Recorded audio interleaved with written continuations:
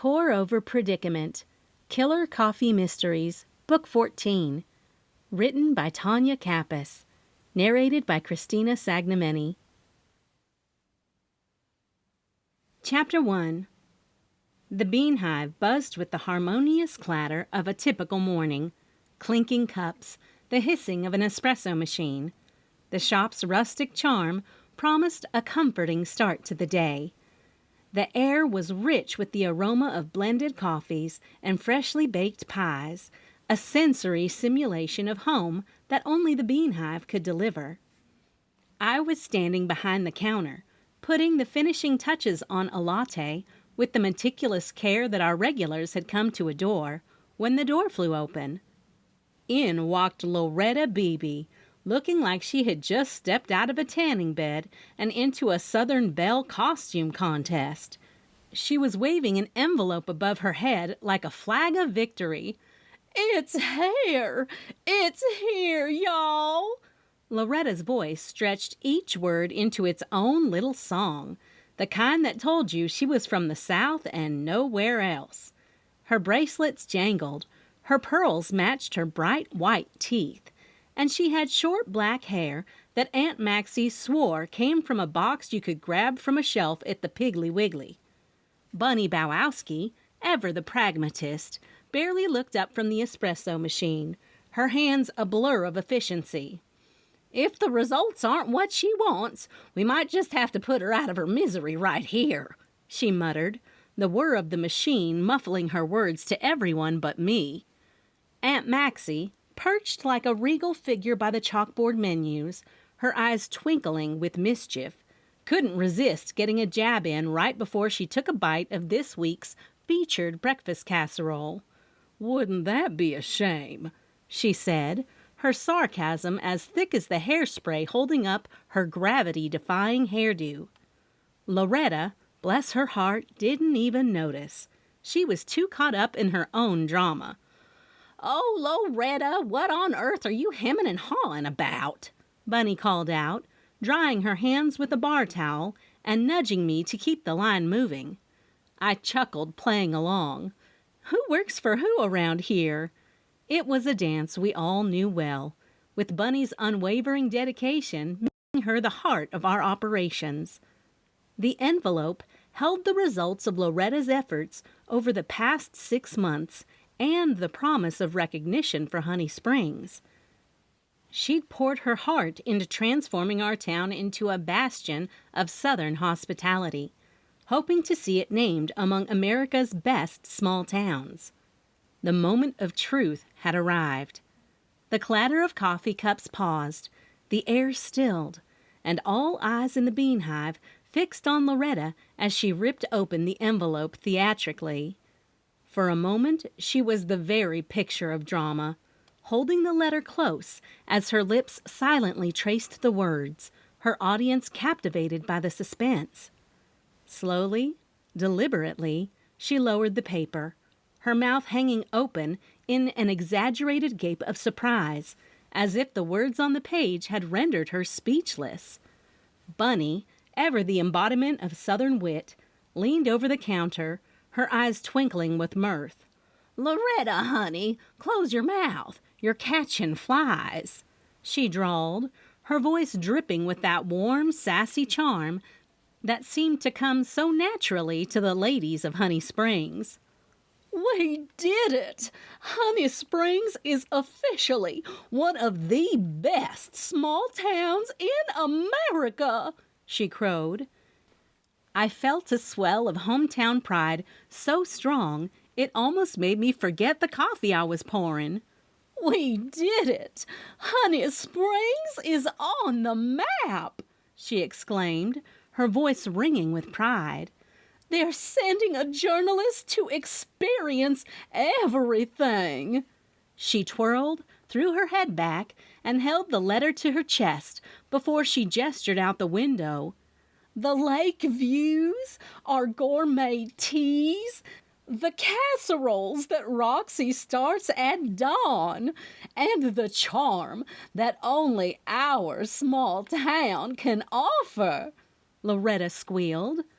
The Bean Hive erupted into a round of applause with cheers and laughter. This moment was a victory for Loretta, for the Bean Hive, and for Honey Springs. Loretta's excitement was contagious, and everyone in the Bean Hive was cheering and clapping. But I needed to know something important. I leaned over the counter and asked, "Loretta, when is the journalist coming? We need to get the Bean Hive all spruced up." Loretta quickly looked back at the letter. Her eyes moved quickly as she searched for the answer. Suddenly, they widened. "Today!" she exclaimed, her voice rising to a near scream in her excitement. She started listing off everything she needed to do, like calling the mayor, the sheriff, and everyone else who needed to know. Then, just like that, she was out the door, a whirlwind of energy, leaving the rest of us in the shop buzzing with anticipation and a little bit of panic. Today? Silently, I looked out on the boardwalk. My gaze shifted across the serene expanse of Lake Honey Springs to the small wooded island that was so much prettier in the spring, summer, or fall. But winter? The revelation that the journalist was coming today sent a ripple of urgency through me. In the warmer months, the view was postcard perfect. But now, in the grip of winter, the charm seemed to hibernate along with the leaves and the vibrant Kentucky bluegrass. The little island, usually a lush retreat that held a spa and a real bee farm, now looked bare and somewhat forlorn. "What are you thinking?" Aunt Maxie's voice pulled me back from my reverie. I glanced around the Bean Hive, taking in the cozy familiarity of it all, but with a critical eye. "I'm thinking we're looking a bit, bland right now," I admitted, shrugging as I moved toward the coffee bar. The morning rush was winding down, but the aftermath was evident. I hadn't had a chance to tidy up the self-service bar, where customers could grab a quick cup without waiting in line. The bar, with its 6 industrial thermoses filled with various coffee blends, including a decaf option, usually looked inviting, but now it seemed to lack its usual sparkle. As I started cleaning, I couldn't help but notice the salty patches on the floor, remnants of snow our morning customers had tracked inside. The patches of snow were a stark reminder of the winter outside, a season that, while beautiful in its own right, had stripped Honey Springs of its vibrant, picturesque charm. The Bean Hive, normally a haven of warmth and cheer, now reflected the drabness of the season. I pondered over what could be done to spruce up the place, considering the leafless trees and dormant grass outside. The challenge was to bring some of that lost vibrancy back inside, to transform the Bean Hive into a welcoming oasis that would captivate our soon-to-arrive guest, despite the bleak winter setting. It was time to get creative, to infuse some life and color back into our beloved coffee shop, making sure it showcased the best of Honey Springs, even under a blanket of snow. But decorating would have to wait. Louise Carlton came through the door, sweeping in some chilly air and poofs of snow. I smiled as I watched her warm and compassionate heart and the promise of a new furry guest. She was dressed in her signature style, a long-sleeved denim dress that fluttered just above her knees, adorned with charming ruffled sleeves. Her silver bob with blunt bangs framed her face, complementing her outfit and silver accessories perfectly. As she approached, I could see she was carrying a small folder, and more importantly, a leash that wriggled with excitement. At the end of the leash walked a sprightly little beagle mix with hopeful eyes and a wagging tail. The dog's coat was a patchwork of brown, black, and white, and his ears flopped with each enthusiastic step. "Roxy, meet Bandit," Louise said with a smile, handing me the leash. "He's a 2-year-old beagle mix, fully vaccinated, house-trained, and just the sweetest thing. He loves people, great with kids, and has a thing for squeaky toys." I took the folder from her and flipped it open to glance over Bandit's records. "He's adorable," I remarked, kneeling and giving Bandit a gentle scratch behind his ears. His response was a soft, appreciative bark, his tail a blur of motion. Louise's eyes lit up with hope and gratitude. "We thought he'd be perfect for the coffee shop. He's friendly, not too big, and I have a feeling he'll win someone's heart in no time." My moment alone with Bandit was brief.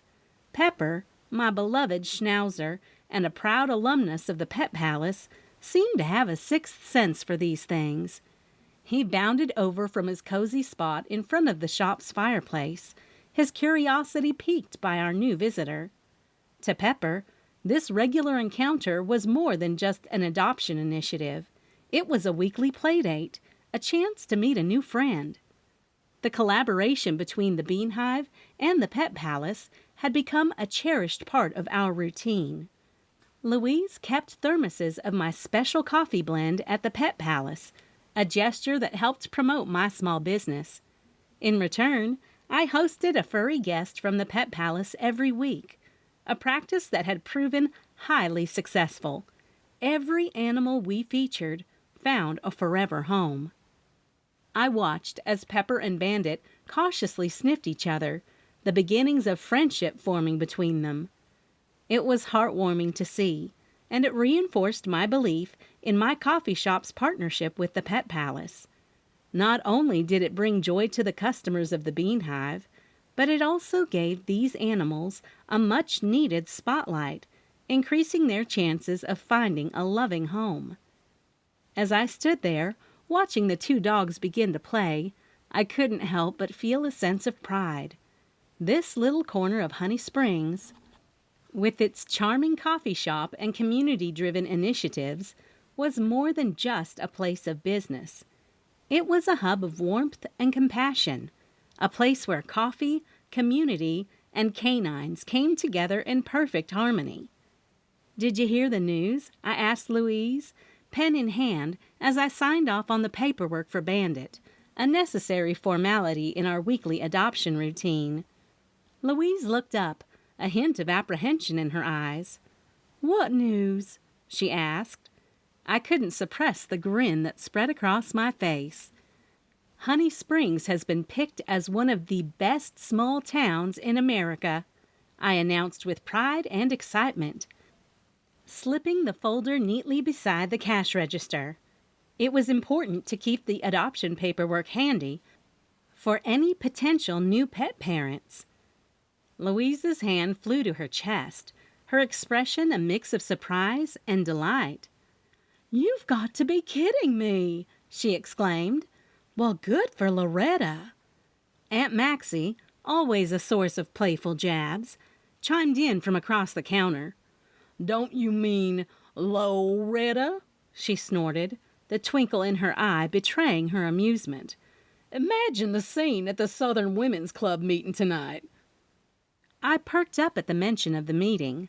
"What meeting?" I asked. "We have our Southern Women's Club meeting tonight," Louise explained, her tone indicating the importance of the event. Aunt Maxie nodded. She and Loretta were both proud members of the exclusive group. The Southern Women's Club was an institution in Honey Springs, known for its selectivity and prestige. I had been invited to attend a meeting once. Just once.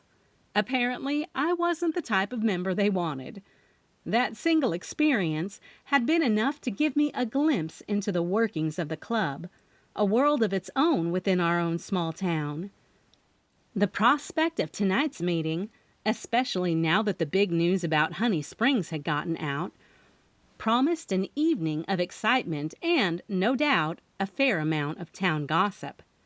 I nodded, already imagining Bandit mingling with the customers, his gentle demeanor winning over even the most reserved patrons. It was a belief I held closely, that showcasing these animals in a familiar, communal space could spark the connection needed for adoption. "Thanks, Louise," I said. "I'm sure Bandit will be a hit here. And who knows, With the journalist coming in today, he might just get some extra attention. I reached over to the counter and grabbed a jar of homemade animal treats, a special touch we proudly offered at the Bean Hive.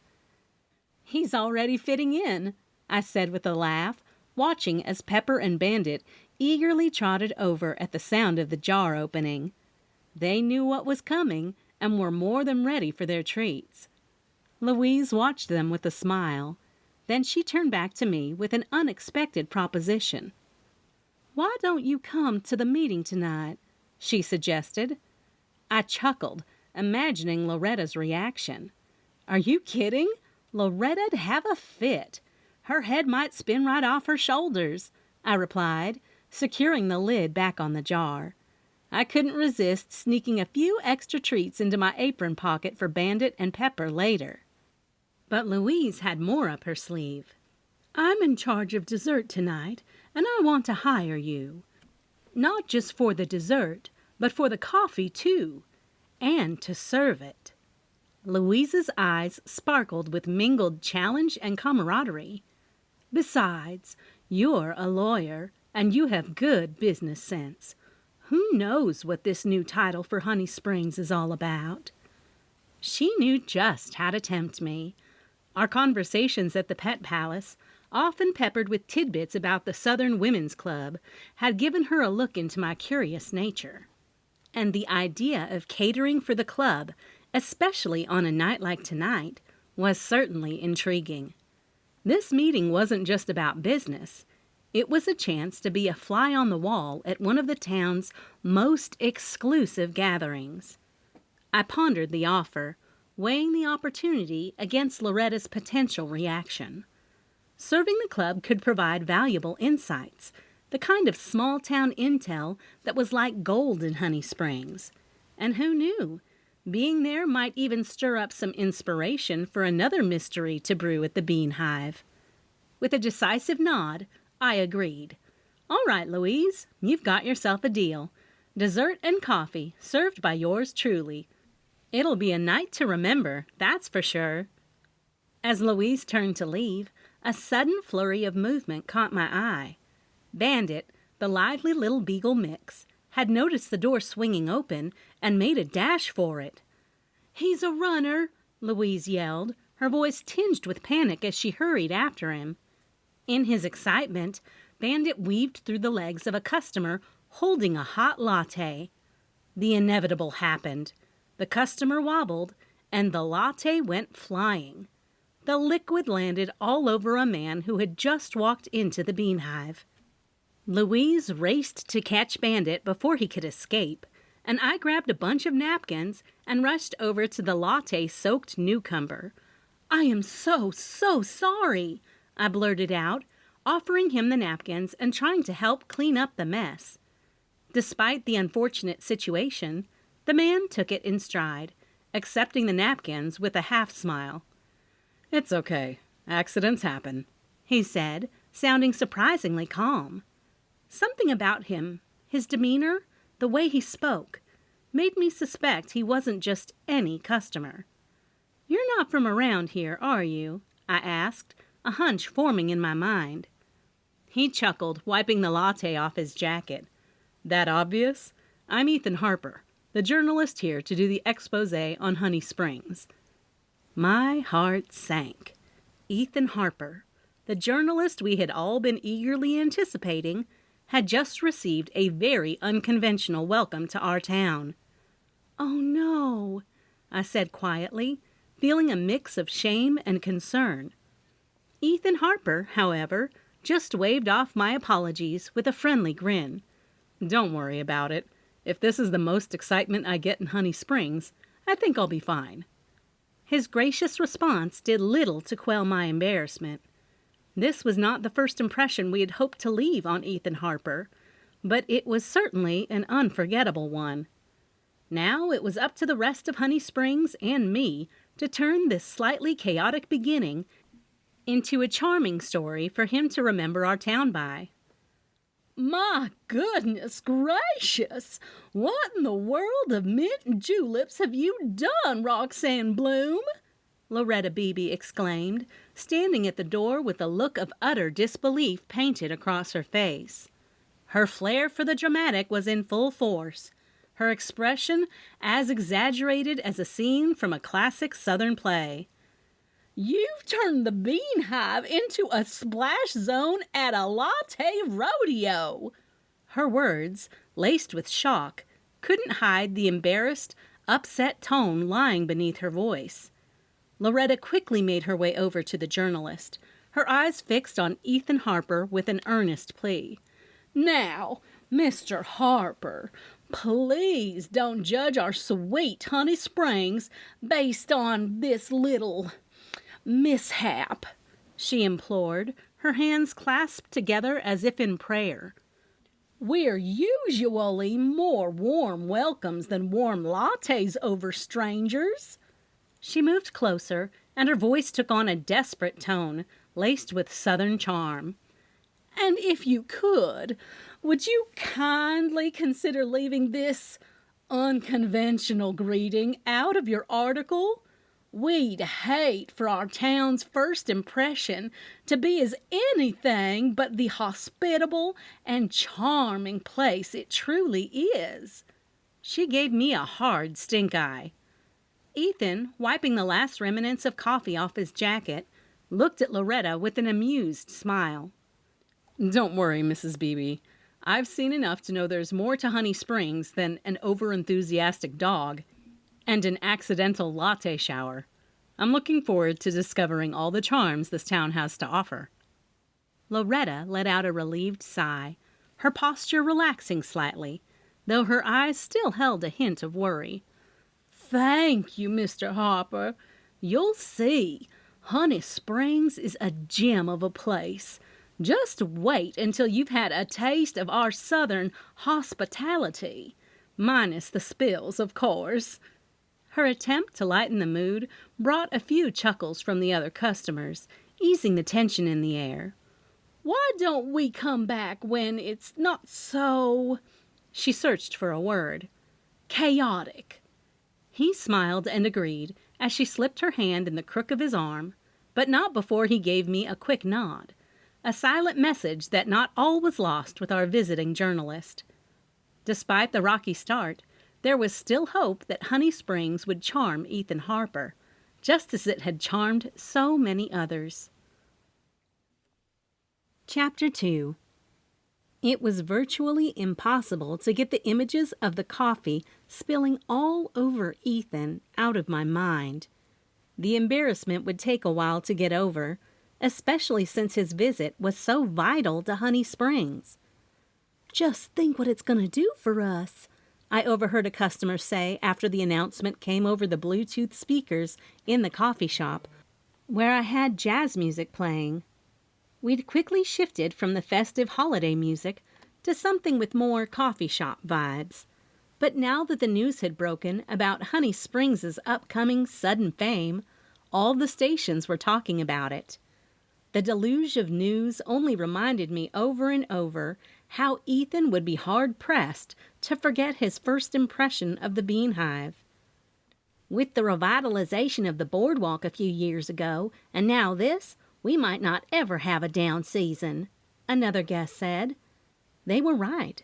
During the winter, I wasn't open on Sunday at all, and I limited times during the evenings, not only because of the winter weather that kept most of the town folks home, shielding themselves from the weather elements, but because of how dark it got at night, since we still went by daylight savings time.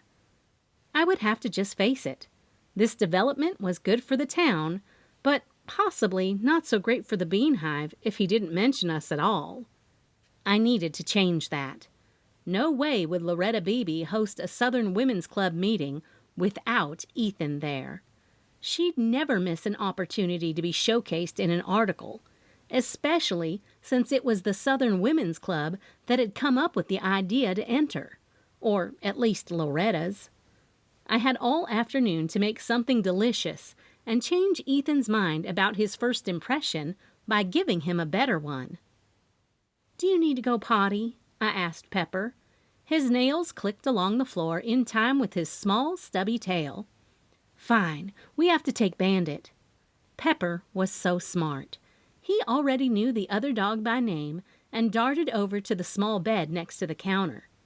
Bandit had found a comfy spot there. I think he figured out, though, that if he lay there, it would be hard for customers to resist petting him as they ordered and waited for their coffees. "Do you mind if I take the thermoses down to Kami?" I asked Bunny, who would be the one in charge if I left.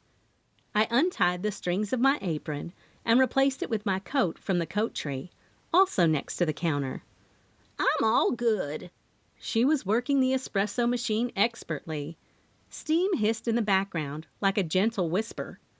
"I'm gonna have me a slice of the maple bourbon pie with some coffee before I go home." I glanced up at the clock as I removed the leash from another peg of the coat rack and saw it was almost time for lunch. Bunny wouldn't work a second after noon.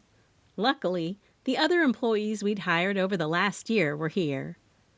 "Go on, we've got it covered here," she replied without even a pause, her hands a blur of practiced movement. "Don't forget to tell Kami the big news." "Oh, I will," I replied, even though I suspected Kami had already heard, just like the rest of Honey Springs. "Okay, Bandit, let's go," I said, bending down and clipping the leash onto his collar. "You're not running on me in this weather." Pepper had already danced to the door and sat there, waiting patiently for us. It took me a second to figure out how to strategically hold Bandit's leash and juggle the two thermoses. When I stepped out onto the boardwalk, the crisp winter air greeted me with its icy embrace. The sky was a clear, cold blue, the kind that promised a biting chill, but offered a serene backdrop to Honey Springs' picturesque view. The oak's naked branches created a stark contrast against the winter sky, their shadows long and spindly on the grassy expanse that lay between the hotel and the lake.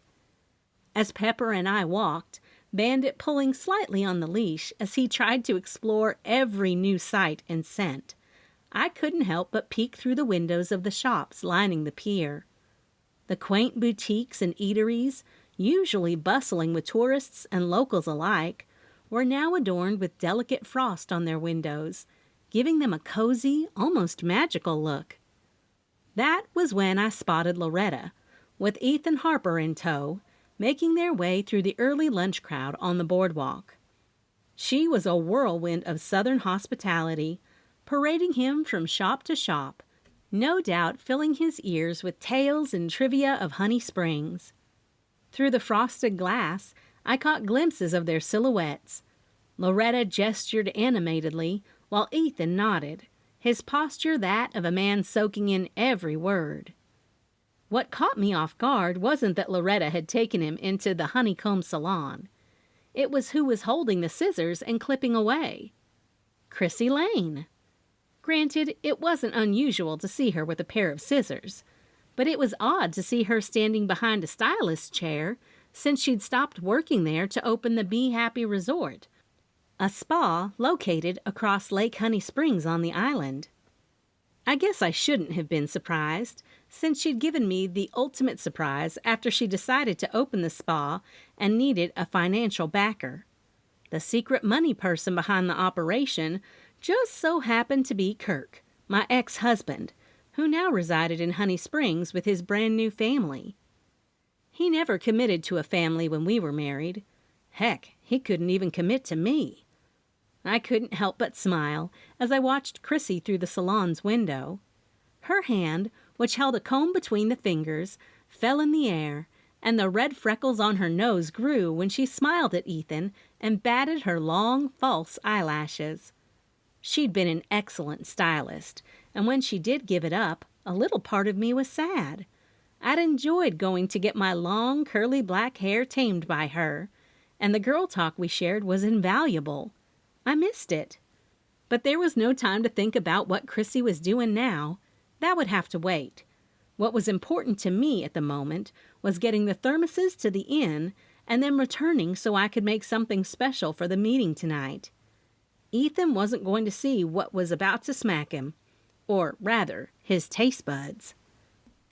The dogs and I continued walking, the cold nipping at my cheeks, Pepper and Bandit's breath misting in the air, and my boots leaving prints on the light dusting of snow that covered the wooden planks. The marina came into view. Boats bobbed gently in the water, their masts a forest of bare poles waiting for spring to dress them once again. The Cocoon Inn loomed ahead. The large pillars and wrought iron railings of the balcony were dusted with a fine layer of snow, giving the historic mansion a dignified, if somewhat frosty, grandeur. Kami Montgomery was standing behind the desk when we walked in. Her scarlet hair was as vibrant as a cardinal against the snowy backdrop. Her thick bangs and fashionable attire stuck a stark contrast to the usual jeans and sweater type outfit. Her eyes sparkled with a contagious look of excitement. "Roxy, look at this!" She beamed, gesturing toward a sizable sign on a pedestal, its bold letters declaring, "Honey Springs, one of America's best small towns." Clearly, she had spared no time in broadcasting our newfound acclaim. Kami's enthusiasm was a bright flame on this cold day. "Isn't this just marvelous?" she continued, her voice carrying a medley of pride and triumph. "We're officially on the map now, thanks to Loretta's relentless spirit. And this—" Kami's whisper caught me off guard, her fingers tapping the sign that proclaimed our small town's new status. "It's just the beginning," she said, a conspiratorial edge to her voice. I nodded. "It's fantastic, Kami. Loretta's out there with Ethan Harper now, giving him the grand tour," I said, trying to keep the conversation light despite her sudden shift in tone. I gave Pepper and Bandit a pat, their presence a comforting constant amid the unexpected undercurrents of small-town politics. "Oh, really?" She sounded alarmed. "She's not coming this way, is she?" "Not sure," I replied, my brow furrowing. "Why? Is there something I should know?" I watched as her gaze flickered to the closed door of the hospitality room, a clear sign that unease was settling over her. Kami hesitated. Then her resolve seemed to crumble. "It seems there might be a coup." She stopped herself and bit her lip, a clear indication that her words were more than just idle gossip. "A coup?" I echoed, the word feeling out of place amid the quaint charm of the Cocoon Inn.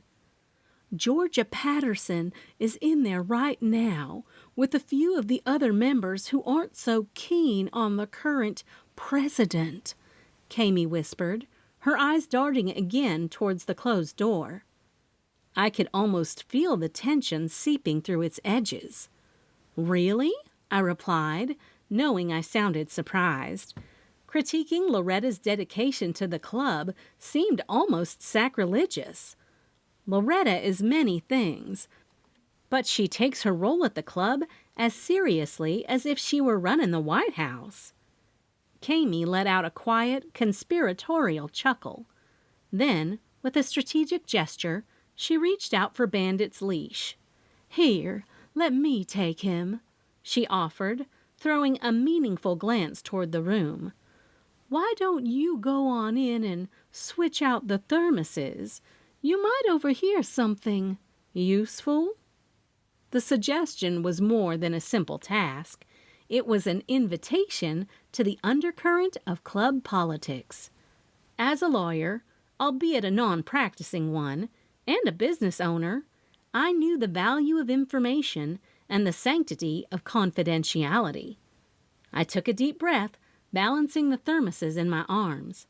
"All right, but I'm just there to drop off the coffee," I said, giving Kami a pointed look, conveying that any information I gained would be accidental, not sought. With a small appreciative nod, I headed toward the hospitality room. The murmur of hushed tones grew slightly louder as I approached.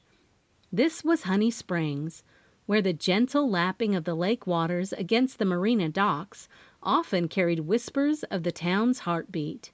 And maybe, just maybe, I was about to hear its latest rhythm. I slipped into the hospitality room and closed the door with a soft click behind me. The warmth from the thermoses seeped into my cold fingers as I tried to move as quietly as possible. In the room, a group of women from the Southern Women's Club were huddled around a table, their murmurs floating in the air like a fog of secrecy. Among them was Jean Hill, the dairy farmer whose organic ingredients were a staple at the Bean Hive. I caught her eye for a brief second, but she quickly looked away and refocused on the hushed conversation. The tension in the room was thick enough to cut with a knife, and I felt like an intruder in a world of whispered strategies. Georgia Patterson was holding court, her voice a low timbre of authority and discontent. It's not just about tradition, it's about progress. Loretta's vision for the club is as outdated as last season's fashion, she said, her words sharp and cutting. The other ladies nodded, their agreement silent but firm. One of them piped up. And her insistence on holding every event at her house? It's like she's running a personal business, not a club. I set down a thermos quietly and reached for the jar of Jean's homemade jelly, which she'd given to the club. Then I spread the jelly onto a biscuit. Georgia noticed me, and a smile spread across her face. "Oh, not that one, dear," she said to the lady next to her, who'd reached for the jar. "That's a special batch Jean made just for me. You'll have to settle for the store-bought stuff." The lady withdrew her hand, a mock pout on her lips, but the underlying note of exclusivity wasn't lost on anyone. I made a mental note of the jar. The jelly suddenly held more significance than a simple condiment. As I replaced the empty thermos with a fresh one, my mind raced. The discord in the room was apparent, the seeds of dissent being sown with every whispered critique of Loretta's presidency. Georgia was clearly positioning herself as the next leader, painting Loretta as an obstacle to the club's future. With the new thermoses in place, I excused myself as unobtrusively as I'd entered. The door shut behind me with a quiet finality. The words in the jelly seemingly trivial right now, that would later come back. For now, they were just whispers of discontent and a jar of jam on a winter day in Honey Springs. But soon, they could be the key to unlocking a mystery that was yet to unfold. As I stepped out of the hospitality room and closed the door on the undercurrent of dissent, I couldn't shake the feeling that this meeting was just the tip of the iceberg. Georgia's ambition, the murmurs of rebellion, they added up to a perfect storm brewing beneath the calm surface of Honey Springs. With Pepper and Bandit in tow, I left the Cocoon Inn, the weight of the club's secrets heavy on my mind. I looked back once and caught sight of the sign proclaiming Honey Springs one of America's best small towns. It stood stark against the winter landscape, now a potential strife. The air seemed even colder as I made my way back toward the boardwalk, and there I saw Ethan Harper, notebook in hand, capturing every detail. He looked up from his notes, and our eyes met briefly. In that glance, I wondered just how much he'd seen and what he'd make of the layers of Honey Springs that were slowly peeling away. As I passed by with a polite nod, Ethan returned to his scribbling, his eyes taking on a sharp, observant glint. His visit was clearly becoming more than the quaint small-town story he'd expected. With every step, every whispered word, every secret glance, Ethan was seeing a depth to Honey Springs that would likely chill him more than the winter air. I couldn't help but wonder, with both anticipation and trepidation, what his article would reveal, or conceal, about the town we all loved. The prospect of Ethan's visit, once a source of excitement, now held an implication of something more. something that hinted at the cold undercurrents running beneath the surface of Honey Springs. And the only thing I knew for sure was that I would have a front row seat for whatever was about to go down tonight, with the best coffee and desserts this side of Kentucky. Chapter 3. Back at the Bean Hive, after the day's excitement, and knowing the dogs were now resting comfortably, I stood alone in the kitchen. The last of the customers had trickled out, and Bunny had left for the day. The whispered coo was like a smoldering ember in my mind, but I knew better than to fan the flames with more talk.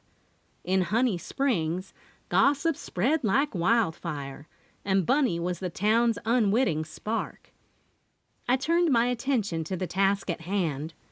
Tonight, I was determined to create a dessert that would leave the Southern Women's Club speechless, a maple bourbon pie that would be the talk of the town for all the right reasons.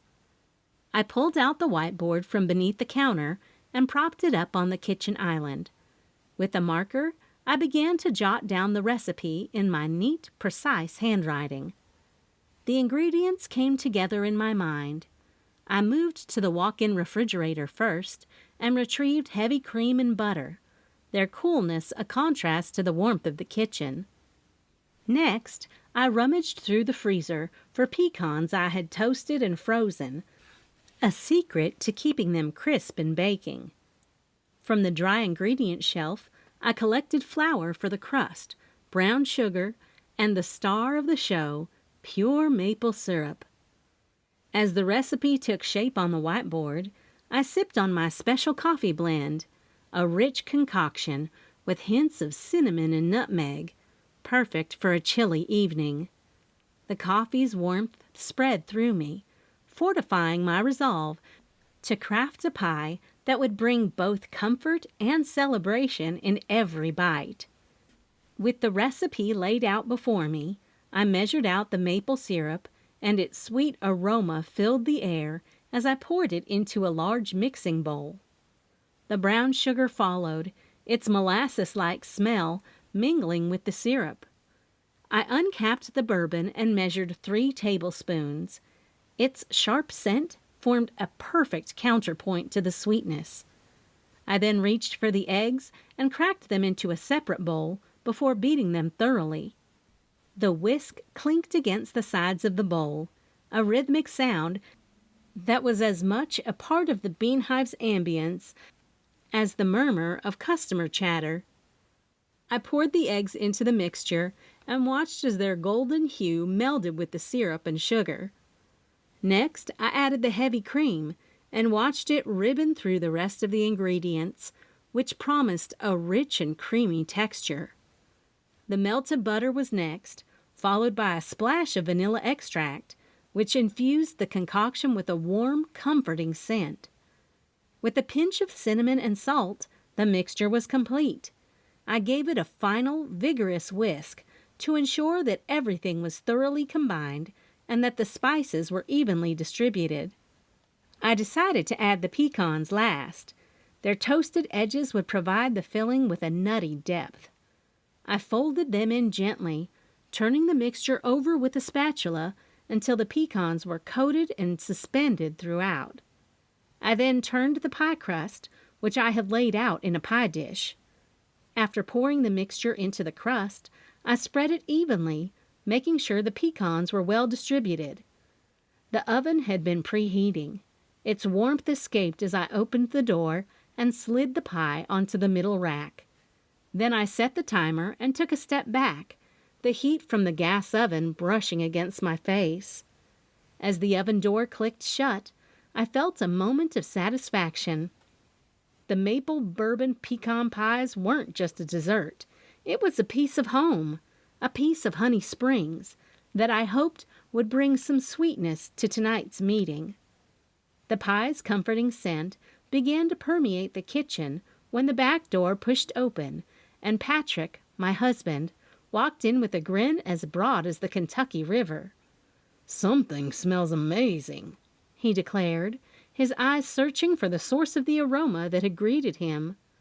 Before I could warn him, His hand sneaked toward the bowl of leftover pecans I'd set aside. I swatted it away playfully. Those are off limits, mister, I scolded with a laugh. He feigned hurt, but the twinkle in his eyes gave away his amusement. Patrick leaned in and planted a quick kiss on my cheek, his stubble a brief scratch against my skin. "Can't blame a guy for trying," he said with a chuckle. Shaking my head, I watched as he poured himself a cup of the special coffee blend I'd been sipping on. He held the cup with both hands, savoring the warmth, and took an appreciative sip. "What's in this?" he asked. "It's a new blend I'm trying out," I explained as I wiped my hands on a kitchen towel. "A little cinnamon, some nutmeg, and a hint of chocolate. It's robust, perfect for a winter's evening." Patrick nodded, his gratitude evident as he took another sip. "And you're making all of this for the meeting tonight?" He gestured around the kitchen, which was a whirlwind of culinary activity. "Yes," I said, hesitating just a moment. "Louise hired me to cater the desserts and coffee for the Southern Women's Club meeting, and, well, I'm on a mission to impress, or at least change Ethan's mind about me." Patrick raised his eyebrows in surprise. "Louise did? I thought Loretta would have that honor." He chose to tackle that subject first. I took a deep breath, deciding it was time to let him in on the day's revelations.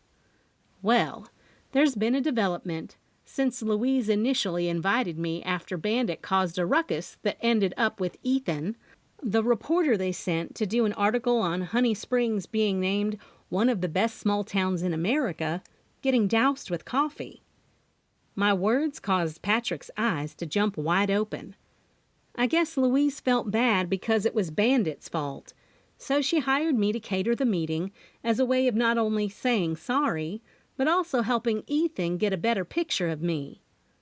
I didn't need to go into all the first impression talk. Patrick would just say that Ethan would get to know me outside of the meeting and immediately change his mind. I didn't give Patrick enough time to go into that before I said, "But now my intention for going has almost changed." "Because you realized how great you are, and no amount of spilled coffee will hurt you?" Patrick slipped that right on in. I smiled, even blushing a little. Even after a few years of marriage, Patrick still knew all the right words to make my face turn every shade of red. "It's true," he said with a shrug, before he took another drink. "Maybe so, but Georgia Patterson and a few others are unhappy with Loretta's leadership." I worked my way around the kitchen to clean up the ingredients and spills and get the used dishes in the crate so they could be washed. A coup. Patrick set down his cup, his expression turning serious. "A coup, huh? That's not going to go over well with Loretta." His head tilted, and his eyes narrowed, as though he was wondering why on earth this would happen. "No, it won't," I agreed, "and that's why I have to go. Not just for the catering, but to see how this plays out. It could affect a lot of what happens in Honey Springs." He nodded, appearing to understand the implications. "Be careful, Roxy. Small-town politics can be more cutthroat than the legal battles you used to fight. These women can be deadly when it comes to their position in these little clubs."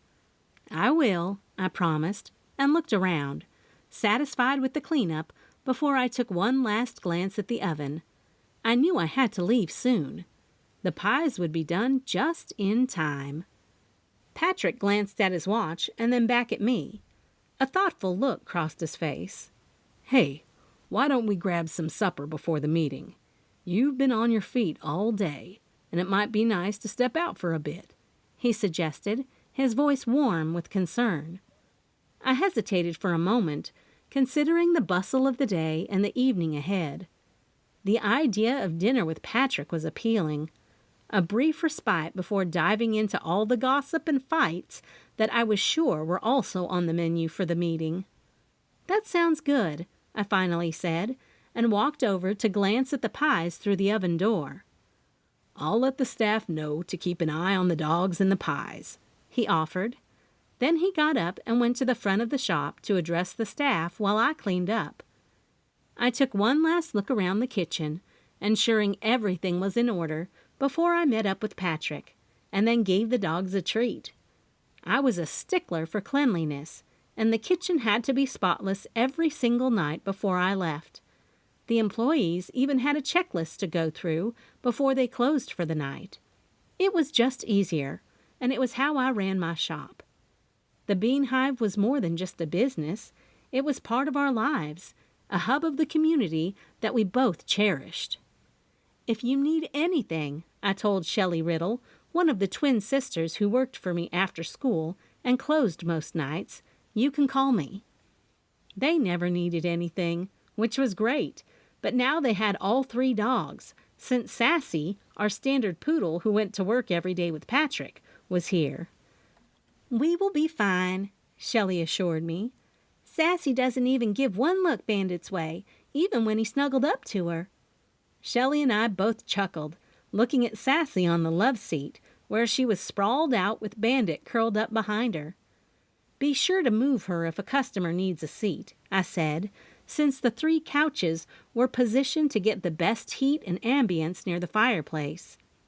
Our customers were aware, and they couldn't miss the sign I kept on the door about the animals in the shop area.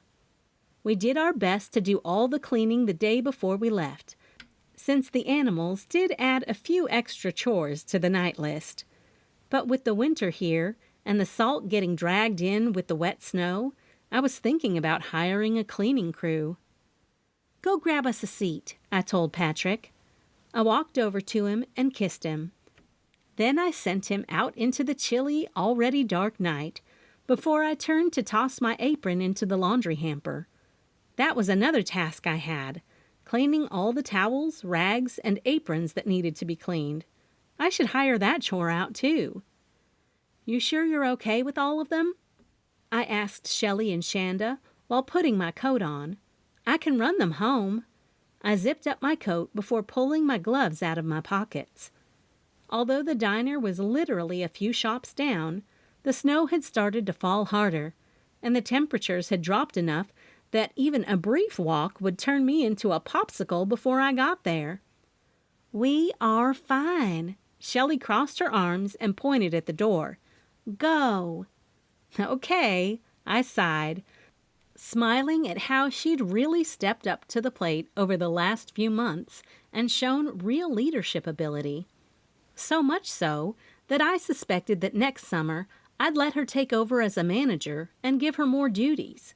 Shelley wasn't the first student I'd taught all the ropes to, and whose career I'd helped further as they went on to attend pastry school and open their own coffee shop or even bakery.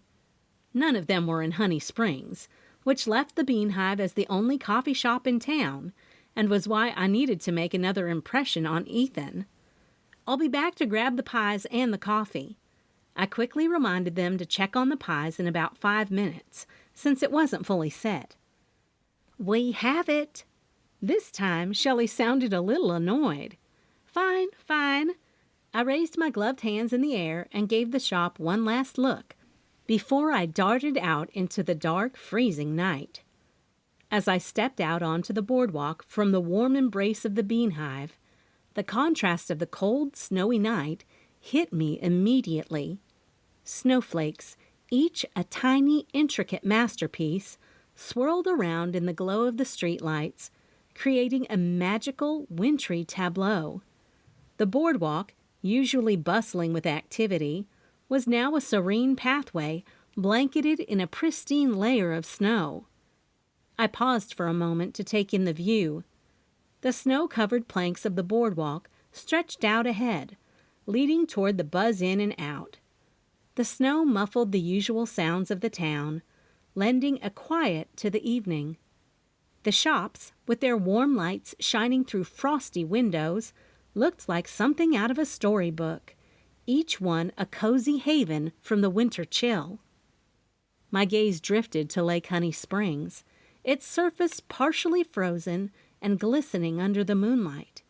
The lake, a hub of activity in the summer, now lay in a peaceful slumber, its icy cover reflecting the soft glow of the lights from the town.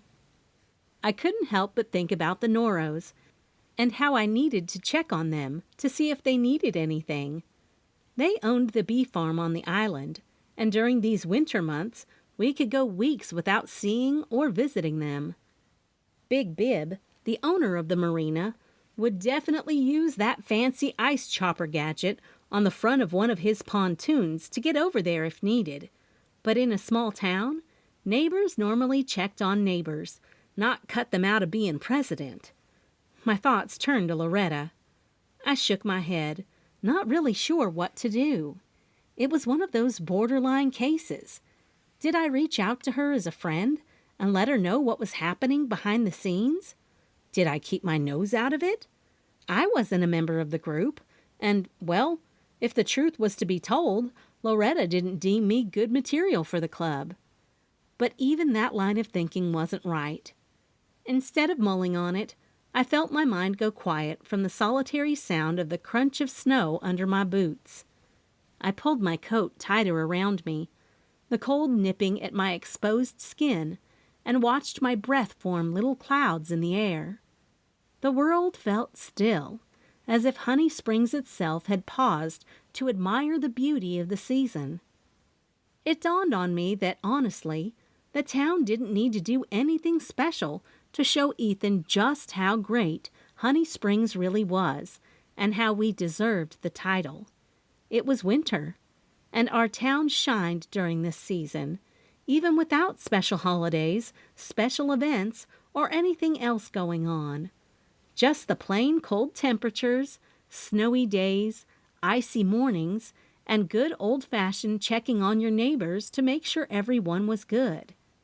Now, we did have our tourists who loved to rent cabins in the woods or alongside the lake, but the owners of the rentals were in charge of making sure their guests were taken care of, which made me wonder where Ethan was staying while he was here.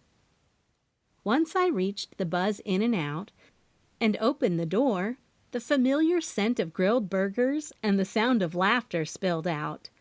I stepped inside, leaving the winter wonderland behind for the warmth and bustle of the diner. The chime of the diner's door heralded my entry, a sound as familiar as the backdrop of Honey Springs itself. The Buzz In and Out had been a fixture of the town for as long as I could remember, a slice of Americana that never lost its charm or its appeal. During my childhood visits to Aunt Maxie during the summer, this diner was one of the two highlights of my trips, the other being the Crooked Cat bookstore. The Buzz In and Out was a place of indulgent memories, where I first learned the joy of dipping shoestring fries into a thick chocolate milkshake. Inside, the diner was a time capsule. The checkerboard flooring, shiny chrome stools lined up at the counter, and red vinyl booths instantly took me back to simpler times. The air was rich with the aromas of sizzling burgers and fried onions, scents that made my mouth water in anticipation. The gentle hum of conversations filled the space, a soundtrack to the diner's ever-present warmth. I slid into a booth, felt the cool, smooth vinyl beneath me, and picked up a paper menu. It was slightly sticky, a testament to the many hands that had flipped through it day after day. The laminated pages were worn at the edges, with the occasional coffee stain dotting the list of classic dinner fare. The table was set with the usual items: a napkin dispenser that held down the fort, next to the salt and pepper shakers, a bottle of ketchup, and a glass sugar dispenser with granules clinging to the sides. I glanced around, taking in the neon signs that advertised shakes and malts, the specials board that boasted the day's selection, and the jukebox in the corner that was always ready to play hits from yesteryear for just $0.25 a song. The waitresses bustled about in their crisp white aprons, balancing trays laden with steaming hot plates and ice-cold sodas. Patrick sat opposite me, his expression mirroring my own contentment. We looked over the menus, even though we already knew what we wanted. The ritual of reading through the options was part of the experience. A waitress came over, her smile as warm as the coffee she poured without needing to ask. "What can I get for you two lovebirds tonight?" she asked, her pencil poised over her notepad. "The usual," I said. "A burger, medium well, with all the fixins, and a side of shoestring fries." I looked up at her, adding, "And a chocolate milkshake for dipping." "Coming right up," she chuckled, and scribbled down our order. As she walked away, I leaned back in the booth, letting the diner's atmosphere wrap around me like a comfort blanket. In the corner, I saw Gloria Day and Sheriff Spencer Shepherd. The sight brought me right back to Chrissy Lane and what I'd seen earlier in the day. "What's going on in that head of yours?" Patrick used the edge of the table to rest both of his forearms, his hands folded. Another thing that hit me strange today was when I was taking Kami the coffee thermoses. I noticed Chrissy Lane in the Honeycomb Salon cutting hair. Okay, by the expression on Patrick's face, he didn't understand what I was saying, why I cared, or even why it mattered. "I don't know. I guess it's odd that she's in there cutting hair when I'm sure they're all full up over at the spa." I sighed. "It is winter, and the lake is starting to really freeze over, so maybe she's picking up some extra hours." Patrick didn't seem too bothered by it. "And Spencer's over there with Gloria, which makes me think of Chrissy." I pulled the silverware out of the paper sleeve and unfolded the napkin to put in my lap. Patrick turned around and looked back. He gave Spencer a slight wave as their eyes met, and then Patrick turned back to me. "They are in their uniforms," he said, and looked up at the waitress as she put a chocolate shake in front of him. "Thank you." He smiled. "Your food'll be right up." Her words ran together. "Thanks." I smiled and faced Patrick again. "I'm sure everything is fine. Maybe she's getting ready for the meeting. After all, she is a member." Patrick squinted as he laughed. "Are you going to come home and wake me up to tell me all about it?" he joked, even though that was a real possibility. "Maybe." I shook my head before taking a sip of the shake, then said, "Yeah, most definitely." All of our chatter stopped when the food was delivered. Both of us must have been starving, because there were literally no words spoken between us until the last fry scooped up the final smidgen of ketchup left on my plate. The clatter of silverware and the low hum of conversations filled the diner, and private words seemed to disappear. But as Patrick and I wiped our mouths and called for the check, a thread of conversation from the booth behind us caught my attention. "And I'm telling you, it was heated," a hushed voice said, barely audible over the sound of the milkshake machine whirring to life again. "Georgia and Loretta at the Honeycomb?" another voice replied, tinged with disbelief and curiosity. "What on earth could those two have to argue about that publicly?" I tried not to eavesdrop, but the words were like magnets to my ears, each sentence pulling me further into the discussion. I glanced at Patrick, who had also paused, his attention clearly piqued. The first voice dropped even lower, a sign that what they were about to say was meant for trusted ears only. "Well, Georgia's been rallying members for her side, talking about change and progress. She's been pushing Loretta's buttons for weeks now, trying to get under her skin." "And Loretta?" the second voice prodded, sounding eager for more. "She's not one to back down. Stood her ground right there in the salon. Told Georgia that the club was doing just fine without her modernization plans." The tone was somewhat comical. I couldn't place the owner's voice. "That reporter was taking in every single word," the other voice mentioned. Patrick and I exchanged a look, a silent conversation passing between us. This wasn't just idle gossip. It was a revelation that I hoped would lead to the unfolding drama at the Southern Women's Club.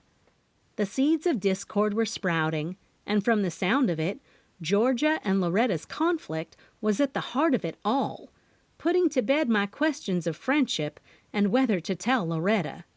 Loretta Bebe knew, and I could only imagine the fire it lit underneath her. A tinge of concern colored my thoughts. Arguments like these, especially in a town where word traveled faster than the wind, could escalate quickly. And with the meeting tonight, there was no telling what sparks might fly. As we finished our meal, the voices behind us faded into the background noise of the diner. Patrick reached across the table and gave my hand a reassuring squeeze. "Sounds like it's going to be an interesting night," he said, a wry smile on his lips. "I might just stay up so I can hear all about it when you get home," he teased. I nodded, the last of my shake swirling through the straw. "Interesting is one word for it," I replied. The thought lingered as we left the diner and stepped back out onto the snowy boardwalk, where the winter night wrapped around us once again. Honey Springs was full of warmth and charm, but tonight it seemed the town might also be host to a chill that had nothing to do with the weather. Chapter 4. The snow had begun to fall more heavily by the time I set off for Loretta's, adding urgency to the already tense night. With trepidation, I could feel the car's tires grip the road as I navigated the winding, curvy roads leading to her subdivision. My hands were firm on the steering wheel, wary of the black ice that could be lurking beneath the white blanket covering the asphalt. As the wipers slashed the snow from the windshield at full blast, the turned-up heater combated the frosty intrusion, and my high beams pierced the thickening veils of flurries. I drove on. In the back, the pies and coffee thermoses sat secured, their aromas fighting the car's artificial heat, a comforting reminder of the Bean Hive's warmth. While I drove, my thoughts turned to Loretta. She was a force of nature, much like the storm I was driving through. To some, Loretta's assertive demeanor came off as bossiness, her forwardness a bit too sharp for the gentle flow of small-town life. But no one could deny her dedication. Loretta's drive was the engine behind many community events, and her contributions were invaluable, even if her methods were sometimes questionable. She never gave me much trouble, but then I wasn't often on the receiving end of her more aggressive volunteer recruitment tactics. Despite the occasional rolled eyes she provoked when she touted her year-round tan, which everyone knew was less a blessing of a Native American ancestor and more the work of Lisa Stahl's tanning bed, Loretta was undeniably a pillar of Honey Springs. Her position in both the Southern Women's Club and the local church placed her among the town's elite, even if her pedestal was partly self-constructed. As the familiar outline of her subdivision loomed ahead, the snowflakes dancing wildly in the glow of my headlights, I felt a twinge of sympathy.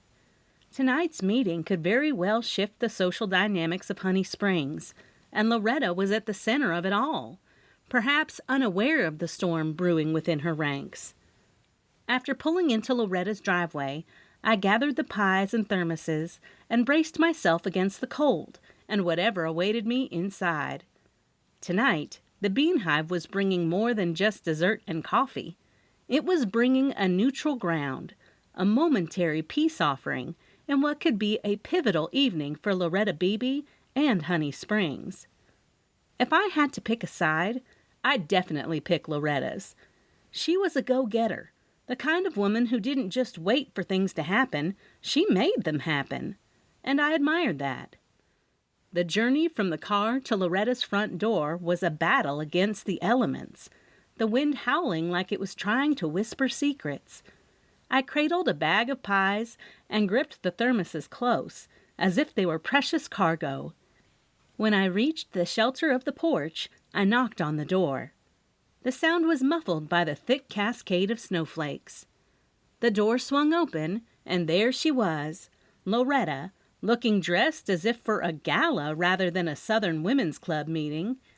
Her gown shimmered with every color of the icy landscape outside, and her jewelry caught the light, casting prisms on the walls of the grand foyer. Ethan Harper stood off to the side, his figure a shadowy contrast in the wings of the hall entrance. His presence was a silent testament to the importance of the evening's proceedings. Loretta's house had always been striking, but tonight it was transformed into a veritable winter wonderland. Garlands laced with twinkling lights draped around the staircase, and a grand chandelier overhead was festooned with crystal icicles, casting a soft glow over the room. The scent of mingled pine with the rich aroma of mulled wine and classical music floated through the air, a delicate accompaniment to the scene. Her hands found their way to her hips as she gave me a look of playful incredulity.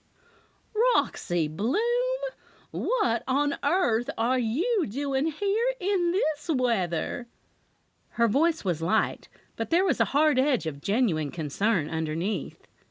I held up the bag and thermoses, bearing a peace offering and a necessary delivery all in one. "I've brought the dessert and coffee for tonight's meeting," I explained, my breath still catching from the cold. "Louise hired me."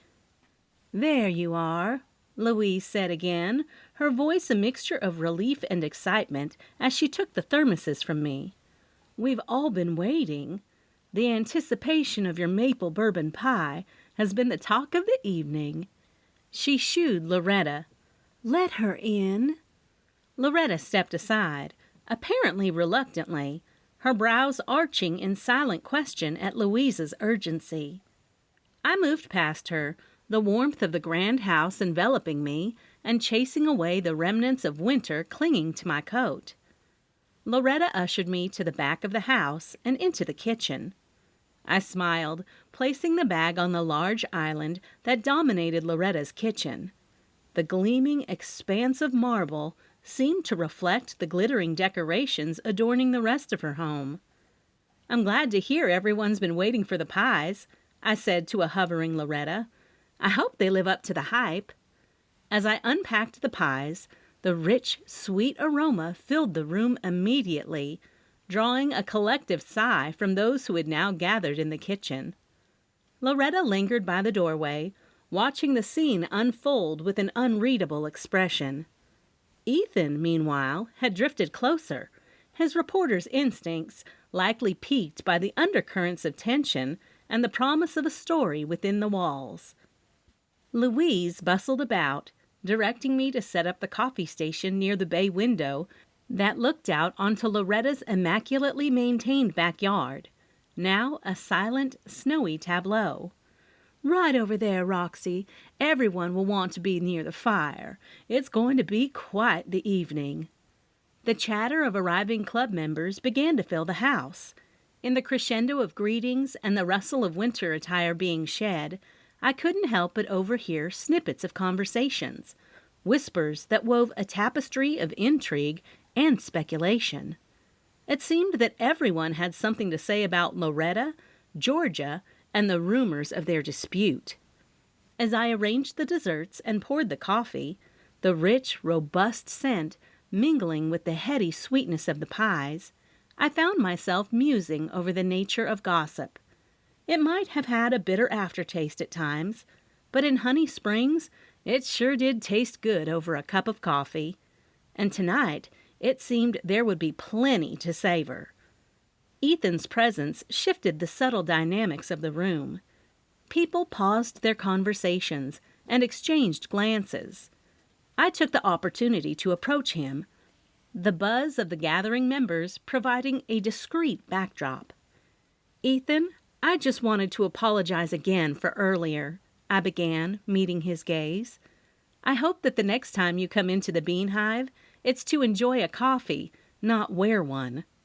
He chuckled at that, the tension around his eyes easing. "It'll make for a good story, won't it?" he said with a good-natured shrug. "Don't worry about it, Roxy. I've been in stickier situations than a coffee spill, and I've heard great things about your shop's blend. I'm looking forward to coming back under less eventful circumstances." His response was a relief, and I found myself smiling genuinely. "Well, you'll always be welcome, and I'll make sure your visit is as smooth as the coffee." I glanced around at the smiling faces as guests took their first bites of pie and sip of coffee that complemented the rich dessert. Ethan's interest seemed piqued as he glanced at the pie and the steam rising from the freshly brewed coffee. "I've been told I have to try the maple bourbon pecan pie before I leave," he said, a note of genuine anticipation in his voice. "I'm beginning to think the spill was a lucky accident, if it means getting to enjoy all this." The room filled with the soft laughter and chatter of the mingling club members, the clinking of coffee cups serving as a comforting melody. I left Ethan to sample some pie, feeling a sense of pride in the Bean Hive's role in the community. Loretta clapped her hands. The sharp, clear sound sliced through the murmurs and laughter that filled her kitchen. "All right, everyone, let's adjourn to the den for the meeting," she announced, her voice carrying the authoritative tone that she wielded like a conductor's baton. The club members began to filter out of the kitchen. I lingered behind, cradling the remaining pot of coffee, content in the knowledge that Ethan held no grudges. I decided to follow the procession, carefully balancing the pot in my hands, ready to offer refills to the fancy china cups Loretta had everyone drinking from. The room was a vision of elegance, with plush sofas and stately wing-back chairs arranged in an inviting circle. The sweeping views of Lake Honey Springs through the expansive windows were breathtaking, the moon overhead casting a silver glow that danced across the water's tranquil surface. Stars twinkled in the sky, their light reflecting off the lake in a serene, rhythmic pattern. This place was a far cry from my little cabin, with its wooden floors, pot-belly stove fireplace, and 2 small bedrooms, a house barely big enough for Patrick, the 2 dogs, and me. As the meeting settled into a hushed expectancy, I made my rounds with the coffee, the gentle clinking of the pot against the mugs, a delicate symphony in the grand setting. Having made sure everyone's cup was filled, I excused myself, ready to retreat to the kitchen. But before I could leave, Georgia's voice rose above the quiet. "Before we begin, I have something to say," she declared, her tone steady but charged with an underlying current of defiance. I paused, hidden around the corner, my curiosity piqued. "We or you?" Loretta asked for clarification. I noticed Georgia glance at the few women I'd seen at the Cocoon Inn for assurance, but observed Jean Hill looking away. "Well?" Loretta responded with a cold firmness and looked around to see who Georgia was trying to get to speak up. "Now, Georgia, I founded this club, and I intend to be here till the end. If anyone has a problem with that, they can address me directly." "We need a president who values our input, Loretta, not one who dictates. I'm a founding member, too, and I'll be damned if I'll let you run this club into the ground." Georgia's retort was swift and emotional. I couldn't leave, so I continued to peek around the corner to witness the showdown. Just then, Aunt Maxie burst through the front door, shaking snow from her coat, leaving white flurries scattered on the polished floor. She rushed to my side, her eyes wide with inquiry. "What did I miss?" she asked in a hushed whisper, missing whatever Georgia and Loretta were saying to each other. Before I could answer, Jean Hill emerged from the den, her face streaked with tears, her exit as hurried as it was silent. She brushed past us and out the front door without a word. The tension in the den boiled over, and Loretta, with a firm hand on Georgia's elbow, steered her out of the room and into the foyer. Georgia's protests were loud and indignant, her voice echoing off the high ceilings. "My purse, Loretta! My purse!" she yelled as she passed Aunt Maxie and me, pointing at the table in the foyer. Ethan, ever the observer, picked up the forgotten item from the foyer table and handed it to Loretta, who, without missing a beat, flung it into the snowy night. "Perhaps next time you'll think twice before challenging me," Loretta said, her southern drawl sharp as a knife. "It'd serve you right to walk home in the cold and get frostbit." "She's not really walking home in these frigid temperatures, is she?" Ethan questioned. "Heavens to Betsy, no!" Loretta shook her head. "I'm sure her keys are in her car." Aunt Maxie and I exchanged glances, the drama unfolding before us more riveting than any mystery novel. Loretta, standing tall in the middle of the hushed room, cleared her throat and addressed the club with her signature Southern poise. "Now, unless anyone else here wants to throw their hat in the ring or air their laundry in public, I suggest we proceed with our meeting," she said, her eyes sweeping the room, daring anyone to speak up. Silence was her answer. The members of the Southern Women's Club shook their heads, some with reluctance in their eyes, others with support for Loretta shining through. With a dramatic flourish, Loretta smoothed her hands down the front of her dress and clasped them together. "Fine, then. Let's get on with it, shall we? No use crying over spilled sweet tea," she quipped, with the barest hint of a tremor in her voice that suggested her earlier composure had been a well-crafted facade. She turned her attention to Ethan, who had been patiently waiting for the drama to subside. "Ladies and gentlemen," she announced, nodding at Ethan, "we are honored tonight to have Mr. Ethan Harper here with us. He'll be sharing some thoughts on our beloved Honey Springs." As Ethan began to speak, engaging the room with his observations and questions, Loretta quietly excused herself. To the room, she appeared to be simply stepping away for a moment, perhaps to collect herself after the confrontation. Curious about Loretta's sudden departure, I made my way to the kitchen under the pretense of cleaning up. But upon entering, I was met with the sight of Loretta and Georgia in a quiet, intense exchange. Their voices were too low to make out over the whir of the refrigerator, and before I could announce my presence, the back door slammed shut. Georgia had left. Loretta, now alone, turned and saw me standing there. Her face, a moment ago twisted with emotion, smoothed into a mask of gracious hospitality. "Roxy, thank you ever so much for the delightful desserts," she said, her voice steady once again. "They were just divine. You've done more than enough for tonight, and I do appreciate it. But I'm sure you must be eager to get back home. Please, feel free to show yourself out." Her Southern manners were impeccable, even in dismissal. I knew a polite eviction when I heard one. I nodded, murmuring my goodbyes, and left Loretta alone in the kitchen that now felt far too large and empty. A door in the hallway swung open, and out popped Bertie, Loretta's granddaughter, who actually worked for me during some of the school breaks. "Bertie!" The shock in my voice made her smile. "I had no idea you were here," I said.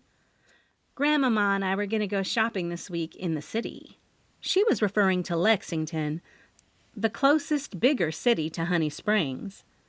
"And since my school is still on break, my parents said I could stay. Only it all got canceled when she got the letter about Honey Springs. So now I'm just stuck here being a fly on the wall while she takes Ethan around town. I'm sure that's tough, but if you want, I can always use an extra pair of hands at the coffee house." I gave her an invitation that I knew she couldn't resist. "Can I, Grandmama?" Bertie bounced on her toes, her eyes looking past me. When I turned, I found Loretta standing nearby. Loretta's eyes darted between Bertie and me. "I guess so," Loretta said, sounding resigned but not truly present with us while we all stood there. It was like she was off in her own little world, which I could only imagine was filled with thoughts of what had taken place just a few short minutes ago. "Great! You stop on by when you get up," I told Bertie, and gave Loretta a Baptist nod, which was more a courteous bob of the head to make sure we were on the same page. "Great!" Bertie's excitement showed, and she threw her arms around me. "This is great!" She bounded up the stairs before I could take another step. "Thank you, Roxy." Loretta's hand swept up in front of her, and she showed me the door. As I made my way back through the foyer and slipped my arms into my coat, there was still murmuring coming from the den. I gave a quick glance and noticed the members had split into groups, leaving Ethan with Aunt Maxie.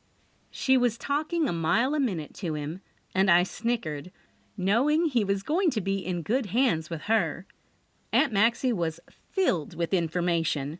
She'd talk his ears off and leave his head swimming in hopes he'd forget all he'd seen, not only tonight, but the whole day. Chapter 5. That night, when I got home, Patrick was fast asleep. The loud snoring from the loft of our little cabin told me he'd been asleep for a while. It was one of those deep and long snores.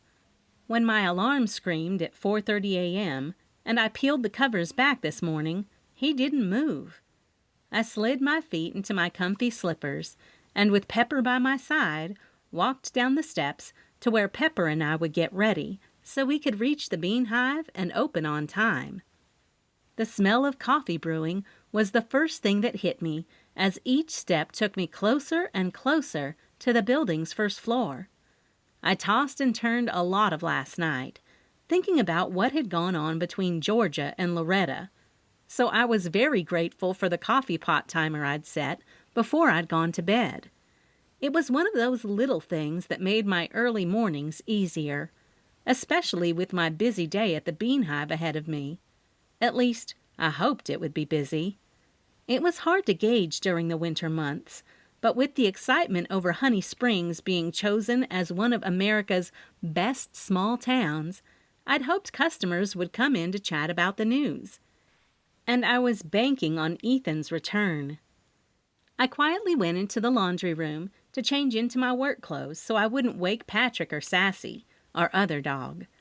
I kept my uniform there, just a pair of jeans and a long-sleeved shirt with the Bean Hive logo on it. It was easier for me to get to work if I didn't have to think about what I needed to wear. With my coffee in a travel mug and Pepper following along, I locked up the cabin and headed out to the very cold car. "It'll take a second to warm up," I told Pepper, but he didn't seem to mind. He was snug as a bug in his little sweater, sitting in the passenger seat, already looking out the window and back at me like he wanted to know why we weren't moving. "Fine," I said. I put the shifter into drive and eased out on the somewhat snowy roads. The road crews had been out, their tracks crisscrossing the curvy road leading from our small cabin to the boardwalk. The drive, usually a quick couple of minutes, would be much slower for me today. I had precious cargo in the car. I gave a quick glance over to Pepper and smiled, knowing how much he meant to me. There weren't too many mornings when he didn't go to work with me. The crunch of the snow underneath my tires and the darkness of the early morning were eerie. "How about some music?" I asked Pepper. Carefully, I took my hand off the wheel and flipped on the radio to drown out the outside noises. But I turned the radio on just in time for the news, and my heart skipped a beat. "An overnight wreck near Honey Springs," the DJ reported, "caused by black ice and snow." Instantly, I thought of Aunt Maxie. She had been at Loretta's last night. Could my aunt have been involved in the accident? Without hesitation, I connected my phone to the car's Bluetooth and dialed her number. The rings seemed to stretch on forever in the early morning stillness. Come on, Aunt Maxie, I whispered, a knot of worry tightening in my stomach. Finally, she answered. What's wrong? Aunt Maxie, I exhaled, relief flooding through me. You're okay. I just heard about a wreck on the radio and I got worried. I'm fine, but it takes more than a little ice to keep an old bird like me down. I'm too darn ornery. She laughed softly. Oh, honey, I'm fine. I made it home safe and sound last night. It was a wild evening, but not that wild. I laughed, too, the tension easing from my shoulders. I'm so glad. I just had to check. Well, I appreciate it, Roxy. I smiled, feeling the warmth return to my fingers as I gripped the steering wheel. Thanks, Aunt Maxie. I'll see you later at the Bean Hive? Of course. She sounded a little more awake, and there was some shuffling in the background on her end.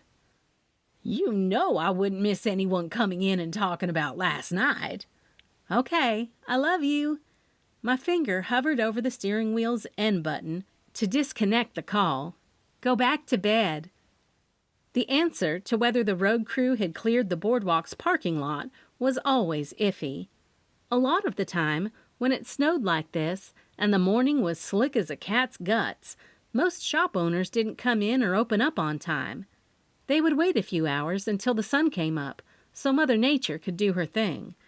Unfortunately for me, I still had locals who came in to get a cup of coffee before work, even in the treacherous weather. It was good by me, though, and I was very happy to see the parking lot had been cleared. The boardwalk was a different story. Pepper didn't mind. He did the exact same thing he did every morning when we got to work. He bounded out of the car and ran over to the grass where the boardwalk steps meet the parking lot and sniffed a few times before he did his business. He loved the snow and looked so cute with his little coat on. The moon hung over Lake Honey Springs. From what I could tell, there was an icy sheen on top of the water. I swore I still needed to check on Kayla, since she didn't come to the Southern Women's Club. Mentally, I put it on my to-do list for today. Good morning, I said to Bandit when I opened the door of the coffee house. Hold on. I put my snowy boot in the door so he didn't bolt out. Pepper was still going from pole to pole on the boardwalk, so I quickly gave Bandit a pat on the head and made a beeline to the coat rack clear across the coffee shop. There, I grabbed one of Pepper's leashes and clipped it on Bandit's collar. Once we were outside, Pepper and Bandit greeted each other, and off we went to let Bandit do his business. Did you have a good night? I asked Bandit, knowing he'd stayed at the coffee house by himself overnight. We rarely did that, but according to the text Shelley sent me when she was closing up shop last night, Bandit refused to get out of the dog bed next to the fireplace. Even though there was no fire, he must have been comfortable, and the poor guy was probably scared, so I told her to just leave him there. It wasn't like he was left alone for very long. The cold nipped at my cheeks as Bandit and Pepper did their morning rounds, the boardwalk under our feet crunching with a layer of fresh snow. The world was eerily quiet, the usual morning sounds muffled by the winter blanket. Above us, the moon still hung like a sentinel over Lake Honey Springs, its reflection on the lake's icy surface a silent witness to the start of our day. I pulled my coat closer around me. The chill seeped through despite the layers of clothing. The branches of the frozen trees creaked overhead, a sound that sent a shiver down my spine, more from the spookiness than the cold. It was a stark reminder that the world was still asleep, and here I was, accompanied only by the dogs and my own breath clouding the air in front of me. Come on, boys, I urged, quickening my pace. The coffee shop wouldn't open itself, and despite my reluctance to leave the quiet peace of the morning, duty called. My footsteps hastened. I was eager to retreat from the open silence of the boardwalk to the familiar, cozy confines of the Bean Hive. The dogs seemed to sense my urgency, their playful frolicking turning into a more purposeful trot as we made our way back. Even as the first hints of dawn began to paint the sky with streaks of pink and orange, the shadows of the night still lingered, holding on to the last vestiges of darkness. When I unlocked the door to the coffee shop, the warmth from within beckoned us inside. The welcoming sense of coffee grounds and pastries promised the comfort of routine and the buzz of early customers soon to arrive. With a final glance back at the slowly brightening horizon, I stepped into the shop, ready to leave the haunting beauty of the winter morning behind and embrace the day ahead. I unclipped Bandit's leash as we entered the familiar warmth of the bean hive, shaking off the cold while Pepper and Bandit shook off the snow. Bandit was a quick learner. He followed Pepper's lead, and the two of them scampered toward their spot, eager for their morning meal.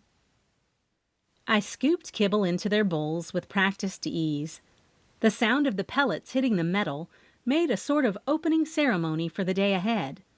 I dumped out the water in their bowls and replaced it with fresh water, which would keep them occupied while I checked off the morning to-do list. With the dogs now happily munching away, I moved along the counter, turning on the industrial coffee pots to get them brewing. Then I moved to the coffee bar and tea bar, since they needed to be checked first. Shelley and Shanda had already made sure the sugar packs and various individual creamers were filled. I walked behind the counter to get the small antique creamers out of the mini refrigerator, since I had a lot of customers who liked to use the liquid from the creamers and put it on the bar. There were plenty of to-go cups, lids, and sleeves. The tea bar got a similar treatment, with neatly organized teas and clean spoons laid out for self-service. The antique teapots customers could use to brew their own pots were all lined up and ready to go. I loved how everything was so mismatched, something I'd done intentionally when I opened the coffee house. I loved visiting the wild and whimsy antique shop at the end of the boardwalk to see what cute items I could add to the coffee house. Beverly and Dan Teagarden, the owners, were great about putting things on hold for me because they knew my taste and that I couldn't resist a good bargain, especially when it came to the cute cow creamer pots. Next, I headed into the kitchen, where the quiet was soon disrupted by the hum of ovens springing to life.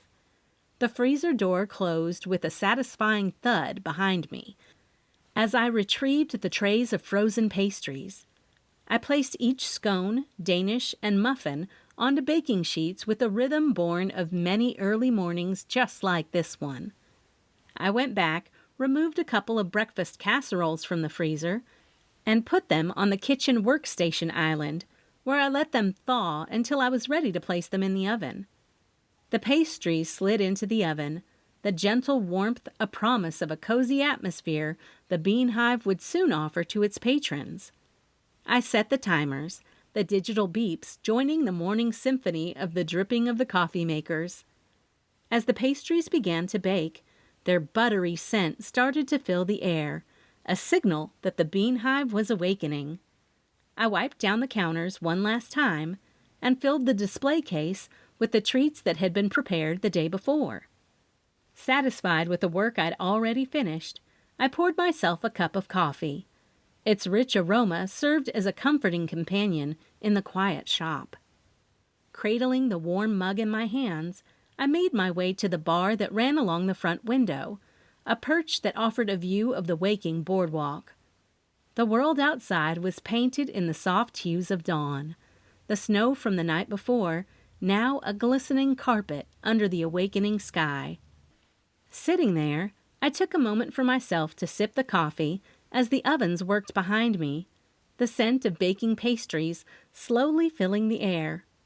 This was the quiet lull, the calm before the storm of customers and hustle of the day.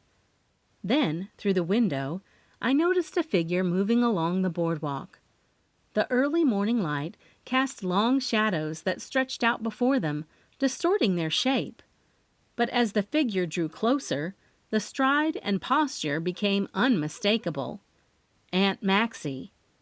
As she got closer, I couldn't stop myself from smiling when I saw her puffy coat, that made her look more like a big marshmallow than my fun-loving aunt. A knit hat was pulled all the way down to her eyes, which were covered with a pair of glasses rimmed with fake diamond studs. Her hobo bag was draped across her body and flung against her with each hurried step. I got up from the stool and opened the coffee-house door just as she approached. "Did I keep you up?" I asked, now feeling bad I had called her. "Nah, curiosity did." She peeled off the hat and shook the snow from it before she came through the door. "Curiosity?" I asked, and headed back to get her a cup of coffee. "After you called, I had to flip on the news, and it's all over." She glanced up at the small television Patrick had hung on the wall behind the counter. Usually it was turned off, but I liked having it there when we needed to see weather conditions. "Turn it on. Georgia was killed in the crash last night." "Georgia?" I stood, shocked and motionless. "As in Patterson?" Blame it on the lack of coffee to wake up my already tired brain, but what Aunt Maxie was saying wasn't totally computing. Her lips were moving, but my ears weren't working. The revelation hung in the air. A stark, chilling note that seemed to make the room grow colder. "Georgia?"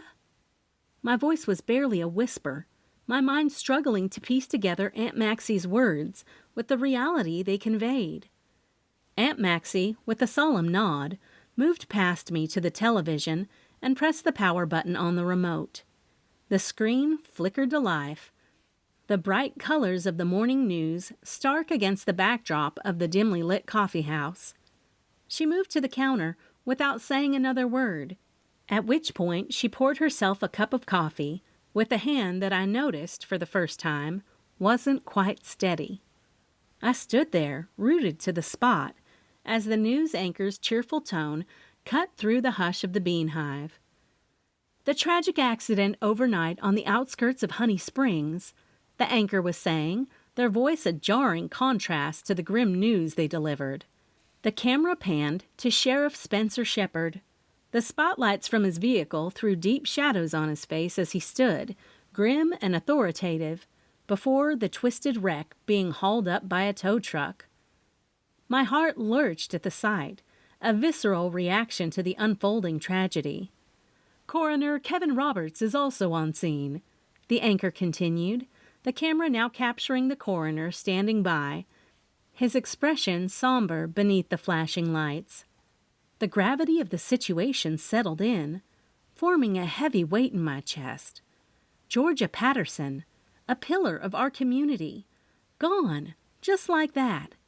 It was surreal, the kind of thing you heard about but never truly expected to happen in your own backyard. Aunt Maxie turned from the counter, her coffee in hand, and looked at me with eyes that held a deep sadness. "It's a shock," she said, her voice low. "I know you two weren't close, but Georgia was part of this town, and now—" I nodded, my own hand reaching out to steady myself against the back of a chair. "I can't believe it," I murmured. She was just at Loretta's, arguing about the club." Aunt Maxie came over and put her free hand on my shoulder. "It's a cruel thing, Roxy. Life can turn on a dime," she said, her voice tinged with a lifetime of knowing such harsh truths all too well. We stood together in silence, the news report a dull roar in the background, as we both lost ourselves in thought. Aunt Maxie's words lingered in the air as she gestured toward the door. "You're going to be busy today," she said, a note of certainty in her voice. "Yeah," I replied, the weight of the morning's news heavy on my heart. I knew she was right. When tragedy struck, the Bean Hive became a sanctuary for the townspeople, a place to find comfort in community and the warmth of shared spaces. "You turn the sign, and I'll get more casseroles in the oven." With a routine swiftness, Aunt Maxie flipped the closed sign to open, and I hurried to the kitchen. The casseroles needed to be plentiful. People would come seeking the solace of familiar flavors and the company of neighbors. As predicted, the morning rush was more than just a rush. It was a flood. The locals poured in, their faces etched with shock and grief, all eager to talk, to process the tragedy together. Aunt Maxie had left by then, but Bunny Bowowski had arrived, her chatter filling the spaces between the ding of the bell over the door and the hiss of the espresso machine. She leaned over the counter and spoke in that conspiratorial tone that meant she had a theory. "And how do we know it wasn't on purpose?" she asked, her eyes wide and serious. "Think about it, Roxy. Loretta can get pretty protective about her position as the president of the Southern Women's Club, and Georgia was trying to oust her." I paused, a pastry in hand, the implications of Bunny's words sinking in. It was true that Loretta had motive, and last night's argument was fresh in everyone's minds. But to think that disagreement could lead to this? It was too much. "Bunny, that's a serious accusation," I said, trying to keep the skepticism from my voice. "We should let the sheriff do his job before jumping to any conclusions." "Since when have you shied away from a good mystery?" Bunny asked, a great question, since we had been known to snoop around a time or two. Some of those times got me in a little trouble, but it was nothing a lawyer couldn't get herself out of.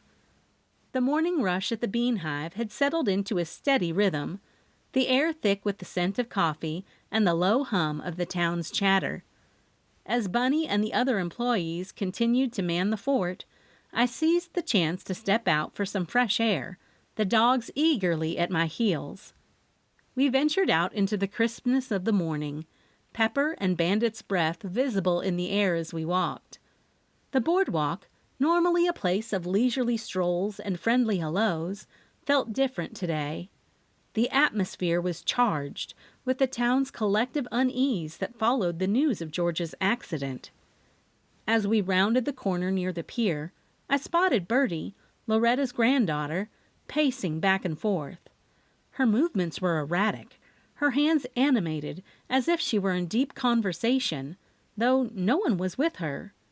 She was close enough for me to notice her troubled expression, her brows furrowed, and lips moving rapidly. "Bertie," I called out, my concern evident in my voice. The dogs, sensing a new friend, or at least a familiar one, tugged on their leashes, eager to greet her.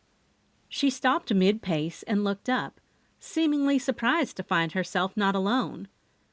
"Oh, Roxy," she said, attempting to smooth her expression into something less frantic. "I was just, going over some things." I approached slowly. The dogs now sniffed around her feet, providing a welcome distraction. "Everything all right?" I asked gently, knowing that the teenager had likely been caught up in the whirlwind of her grandmother's drama from the night before. Bertie hesitated, then a sigh escaped her, and she seemed to deflate a little. "It's just all this stuff with Grandmama and the club, and now Georgia. It's a lot," she admitted. The weight of her words hung between us. "Yeah, it is," I agreed, crouching down to pet the dogs, buying time as I gathered my thoughts. "If you ever need to talk, or if there's anything I can do to help, you know where to find me, right?" Bertie nodded, a small smile breaking through. "I know. Thanks. The Bean Hive is it's like the town's living room, isn't it?" Her analogy was apt, and it warmed my heart to know that my coffee shop served as a refuge, even for the young ones in our community. "Exactly that." I smiled back, standing up. "Now, how about you join us for a bit of a walk? Sometimes a little fresh air is the best medicine." As we walked, Bertie seemed to relax, her shoulders dropping away from her ears, and her breaths coming more easily. She'd always been comfortable around me, but today she had a hint of urgency in her demeanor, a need to confide. Abruptly, she stopped and pulled something from the pocket of her jacket. It was a small piece of metal, twisted and jagged. "This," she said, her voice barely above a whisper, "is part of a brake line from a car." My eyes widened at the implication, but before I could speak, she rushed on. Last night, after you left, I was up in my room and I saw George's car still outside. Grandmama and Georgia were out there, and they were screaming at each other. I cracked the window to hear. Bertie's eyes darted around. After she ensured we were still alone, she leaned in and mimicked the harsh whispers she'd overheard. You'll regret this, Georgia. Grandmama was so mad, her voice was shaking. And Georgia shouted back, I'm not afraid of you, Loretta. This is the end of your reign. It was scary, Roxy. She handed me the piece of brake line, her hand trembling. I found this right where Georgia's car was parked this morning. And there were scissors on the kitchen counter. Grandmama never leaves anything out. It's always spotless. The gears in my head turned rapidly now. Loretta was meticulous about her house, about everything.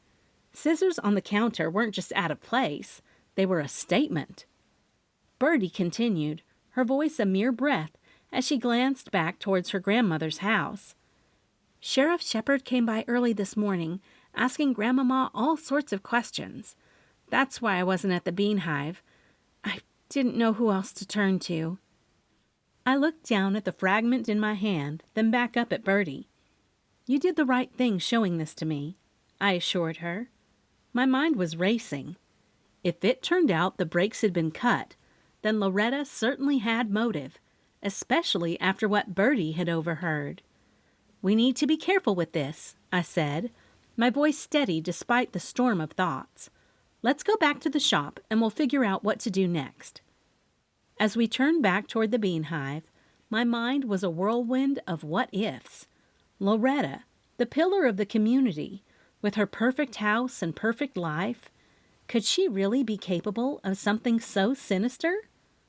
The piece of brake line felt heavy in my pocket, a small piece of evidence that hinted at a much larger, darker truth. Bertie clearly trusted me, and I knew I had to trust. Chapter 6. Bandit wasn't ready to come in from his walk. Bertie had offered to continue to walk him around the boardwalk, and though I knew he was fine to come back to the coffee house, she wasn't fine. She clearly needed more time to process what she'd told me, and I understood exactly what she was doing. On several occasions, when I was practicing law, my clients would throw me for a loop, and I would do my best sorting out when I took a walk. That was what Bertie needed, to sort things out in her head so they weren't all jumbled up in there. In the few minutes we were out walking, someone had delivered the items I wasn't able to get from any of the local small businesses. Bunny was still pretty busy with her idea of working, which was chatting with the locals, sitting with them, and eating. And I loved that about her. Most employers would want their employees to get to work, but that was her work. She was great at making everyone feel welcome, talking about their families, and asking about the aspects of their lives she knew about, since she'd spent her life here. Her interactions made the customers feel welcome and kept them coming back.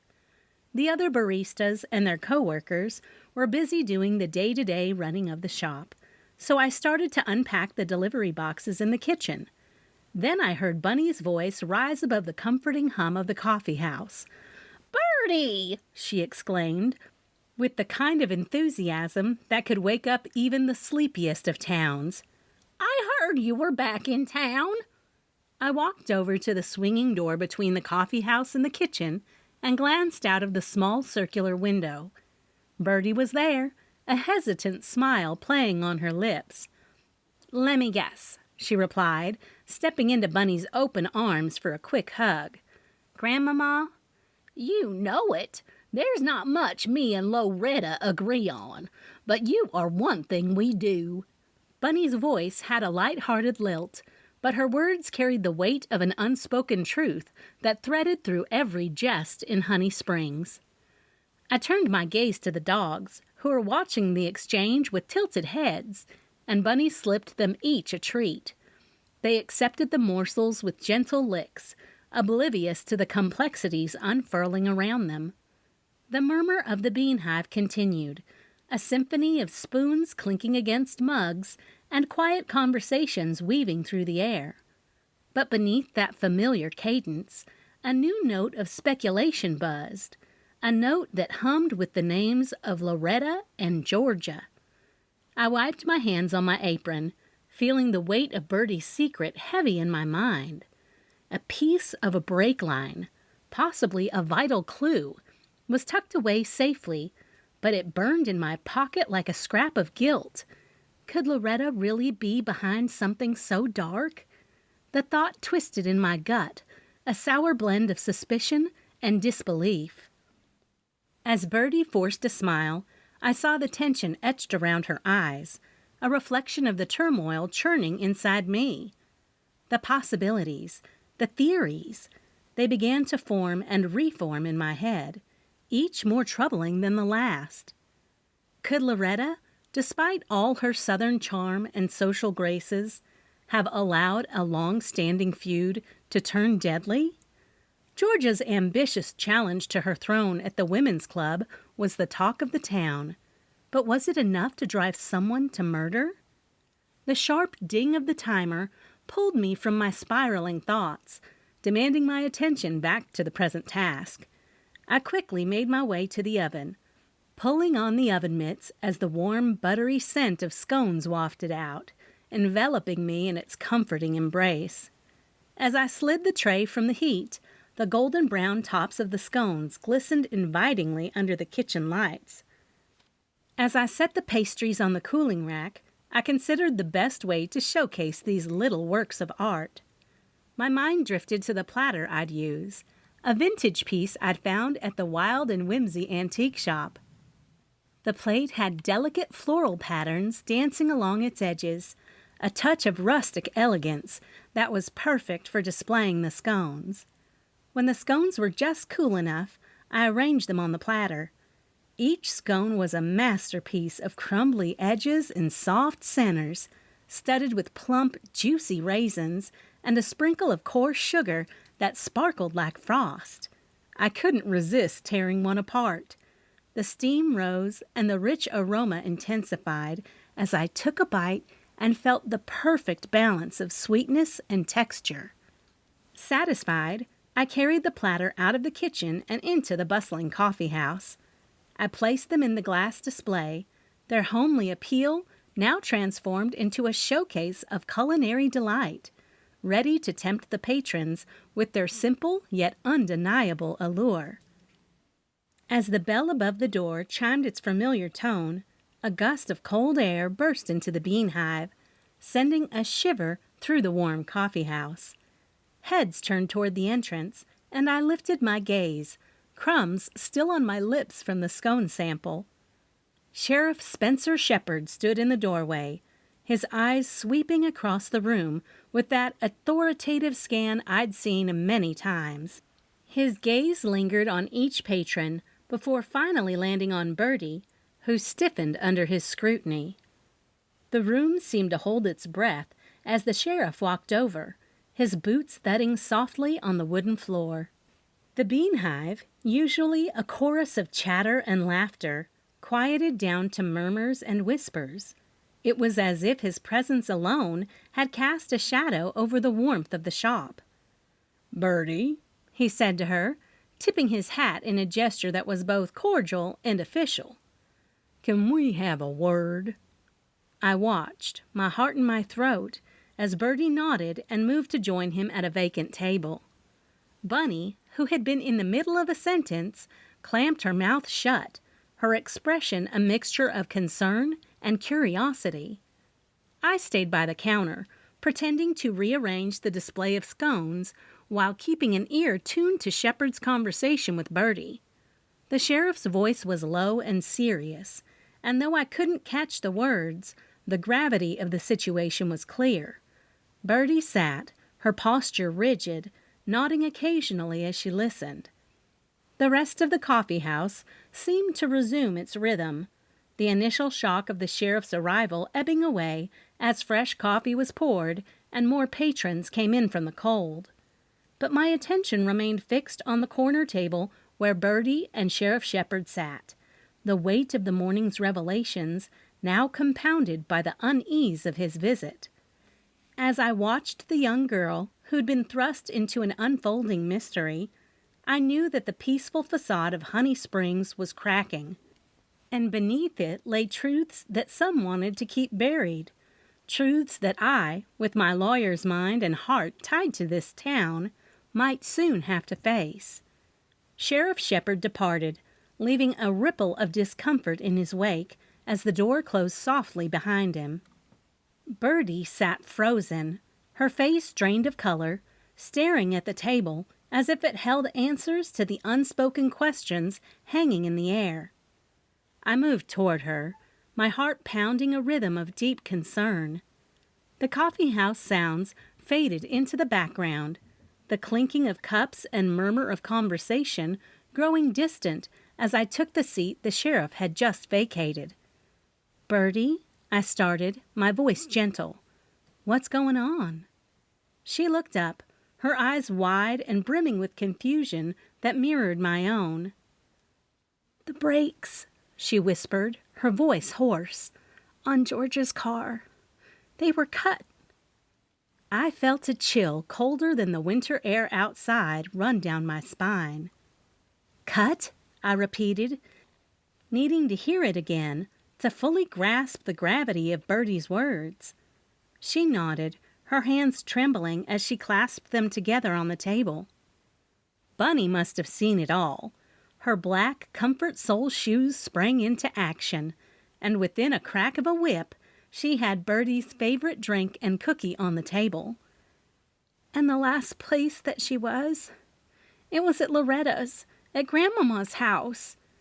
Bertie swallowed hard, the flush on her face deepening with each word. "There were witnesses at the Southern Women's Club who told the sheriff about the fight between Loretta and Georgia." The clues were falling into place with a sickening clarity. The fragment of the brake line, the out-of-place scissors, the heated argument. Each detail now painted a sinister picture. He wanted to tell me out of courtesy," Bertie continued in a voice barely above a whisper, "that Loretta has been taken to the station for questioning in the homicide, the murder of Georgia." "Murder?" Bunny had stayed around to hear what Bertie was saying. "She was murdered?" The word murder hung between us, heavy and foreboding. I reached across the table and covered Bertie's hands with my own in an attempt to offer some solace, some warmth against the chill of our grim reality. "Loretta?" I said, the name tasting bitter. Could the woman I knew, with all her southern charm and poise, be capable of such a heinous act? Bertie nodded again, her eyes searching mine for understanding, for some kind of reassurance. "I can't believe it," she murmured. "Grandmama, a murderer?" We sat there, the buzz of the bean hive around us, a stark contrast to the storm of emotions within. Her eyes locked onto mine with an intensity that cut through the surrounding hum. "Roxy, you are a lawyer," she implored, her voice threaded with desperation. I hesitated, my old instincts kicking in. "Bertie, I'm not really practicing anymore," I reminded her gently, though my Kentucky license was still valid, which seemed to hold new weight under her pleading gaze. "But you could help her, couldn't you?" Her hands clutched at the edge of the table, her knuckles turning white. "Please, you know Grandmama better than the sheriff does." "Of course she's going to help," Bunny said, then nudged my shoulder. "Right, Roxy?"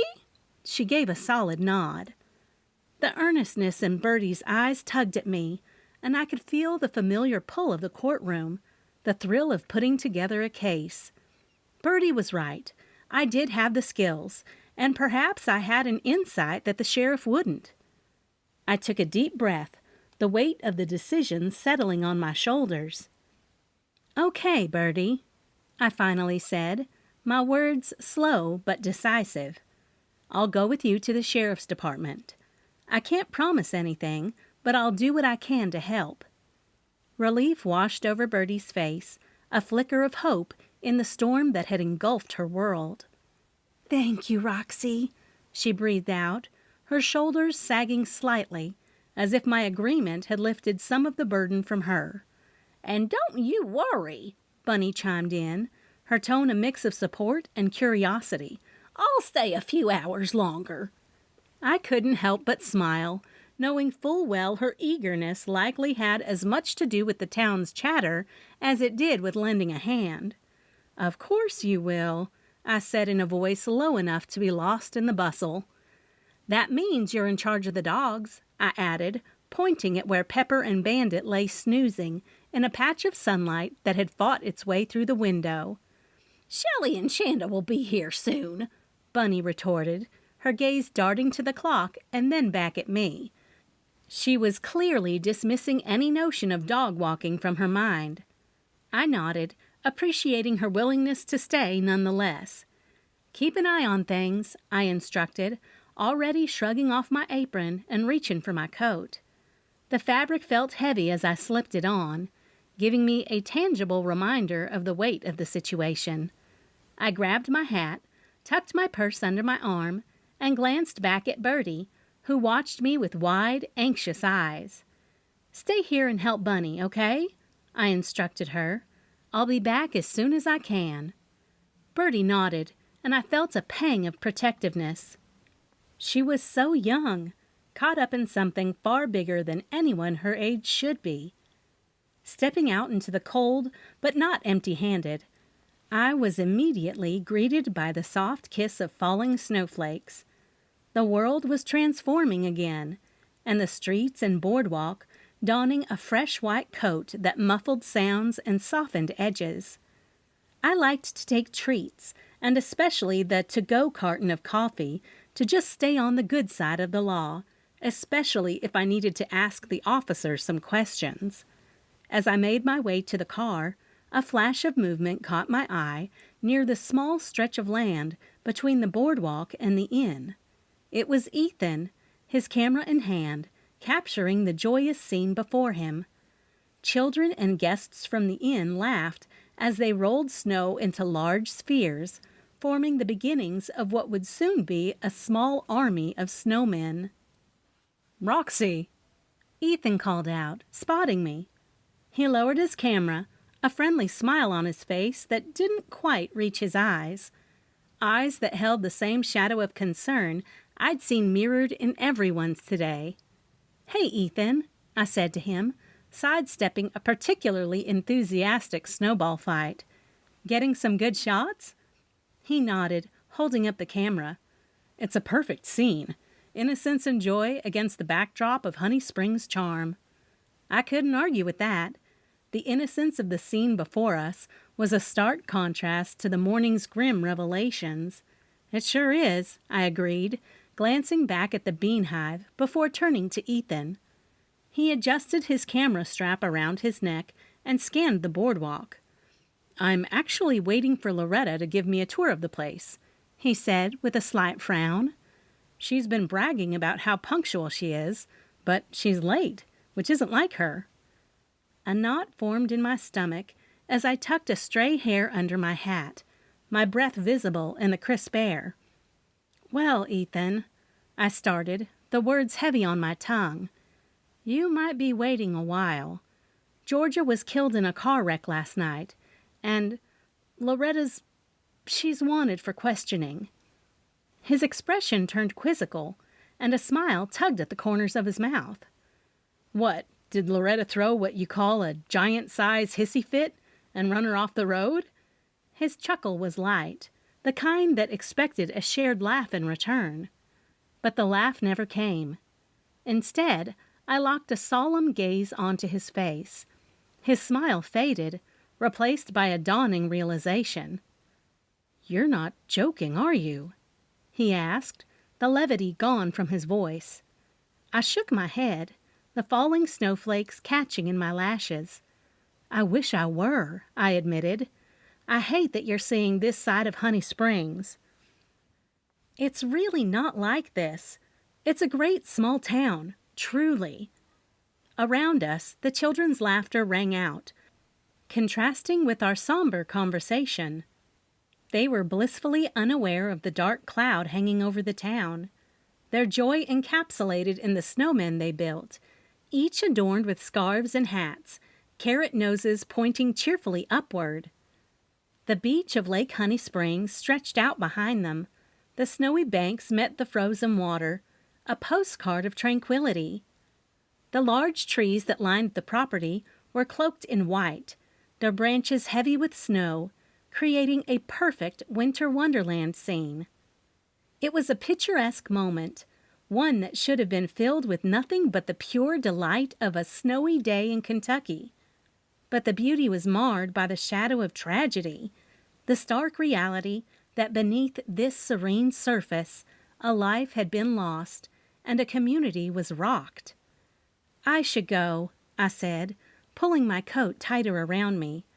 "There's a lot to do, and I need to be there for Bertie. She's pretty shaken up." Ethan nodded, his reporter's instinct kicking in as he glanced back at the inn. "I understand.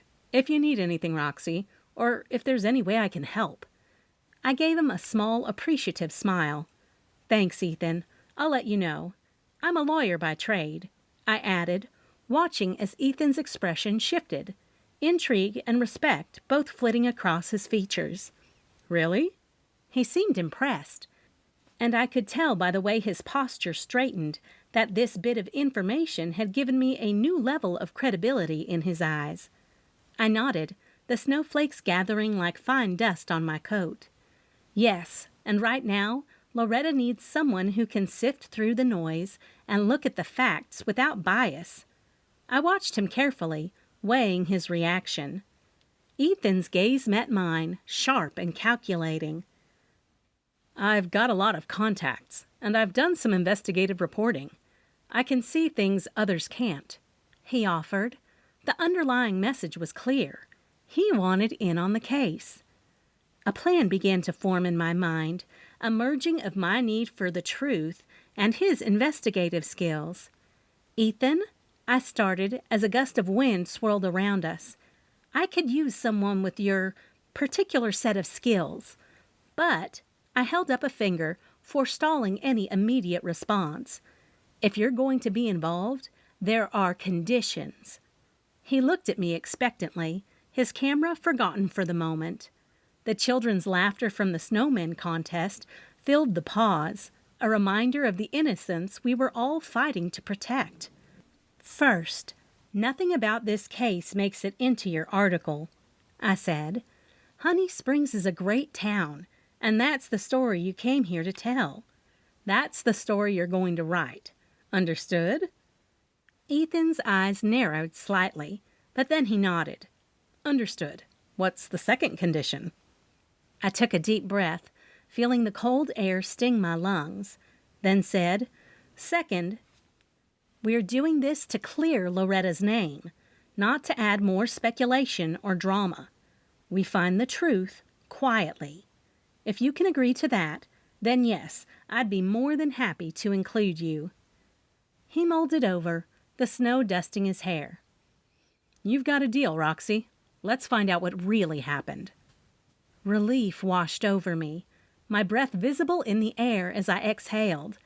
I extended my hand, and he shook it, his grip firm and resolute. "Good. Let's get to work then," I said, turning back toward my car. My mind raced at the thought of what we might uncover together. Chapter 7. Honey Springs' police station was a modest building, the embodiment of small-town law enforcement. Its walls, a pale shade of blue, were lined with framed pictures of the town's history and accolades from years past. The linoleum floor, well-trodden and gleaming from a recent waxing, reflected the fluorescent lights overhead with a gentle hum that filled the air. I pushed through the glass doors, my arms laden with a bag of the Bean Hive's finest assorted goodies and a couple of to-go jugs of our more robust coffee. It was a peace offering, or perhaps a bribe of sorts, to keep on the station's good side. After all, Honey Springs was a place where relationships mattered, and I intended to maintain them.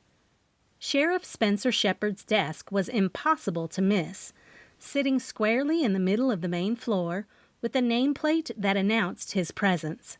His head was bowed, and he was running a hand through his hair, in a gesture of frustration or fatigue. It was hard to tell which. As the door swung closed behind me, he looked up, and his eyes immediately narrowed at the sight of Ethan and me. "Roxy," he greeted, though his voice held an edge of caution. "And Mr. Harper, I wasn't expecting to see you here." His gaze flicked to the bag and jugs in my hands. An unspoken question hung in the air between us. With a smile, I set the offerings down on his desk. "Morning, Spencer. I thought the department could use a pick-me-up," I said, the warmth in my voice belying the tension I felt. "And Ethan's just here for moral support." Spencer's deep breaths seemed to steady as he eyed the bag, but his stance remained guarded. The station was abuzz with the low murmur of officers discussing the morning's events, the clatter of keyboards, and the occasional crackle of radio static breaking through from the dispatch area. The walls around us were bedecked with commendations and community service awards, a testament to the station's involvement in the fabric of Honey Springs. The reception desk was adorned with a few holiday-themed decorations, a small tinsel-laden tree, and a bowl of candy canes, offering a touch of cheer in the otherwise stark environment. I glanced around, noting the officers' sidelong looks and the way conversations hushed as we passed through. The combined presence of a lawyer and a reporter was clearly stirring curiosity, if not concern. "Sheriff," I began, my voice low, aware of the ears around us. "I'm here about Loretta Bebe. I understand she's been brought in for questioning regarding the accident involving Georgia." Spencer's expression hardened, a mix of professional detachment and personal disappointment etched onto his features. "That's right, Roxy. And it's an ongoing investigation, as you know." Ethan shifted beside me, his reporter's instincts likely telling him to jump in with questions, but a look from me kept him silent. This was my arena, and for now, I needed to navigate it with the subtlety and care that only an insider could manage. I leaned in slightly and lowered my voice further. "I want to help, Spencer. You know I can offer a different perspective, maybe see something you've missed." He considered me for a moment, the weight of his duty clear in his gaze. "Roxy, this isn't some game. If Loretta's involved in this, it's serious." "I know," I assured him, holding his stare. "I'm not here to play games. I'm here to find the truth." Spencer's eyes darted to the bag and jugs on his desk, then back to me. "All right, let's talk in the interrogation room," he said finally, motioning us toward the door at the end of the room. As we walked, the familiar blend of coffee and pastries seemed to smooth the edges of the morning's tension, a reminder that even amid chaos, some things, like the simple act of sharing, remained constant. Right before we entered the room, Spencer pointed to the wooden chair sitting beside the door in the hallway and motioned for Ethan to sit. "He's with me," I told Spencer. "Well, he's not someone I know or need to hear anything about. Since I know this is the man the magazine sent to do the article on Honey Springs being named one of the best small towns in America." Spencer wasn't going to budge. Ethan opened his mouth to protest, but I tucked in my lips and offered him a slight shake of the head, telling him, without saying it, that he needed to do what Spencer had told him to do. Ethan's Adam's apple bulged as he swallowed the large lump of ego that had gotten stuck from Spencer's words. The reporter sat down without so much as a groan. Spencer didn't bother making sure Ethan did as he was told. The officer simply ushered me in and shut the door behind me. "What do you want to say?" Spencer offered me a seat, which I could only imagine was where he'd questioned Loretta. First off, is Loretta still here? I wanted to make it very clear I was here for her. "We are getting her fingerprints now." He didn't take a seat and was very standoffish. For what? I asked. "Because we found some prints on George's car." His voice held no hesitation. Okay, well, I planted my hands on the table and stood up, locking eyes with him, and said, "Loretta Bebe is my client, and I want to see her right now."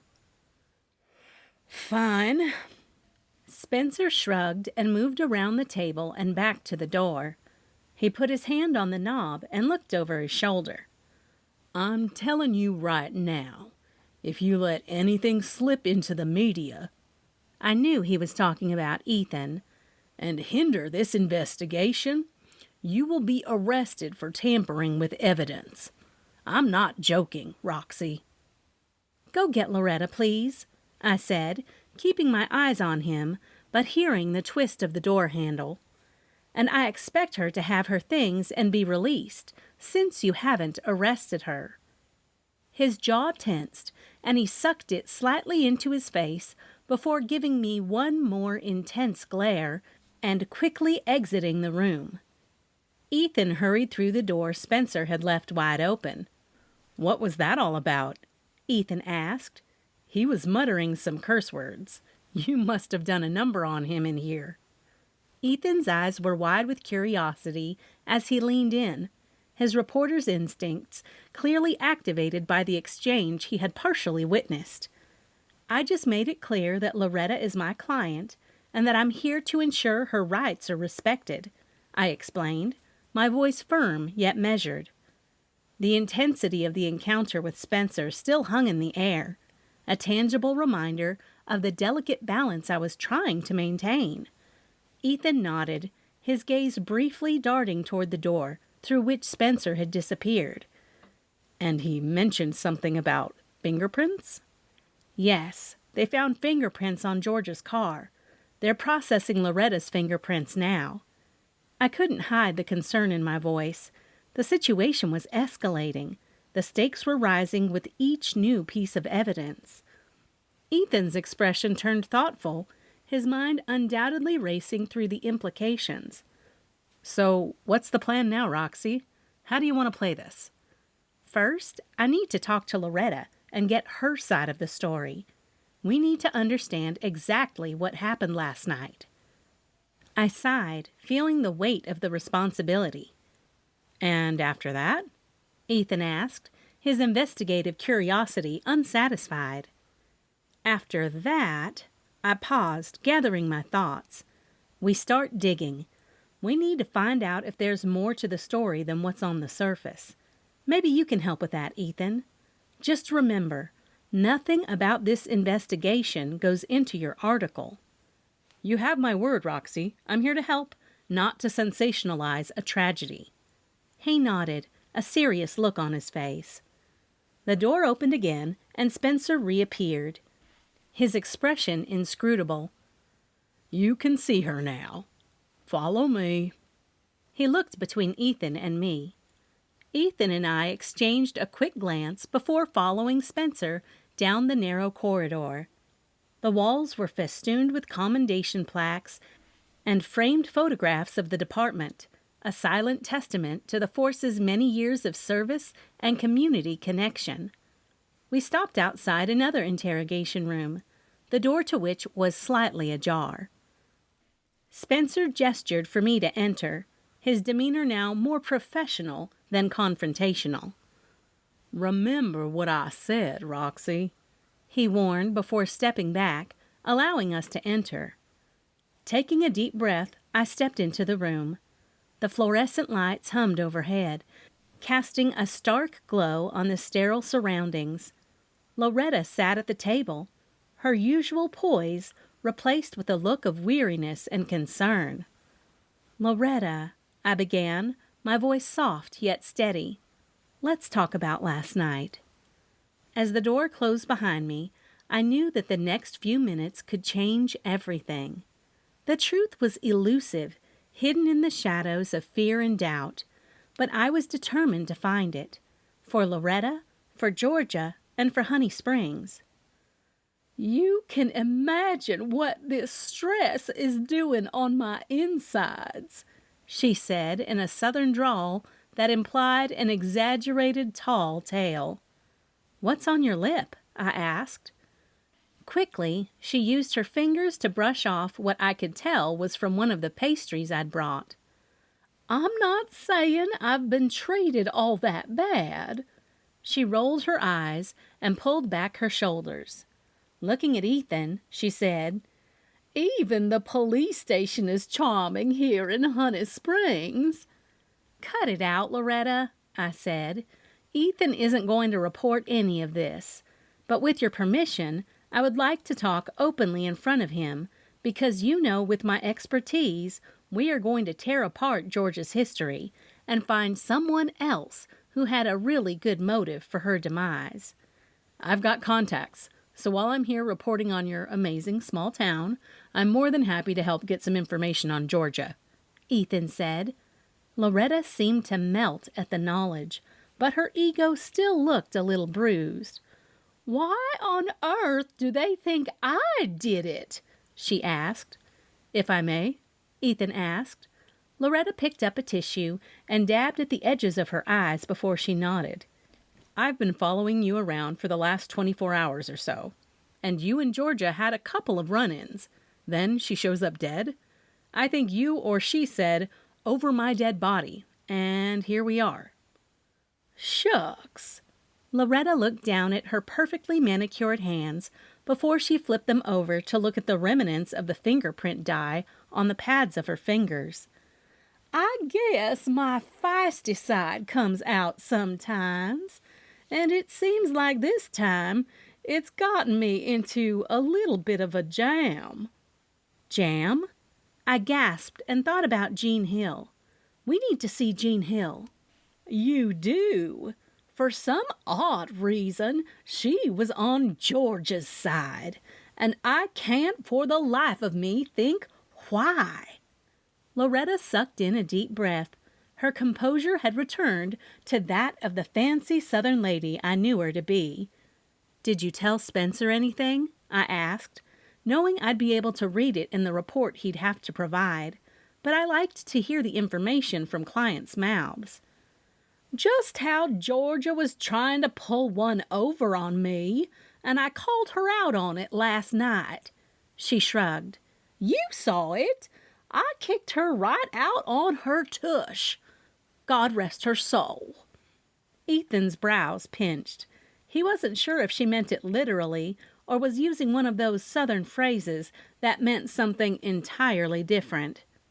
The reporter excused himself with a nod, mentioning he needed to use the restroom.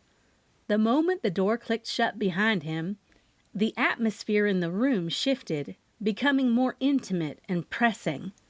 I leaned forward and pulled out the small piece of brake line Bertie had handed me earlier. As I placed it on the table, I watched Loretta's reaction closely. "Loretta, do you know what this is?" She peered at it, her expression one of genuine confusion. "What on earth? No, Roxy, I haven't the faintest idea." I took a deep breath. "Bertie saw you and Georgia arguing near her car. She found this piece where Georgia's car was parked." Loretta's eyes widened, her Southern composure wavering for a moment. "Arguing? Yes. But I had no reason to tamper with her car. After our spat, I told her to move that hunk of junk off the street. But that was the end of it. I went inside, and the last time I looked out before bed, her car was gone." She wrung her hands together and then showed them to me. "Does it look like I know how to do something like that?" I studied her, trying to gauge her sincerity. Loretta had always been a strong presence, but deceit wasn't beyond her capabilities, especially not in a town like Honey Springs, where secrets were as common as sweet tea. Getting her hands dirty wasn't past her either. Loretta, if you're holding back anything, now's the time to say it. This is serious, I pressed, my lawyer instincts kicking in. Roxy, I swear I didn't harm Georgia. Our disagreements were just that, disagreements, nothing more. She held my gaze, her eyes clear and steady. The conviction in her voice struck a chord within me. Despite our differences, I believed her. But belief wasn't evidence, and I needed more if I was going to help her clear her name. The door opened again, and Ethan returned, looking a little more composed. He caught the tail end of our conversation and sat down, his curiosity visibly piqued. "Loretta, you're sure that's all that happened?" Ethan asked, looking from her back to me. She nodded. "Absolutely. Roxy, you've got to believe me. I'd never resort to something so barbaric." I leaned back in my chair, my mind speeding through the possibilities. Loretta's story had gaps, but nothing that incriminated her directly. Yet the mystery deepened, but something was still missing. "We'll do what we can, Loretta," I assured her, feeling a renewed sense of determination. "But right now, we need to talk to Jean Hill. She might have more insights into what's going on." Loretta nodded, a flicker of hope crossing her face. "Thank you, Roxy. I know I can count on you." Just as we were about to leave the room, the door swung open, and Sheriff Spencer Shepherd stepped in. His presence filled the small space, an air of authority wrapped around him like a cloak. Though most of his expression was unreadable, his eyes held a hint of weariness. "Loretta, you are free to go," he announced, his voice firm. "But don't leave town. We might have more questions for you later." She straightened up, her southern grace resurfacing despite the strain of the situation. "Of course, Spencer," she replied, her tone polite, but edged with a hint of defiance. "I've no intention of running off. I have nothing to hide." Spencer's gaze lingered on her for a moment. A silent exchange passed between them. Then he turned to me. "Roxy, keep your nose clean in this. We don't need any more complications." I met his gaze squarely, understanding the gravity of his words. "Understood, Spencer. We're just looking for the truth, same as you." I hesitated for a moment, wondering what I needed to do with this piece of brake line. "Can I talk to Spencer alone?" Loretta and Ethan stepped outside of the room, and I shut the door behind them. I realized there was one important thing left to do before leaving the police station. Knowing the piece of brake line was crucial evidence that Sheriff Spencer Shepherd needed to see, I reached into my pocket and clutched it. I steeled myself for another encounter with Spencer that he wouldn't be happy about. The piece of metal, a small but potentially significant clue in the unraveling mystery, felt heavier with each step. "Spencer," I said. He looked up, his expression a mix of surprise and curiosity. "Yep." "I have something you need to see," I said, ducking my hand into my pocket and pulling out the brake line fragment. I placed it on the interrogation table and watched his reaction closely. He picked up the piece, turning it over in his hands, his brow furrowing. "Where did you get this?" I took a deep breath and chose my words carefully. "It was found near where Georgia's car was parked. I think it could be part of her brake line." Spencer's gaze sharpened, the weight of the implications clear in his eyes. "This is significant, Roxy. Why are you only bringing this to me now?" he asked. "I needed to make sure it was relevant," I said, meeting his gaze steadily. "I believe it is. It could help in your investigation." He nodded slowly, still examining the piece. "I appreciate you bringing this in, Roxy. We'll get it to the lab right away." As I turned to leave, relief washed over me. Spencer's reaction told me that I had done the right thing. I believed in Loretta, and I was bound and determined to prove it. "Roxy," Spencer called out as I reached the door. "Thanks for doing the right thing." "Just looking for the truth, Spencer. Just like you." I nodded, acknowledging his thanks with a small smile. With a curt nod, Spencer stepped aside, allowing me room to exit. Loretta walked down the hall first, her posture regal despite the ordeal. I followed, Ethan close behind, each of us processing the morning's revelations in our own way. As we walked, Ethan suddenly slowed his pace, looking contemplative. "Actually, Roxy, I can't join you right now," he said, a hint of regret in his voice. "I need to turn in my preliminary piece to the magazine to show I'm actually working on the article about Honey Springs. They're expecting something, and I can't keep them waiting." I nodded in understanding. "Of course, you have your obligations," I said. "Just keep it focused on the charm of Honey Springs, like we discussed." "Don't worry, I remember our deal. Honey Springs, best foot forward." He smiled wryly. Ethan reached into his coat pocket and pulled out a business card, which he handed to me. "Here, in case you need to get in touch with me for anything. I'll be staying at the Cocoon Inn for the duration." "I'll keep you updated," I promised, taking the card and tucking it securely in my purse.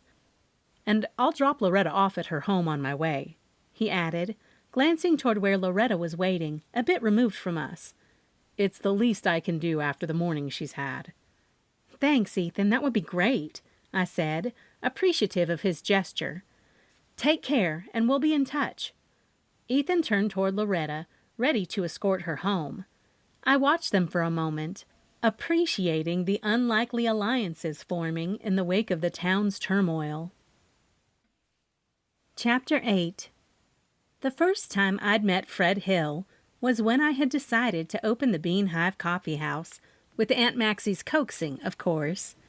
I had gotten the idea to give back to a town that had given me a much-needed community when I was a kid, a place where I visited each summer and during holiday breaks. Opening a coffeehouse wasn't what instilled in me the deep desire to give back. My motivation was what I would serve in the Bean Hive. At the end of the day, I was a barista who loved coffee, but it was the food and the extra little touches, like the antique cow creamers, that made it part of Honey Springs. I wanted to collaborate with all the small businesses in town and feature their products, not only on the shelves, but as part of the orders themselves. For instance, Wild and Whimsy Antiques wasn't something I could physically add to the recipes, but I could serve the recipes on beautiful dishes I'd purchased from them.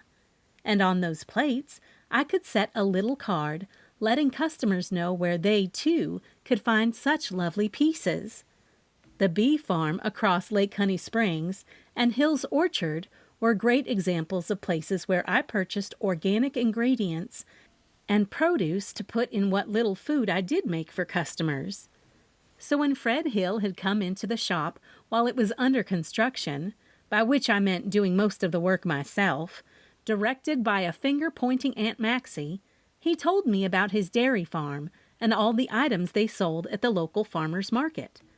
That was when I asked him for directions. "At the fork in the road, remember, a tine is the right time," he'd said.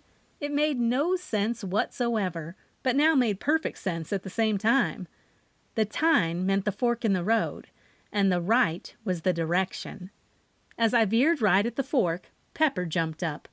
I had to pass the boardwalk on my way back from the police station, and I never liked to turn up empty-handed on someone's doorstep. Though I didn't need to call Jean ahead of time, and around here we usually just showed up with no calls or text, I still didn't want to come without having something to offer her, especially if I was going to try to pick her brain about Georgia. Trust me when I said I knew Jean Hill very well, and that when I overheard Georgia saying in the Cocoon Inn's hospitality room that the jam was only for her and made especially for her by Jean Hill, it gave me pause. Jean Hill made special jam only for people she loved and cared about. So if she did make it for Georgia, I could only think she had to be upset at the news. Pepper wasn't about to leave without me. Bandit was perfectly fine sitting on a customer's lap, so he was doing exactly what he needed to do to get adopted. Jean loved Pepper and today's casserole, so making a quick stop by there to grab both was a great way to get invited in for a while. Not too far ahead stood the old, weathered barnwood sign that read Hill's Orchard in bright red letters. I turned into the driveway and smiled at the row of apple trees off to the right that looked bare but would produce the best-tasting apples come time.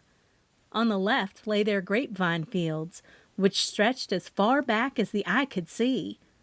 Workers drove around in covered gaiters and golf carts. I knew if Fred was looking down from a perch in heaven, he was very proud of Jean for being able to keep Hill's Orchard not only still going, but thriving.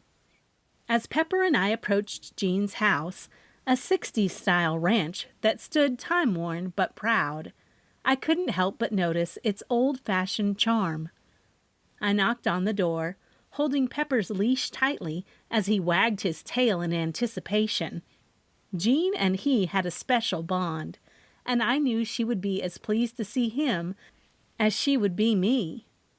The door swung open, and there she stood, Jean Hill, with her unkempt hair and warm smile that brightened her weary face.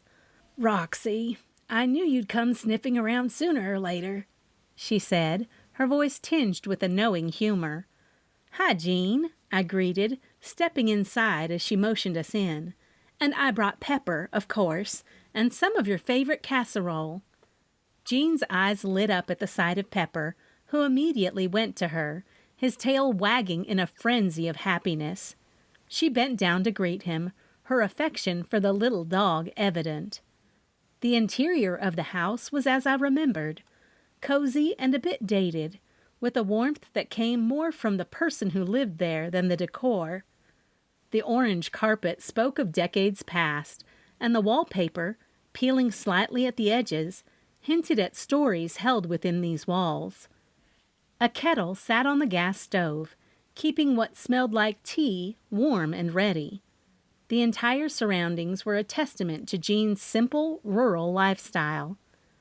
"I just put some tea on," she said, and pointed at the kettle, steam rising from the spout.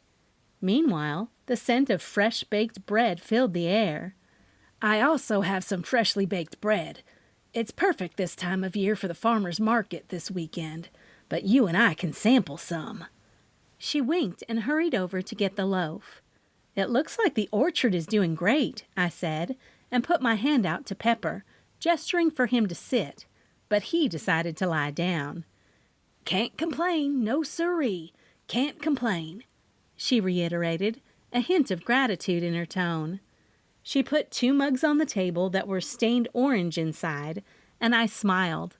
I couldn't help but wonder who else had been entertained in this same kitchen and drunk out of this same mug as I watched her fill it to the brim with tea from the kettle. "If I remember correctly, you don't doctor up your tea," she said. She left her mug half empty, only to fill it up with honey, sugar, and a little bit of creamer. "Thank you," I said, my mouth watering as I used the knife she provided to easily slice through the warm butter nestled in the butter dish, and then slather the piece of homemade bread. "Jean, this looks amazing." She smiled and took the seat across from me. "I thought you might show up after what happened to Georgia," Jean said, as we settled at the table. "Terrible business, that." "I'm sorry about your friend Georgia," I said. Then I took a sip of the tea. It was just as delicious as the bread, something that inspired envy in me. No matter how much I tried to create my own tea for the coffee house, it never turned out as good as Jean's. "Friends? Aren't we using that term loosely?" She settled back in the ladder-back chair, her hair going all over the place. Jean's comment about Georgia being a friend caught me off guard, and I set my teacup down gently. Her demeanor had shifted, the warmth momentarily replaced by a hint of skepticism. "Loosely?" I echoed, my eyebrows arching in curiosity. Jean leaned farther back in her chair, the old wood creaking under the shifting of her weight. Her eyes, usually so warm, held a flicker of something else now. Was it resentment? Or perhaps regret? Well, let's just say our relationship was more functional than friendly, Jean admitted, her fingers playing absently with the edge of her napkin. Georgia helped me out with some tax loopholes when Fred passed away, to keep the orchard afloat. I remembered the financial troubles the orchard had had back then, but it wasn't my place to rehash all of that today. "I see. So she was helping you out as an accountant?" I asked. That was news to me. Jean nodded, her gaze drifting to the window, through which the barren branches of her orchard swayed in the gentle breeze. Yes, she was retired, but she kept a few of us locals on her books each year. Handy with numbers, that one. But she paused, her voice lowering. A few weeks ago, she came to me with this idea to overthrow Loretta. I didn't want any part of it, but she reminded me of the favor she did with the taxes. The revelation surprised me. Georgia was an accountant, and her involvement in local politics was more intricate than I'd realized. So she was using that favor to sway you? I asked, my mind racing at the implications. Jean's lips thinned. Exactly. It put me in a tough spot, Roxy. I owed her in a way. But getting involved in club politics? That's not my scene. Never has been. I leaned forward, my tea forgotten. But you agreed to support her against Loretta? She heaved a long, weary sigh. Reluctantly, yes. I didn't like it, but Georgia had a way of convincing people. She had something on a lot of folks, Not in a malicious way, but she knew things. That's why she was so influential.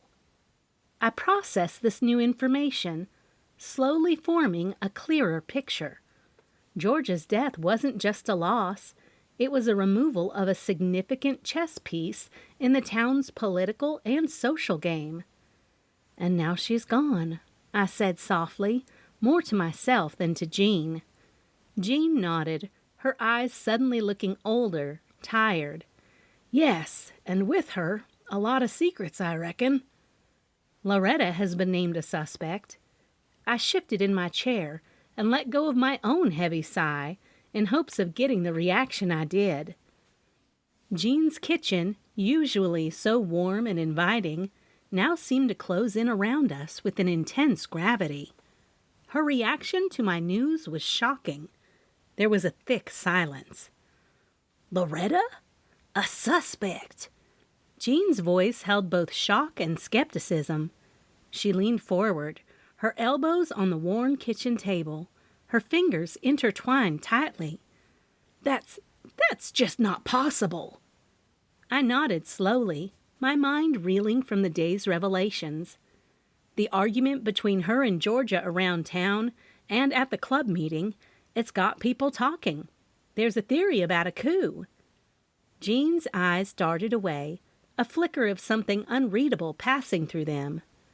"A coup is one thing, Roxy, but murder?" She shook her head firmly, gripping the edge of the table. "That's a step too far, even for Loretta." "You mentioned before that some people didn't like the direction Loretta was taking the town, with all the attention and tourists."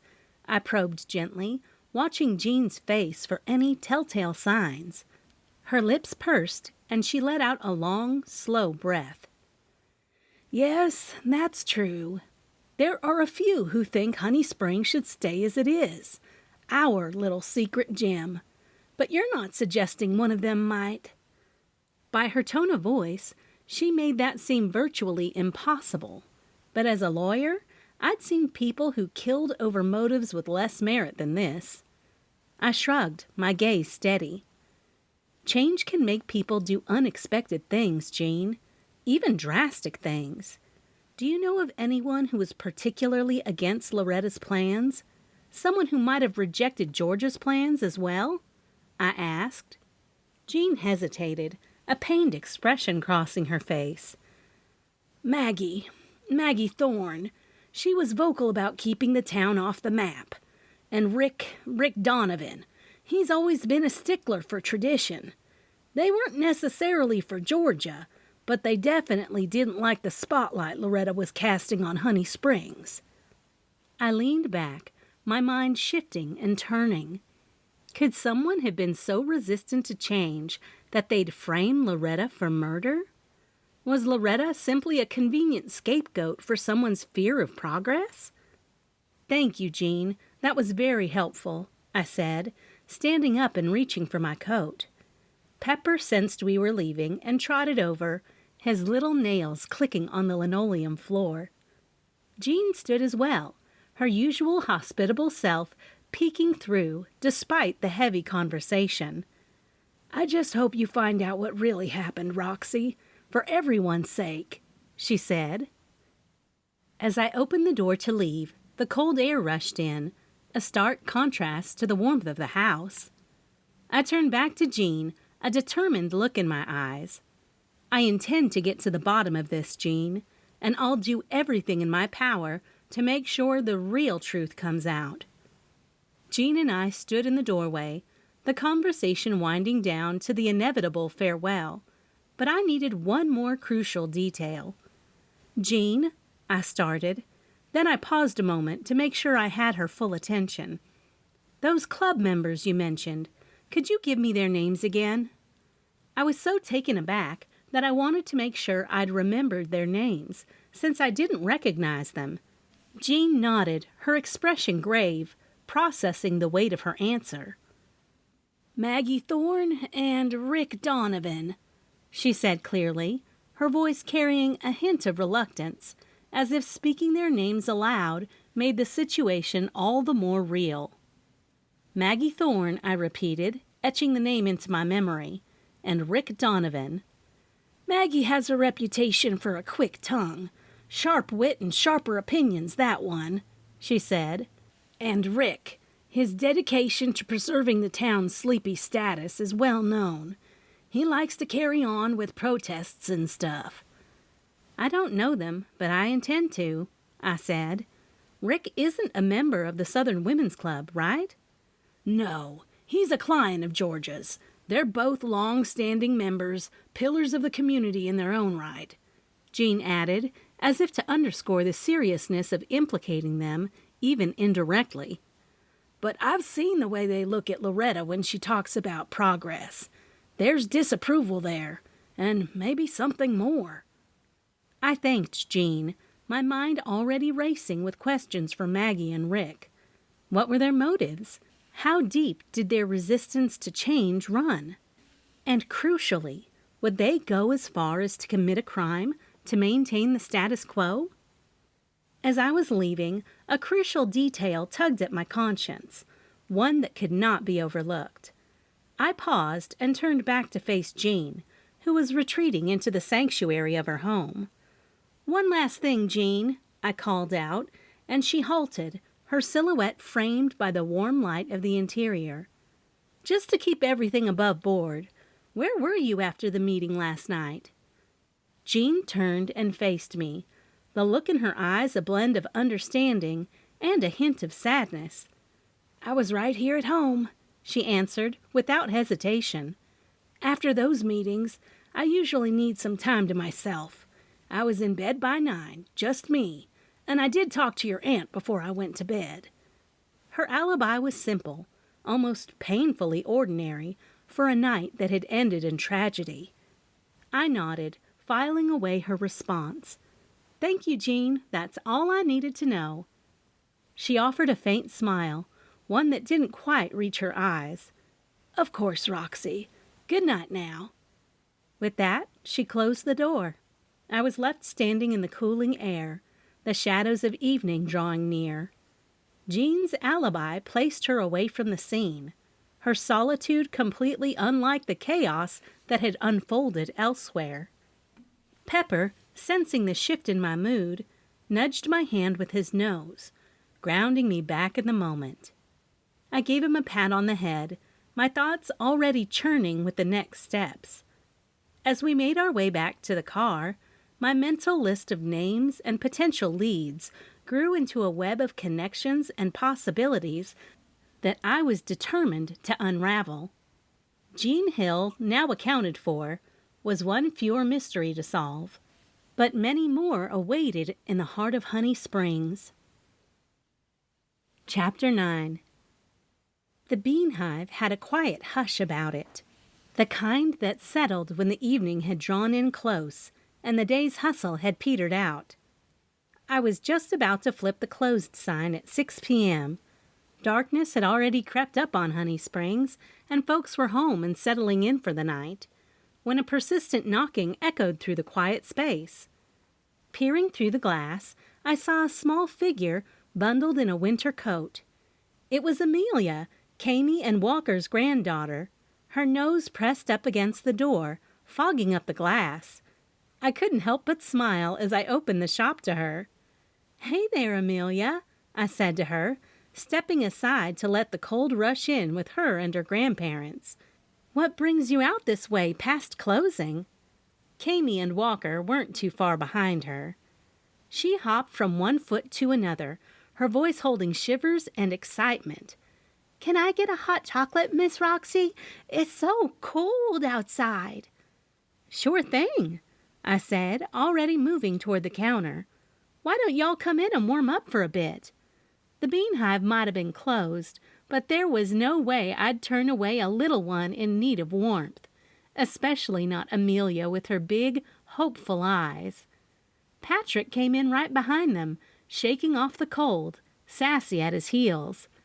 "Got us dinner," he announced, holding up a steaming bag that smelled of burgers and fries. Bandit, our current four-legged guest from the Pet Palace, trotted over to investigate the promising aroma. "We should go," Walker told Kami. "No, stay," Patrick told Walker. "I never know who will be here when I pick up supper, so I got plenty for everyone. Plus, since it's closing time, I have a few beers in the back." "I'd love one." Walker followed Patrick to the kitchen. "Man," Kami snorted. Her bangs blew up in the air, making Amelia and me laugh. I busied myself with the hot chocolate, warming milk on the stove, and whisking in the cocoa until it was rich and smooth. Amelia watched, her cheeks rosy from the wind, and when I topped her mug with a mountain of whipped cream, her grin spread from ear to ear. Patrick and Walker rejoined us. "Can I give the dogs a treat?" Amelia asked. "Of course you can." I smiled, thinking about how Patrick and I might have children of our own someday. Just not today. Kami and Walker made themselves comfortable at one of the tables, unwinding from their evening stroll. The coffee house, though closed, was never really off duty, not for friends and family. As we gathered around the table, the conversation was easy and light. Amelia sipped her hot chocolate, Patrick passed around the food, and the dogs settled under the table, hoping for a dropped morsel. "Yeah, it's quiet tonight," I said in response to Walker's comment about the early closing. "But it's nice, isn't it? No rush, just good company and good food." Kami nodded, appearing to take in the cozy scene. "It's moments like these that remind me why I love this town," she said. The Bean Hive was more than just a coffee shop. It was a part of the fabric of Honey Springs, woven into the lives of the people who called the town home. And as the night pressed on, with laughter and stories filling the space, I was reminded that no matter what mysteries and challenges the day had brought, this was where I belonged. This was home. What would have happened if someone hadn't wanted the Bean Hive to open? It was change. Even though I was surrounded by friends and Patrick, My mind was still focused on Georgia. The Bean Hive had just slipped into its nighttime stillness, the kind that wrapped around you like a warm blanket, when a knock on the door jolted us back to reality. I frowned at the interruption, wondering who it could be at this hour. Through the frosted glass, a shadow loomed. A familiar one. I walked over and opened the door to find Ethan. Snowflakes dusted his hair like powdered sugar. "Ethan," I said, my surprise evident. "What brings you back here?" He stepped inside, brushing off the cold. "Been quite a day, Roxy. After I dropped off Loretta, I did some digging around town." His gaze flicked to the others before settling on me, a question in his eyes. Patrick, Kami, Walker, and even little Amelia turned to me, their expressions a mix of curiosity and concern. It dawned on me then, I hadn't mentioned anything about my impromptu jailhouse lawyering. "Digging around?" I echoed, buying myself a moment to gather my thoughts. "What have you found?" Ethan shrugged off his coat, his reporter's instinct seeming to kick in again. "Bits and pieces. This town's got layers, Roxy, and everyone seems to have an opinion about what happened to Georgia." I nodded, glancing at my friends and husband, their attention now fixed on Ethan. "It does at that," I agreed, gesturing for him to join us. "We were just discussing how change affects people, sometimes in ways we don't expect." As Ethan settled in, the Bean Hive's cozy atmosphere seemed to envelop him, too. The warmth of the room, the smell of the food, and the comfort of good company had a way of doing that. He also took one of the hamburgers and a side of fries, settling right on in. "So, Roxy got Loretta out of jail, huh?" Patrick said with a wry smile, breaking the silence that had followed Ethan's entrance. "My wife, the superhero." Laughter ensued, breaking the tension like a crackling fire would break the cold. I smiled, a little embarrassed by the attention, but also proud of the day's accomplishments. "Yes, well, someone had to make sure the truth gets a fighting chance," I said, meeting Ethan's gaze. "We're all just trying to make sense of this whole mess." Ethan nodded, accepting the cup of coffee I offered him. "And that's exactly why I'm here," he said, "to remind you that I think we can help each other, Roxy, with your knowledge of the town and its people, and me with my investigative skills." Patrick looked at me curiously. We talked about working together to help Loretta, as long as he didn't print anything or put Honey Springs in a bad light in his article. I looked at Ethan for confirmation. The Bean Hive, once just a quiet coffee house, was now a place where strategy and alliances were formed, where the undercurrents of a small town's drama were as rich and complex as the coffee we served. "All right, then," I said, looking around the faces in the room. "Let's figure this out together." And as the snow continued to fall outside and turn Honey Springs into a winter postcard, those of us inside the Bean Hive began to weave together the threads of a mystery that touched each of our lives. "I'm going to grab the whiteboard," I said, popping up out of the chair and hurrying into the kitchen to grab it. There were several wipe-off boards that I used in the kitchen for tasks like creating recipes and writing down the menu for the week, and sometimes, just sometimes, for crimes around Honey Springs that made me want to scratch the itch to find out what had happened.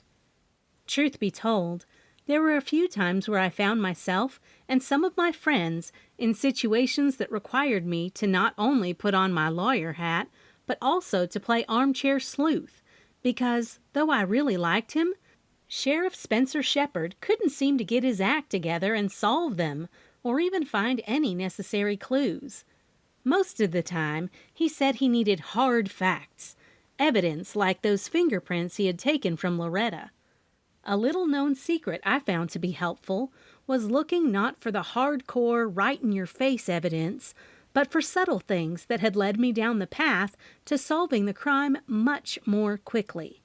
Little things like this Rick Donovan character Gene Hill had told me about. "Hey, everyone, I was thinking about this guy named Rick Donovan," I said, carrying one of the whiteboards I'd grabbed from underneath the kitchen workstation as I passed through the kitchen door and back into the coffee house. "Rick Donovan?" Walker asked. "Should have known he might be involved." Patrick got up from the table, fed the dogs, and cleared all the trash and burger wrappers to make room for the whiteboard. "You know him?" I asked, plucking the top off the dry erase marker I'd stuck in my pocket when I retrieved the board. I uncapped the marker and started scribbling. See, Rick's been pretty vocal about keeping Honey Springs just the way it is. He didn't want change, didn't want progress. And Georgia, well, she wanted Loretta out of the picture. "Know him?" Walter scoffed. "He gave us fits last year when we decided to replace the old slate roof on the inn with real shingles. Said we were trying hard to delete the history of the old mansion." Kamie's laugh was a short, sharp sound. "He's a piece of work, that one. Always harping on about tradition and the good old days." She shook her head, laughed again, and put her hand on Walker's arm.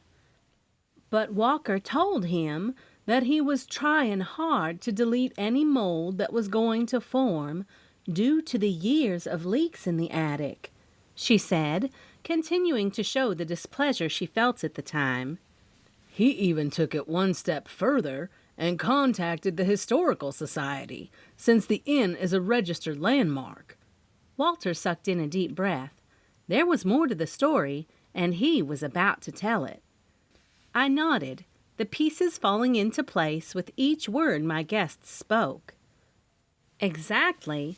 Now, if he's been against Loretta's push for change, and Georgia was working on ousting her, pinning this murder on Loretta would have been perfect for him." The room fell silent, the gravity of the situation settling over us like a heavy fog. Everyone's eyes were fixed on me. My friends were waiting for the next clue to click into place. "Think about it," I pressed on, the marker squeaking on the board as I underlined Rick's name. "If Georgia's out, Loretta's blamed, and he gets to keep his sleepy little town just the way he likes it. No publicity, no tourists, just quiet, unchanged Honey Springs." Patrick paced a little, the dogs looking up at him with every pass. "So what you're saying is, he had motive. Georgia was changing things, and Loretta was changing things. He gets rid of one, sets up the other. It's a win-win for him." I glanced over at the couch on which Amelia had been lying with Bandit, so I could make sure her little ears didn't hear all this adult talk. She was fast asleep. While the rest of the group continued to talk, I picked up one of the neatly folded blankets from the basket near the fireplace and laid it over her. For a minute, I smiled and wondered if this is what our child would do if I brought her to work. "Don't you think so, Roxy?" Patrick asked, bringing me back to the present. "Huh?" I asked, and busied my hands by fluffing up the pillows on the other couches, as if I were doing the nighttime chores. The Bean Hive was silent except for our voices. I looked over at Amelia again, wrapped in a blanket on the couch, with Bandit nestled at her feet. She looked so peaceful, so innocent, a stark contrast to the dark narrative we were weaving. Patrick's voice pulled me back, his question still hanging in the air. "Sorry, I was just... Yeah, Rick could definitely have a motive," I said. I walked back to the whiteboard. The marker squeaked softly as I began to jot down our plan.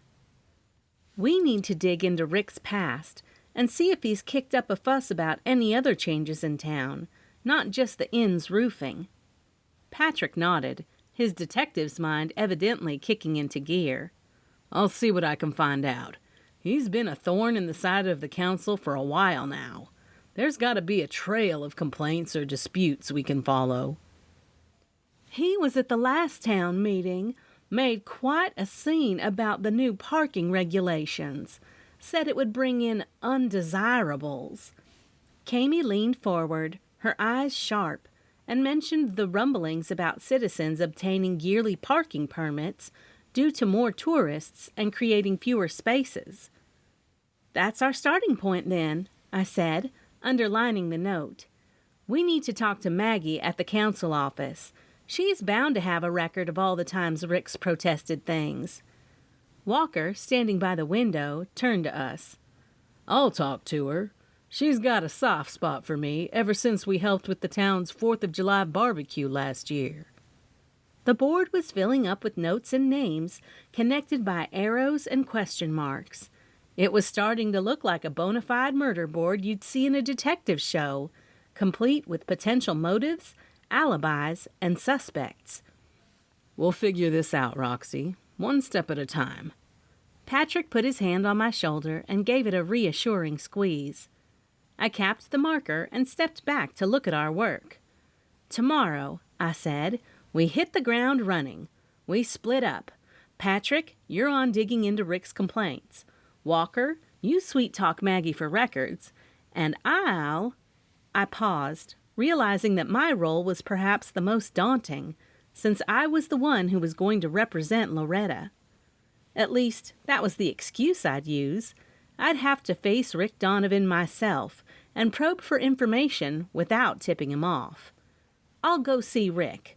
I'll see if I can't get a read on him, maybe even catch him off guard, I finally said.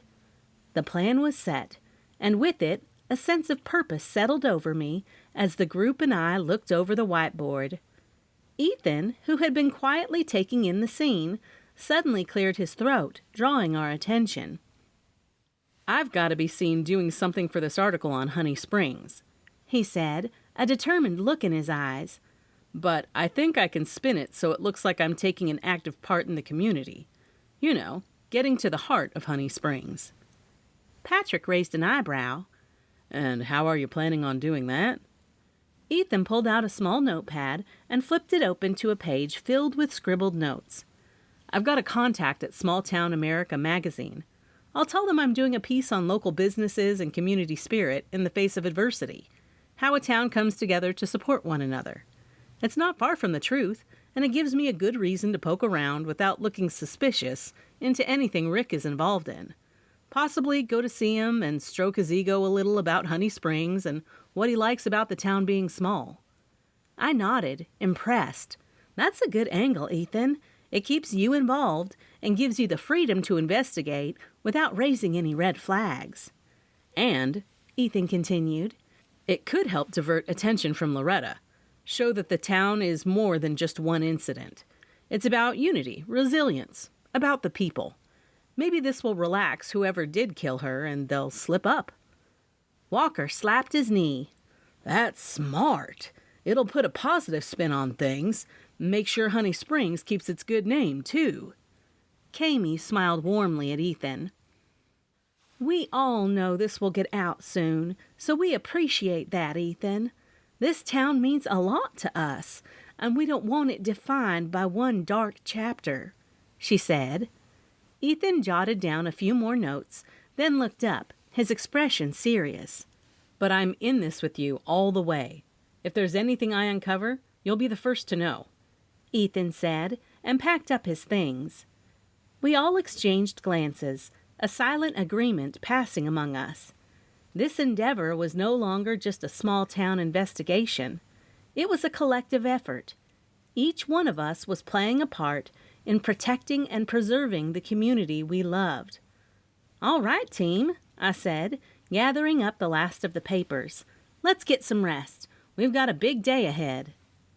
As the door closed behind us, leaving the bean hive dark and silent once more, there was a sense of camaraderie in the air. Honey Springs might have been rocked by a tragedy, but it was clear we were all committed to seeing it through, ensuring justice for Georgia, and keeping our town's spirit alive and well. Chapter 10. With Kami's approval, which of course she gave, because she'd adopted a cat thanks to my collaboration with Pet Palace, she allowed Ethan to take Bandit for the night while Sassy and Pepper went home with Patrick. I was mentally exhausted from the day's activities and had yet to do the closing chores for the coffee house. If I didn't do them, I'd be mad at myself when I got there at 4:30 in the morning. The Bean Hive was quiet now, a stark contrast to the hubbub of theories and planning that had filled it just an hour ago. I was alone with the hum of the refrigerator and the occasional clink of a cooling oven. It was time to switch gears from amateur sleuth back to coffeehouse owner. The day had been long and trying, but the work wasn't done yet. I reached for the broom and began to sweep the wooden floors. The bristles swished rhythmically as I gathered the day's detritus into a small pile. The comforting smell of coffee still lingered in the air, mixing with the scent of freshly baked pastries now safely stored for the morning rush. As I wiped down the counters, the stainless steel gleaming under the dimmed lights, I pulled out my phone and dialed Loretta's number. The line clicked, and after a couple of rings, her familiar southern drawl filled my ear. "Roxy, I've been waiting for your call," Loretta said, with a mix of weariness and wariness. "I picked up the phone several times and didn't call you because Bertie continues to tell me to wait. That when you have something for me, you'd call." I leaned against the counter, my gaze drifting to the darkened window. "I just wanted to touch base, Loretta. There are some things we need to discuss about Rick Donovan and Maggie from the council office." "Rick Donovan? That old stick in the mud? What's he got to do with any of this?" I could almost hear the frown in her voice. I filled the coffee baskets, measuring out the grounds so tomorrow morning would be as simple as flicking a switch. Well, we're exploring every angle, and Rick's name has come up. He's been quite vocal against changes in town, and we think he might have a motive, I said. As I spoke, I moved the pastry case, where I checked the locks and made sure everything was displayed just right for the morning. And then there's Maggie. Walker's going to have a chat with her. If Rick's been making trouble, she'll know about it, I said, wanting her to know that I was doing something to help her and set her mind at ease. I heard a sigh on the other end. "I can't believe this is happening," Loretta murmured. "Georgia and I had our differences, but murder? It's just unthinkable." "I know, Loretta, but we have to consider all the possibilities. We need to clear your name, and that means looking into anyone who might have had a grudge against Georgia." The last of my chores took me to the back, where I filled the dishwasher and set it running, the sound of spraying water forming a backdrop to our conversation. "We're doing everything we can, Loretta. You just hang tight, okay?" I asked more for confirmation she was mentally okay. Loretta's reply was a resigned sigh. "Okay." I could tell she was struggling, the reality of her situation slowly sinking in. I hung up the phone and stood there for a moment. The weight of the conversation lay heavily on my shoulders. I glanced around the now spotless bean hive, a testament to the day's work and the promise of tomorrow's challenges. With a final glance to ensure everything was in order, I turned off the lights, stepped out into the cool night, and locked the door behind me. The bean hive was ready for another day, and so was I, whatever it might bring. And in the blink of an eye, I was right back here. The rap on the front door was sharp and insistent, a staccato sound that was out of place in the soft quiet of the bean hive's early morning calm. I glanced up and saw Aunt Maxie, her silhouette framed by the frosted glass, her posture rigid with urgency. Unlocking the door, I was immediately met with her exasperated tone. "Roxanne Bloom, what on earth do you think you're doing? Stirring up hornets' nests before the roosters even crow?" Aunt Maxie barged in, her eclectic clothing style as loud as her voice. She shed her vibrant patchwork coat, revealing layers of patterned fabrics that only she could pull off. Her rings clinked against the door as she closed it behind her, her bracelets jingling in accompaniment. "Aunt Maxie, slow down. What's happened?" I sighed, bracing myself. "What's happened?" she echoed, her hands on her hips, her eyes wide beneath her brightly colored head wrap. Maggie from the council office called me in the dead of night, all worked up because Loretta's been ringing her off the hook. Loretta called Maggie? Why? I felt a pang of concern. Clearly, Loretta wasn't privy to lawyer-client confidentiality, something I would obviously have to explain. Aunt Maxie's gaze was sharp. Why? Because of you, dear. Going around town, pointing fingers, talking about murder and suspects. Maggie was beside herself, and Loretta was in tears, talking about being framed and all. I reached for a cup of coffee, my movements slowing as I processed her words. Aunt Maxie, I'm just trying to get to the bottom of this, to clear Loretta's name, I reminded her. You're doing more than that. You're causing a ruckus, she scolded. Maggie's a sensitive soul, and Loretta's got her thinking she's next on the chopping block for talking to us. I poured the coffee, the dark liquid a contrast to the colorful mugs on the shelf. I didn't mean to upset Maggie. I knew no matter what I said, Aunt Maxie wasn't going to take anything less than an apology to Maggie's face. I'll talk to her, smooth things over.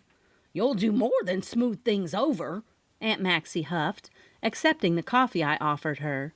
You'll fix this mess, and don't go dragging any more folks through the mud until you've got something solid. We're a tight-knit community, Roxy. We don't take kindly to baseless accusations. I nodded, feeling the weight of her words. I understand, Aunt Maxie. I'll be more careful. She settled into one of the chairs near the counter, her coffee cradled in her hands as she watched me bustle around. Roxy, listen to me, she began, her tone shifting to one of gentle counsel. You've got a good heart and a sharp mind, but you're about as subtle as a bull in a china shop when you get on a trail. I paused, turning to face her with a sheepish expression. I know, Aunt Maxie. I get carried away sometimes. I shrugged. You were always proud of my skills in the courtroom.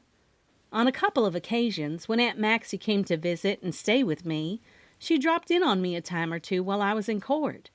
When I socked it to the prosecutor, I'd see Aunt Maxie nodding and giving me a fist pump of approval, and a scowl to signify I was on to them.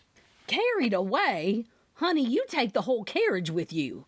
Now, remember what I was saying about jumping to conclusions. She chuckled, her jewelry clinking.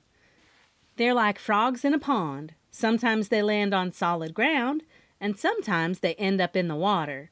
I finished, smiling despite the gravity of the situation. Exactly. She pointed her finger at me for emphasis.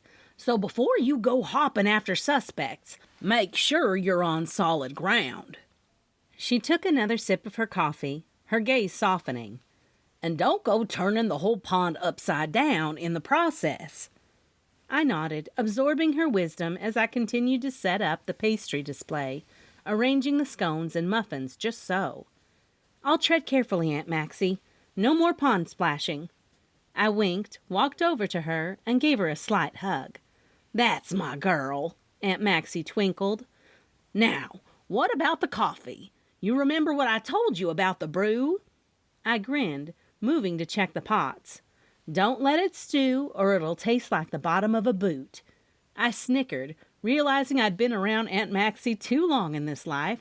I was beginning to adopt her southernisms. Lord have mercy, don't let it come to that. We'd have a real mystery on our hands then. The case of the missing flavor. Her laugh filled the room, easing the tension of the moment.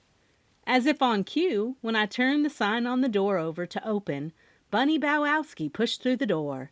A blast of cold air followed her like an unwanted whisper. Bunny unwound her scarf from over her head, a hopeful glint in her eye, as she said, Well, would you look at that, son? Maybe it'll finally burn off all this snow. She gestured to the little hint of the sunrise peeping out from the trees on the island across Lake Honey Springs. I pictured the spa and the views it must have of a gorgeous sunrise just like this one. She hung her coat and turned to us, her eyes narrowing with practiced suspicion. What's the hush-hush this morning? What did I miss? Bunny planted her hands on her hips, her gaze flitting between Aunt Maxie and me. Aunt Maxie didn't miss a beat. Her response was as smooth as the coffee she sipped. Bunny, if we wanted the whole town to know, we'd have written it in the Honey Springs newspaper. And if we wanted you to know, she paused, a sweet smile playing on her lips, I'd have called and put you on speakerphone.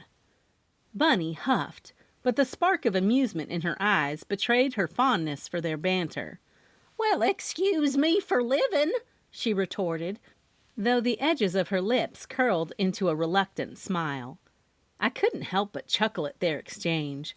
The Bean Hive wouldn't quite be the same without Aunt Maxie and Bunny's friendly sparring to start the day. Bunny, why don't you start by checking the coffee bar? Make sure everything's ready for our guests, I suggested, eager to steer clear of any brewing storms. Rightly so, as our first few customers walked in to start our day. As the sun peeked over the horizon, the Bean Hive started humming with life. The place filled up with the familiar sound of clinks and clatters, the sort of music that told me the day had begun. The early birds shuffled in, rubbing their hands together to shake off the morning chill. The coffee shop, with its cozy warmth and smell of fresh brew, seemed to cheer everyone up. I was in my usual spot behind the counter, juggling orders like a pro. The steam wand let out a sharp hiss as I frothed milk for a cappuccino, and the coffee grinder added its own buzz to the background noise. "Morning, Ethan," I called out without even needing to look up. I knew he and Bandit had arrived because Pepper's nails clicked along the tile, letting me know he was very interested in who or what just walked through the doors. "Seems you guys had a busy night." Aunt Maxie had called me after she dropped off the coffee with Kami this morning. I'd gotten very busy with the first rush of customers. She was going that way anyway, and it was nice of her to offer. "Yeah, he's been quite a hit at the inn, but I've got to dash off. Got some things to take care of. I'll catch up with you later about the..." He left the sentence dangling so we didn't mention Georgia and the plan we'd laid out last night. I nodded, keeping my hands busy with the espresso machine. I gave Loretta a ring last night, told her about our chat concerning Maggie and Rick. I decided to let him know, since it was already all over town that Loretta was a suspect in what had become a homicide investigation. The many murmurs followed faster than I could pour the coffee. Ethan raised an eyebrow and fixed himself a to-go cup from the coffee bar. "Oh, how did that go?" I slid a latte across the counter to a customer before answering. "Well, she went and called Maggie right after. Looks like we've got some damage control to do." Ethan's smile had a bit of a twist to it as he took his coffee. "That's one way to put it." He pinched a tight smile. I sighed and took a quick look around. The place was bustling. Shelley and Shanda were doing their rounds, serving up breakfast and smiles. "Loretta's not too happy, and I get it," I told Ethan. "But this thing with Maggie is tricky. She's got a lot of influence around here, and if she's upset, it's bad news for us." "Got it," Ethan said. He sipped his coffee. "I'll keep it low-key. And about the article, mum's the word." At least he knew how much we didn't want this to reflect on our award. It wouldn't look so great if one of the best small towns in America was seen as murderous. The afternoon sun blazed in stark contrast to the icy dread snaking up my spine. Maggie's cottage, usually a postcard image of Honey Springs' charm, now loomed ominously under its quaint facade. My heart thudded against my chest as my knocks echoed unanswered, swallowed by an eerie silence. "Maggie? It's Roxy from the Bean Hive Coffeehouse. I'm Maxine's granddaughter," I called out, my voice sounding unnaturally muted against the cacophony of a television set blaring inside. No response came, just the inane prattle of a daytime show host, seemingly mocking the growing tension. I placed the coffee carafe on the porch, where its steam curled into the air like a ghostly signal. The unsettling quiet was broken only by a frantic yapping from the backyard.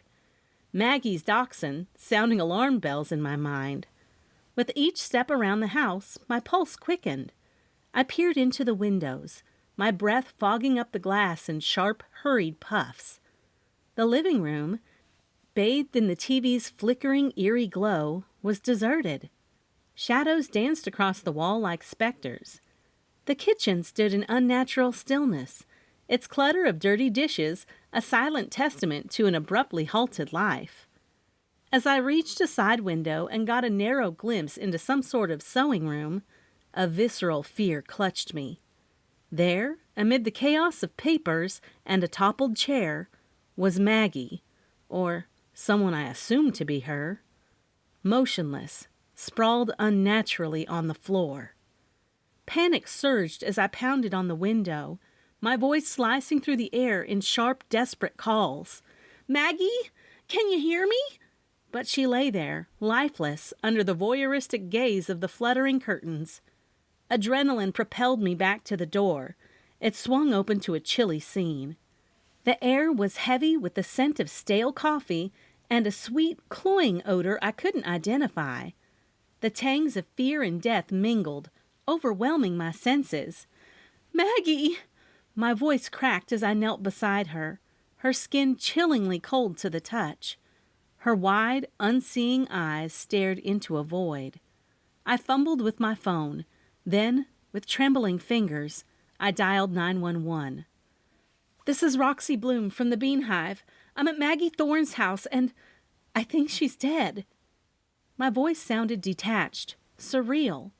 I rattled off the usual things like the address. As I waited, the dachshund's frantic barking crescendoed, mirroring the chaos engulfing my heart. Chapter 11. The piercing wail of sirens in the distance shattered the creepy stillness, bringing a grim reality into sharp focus.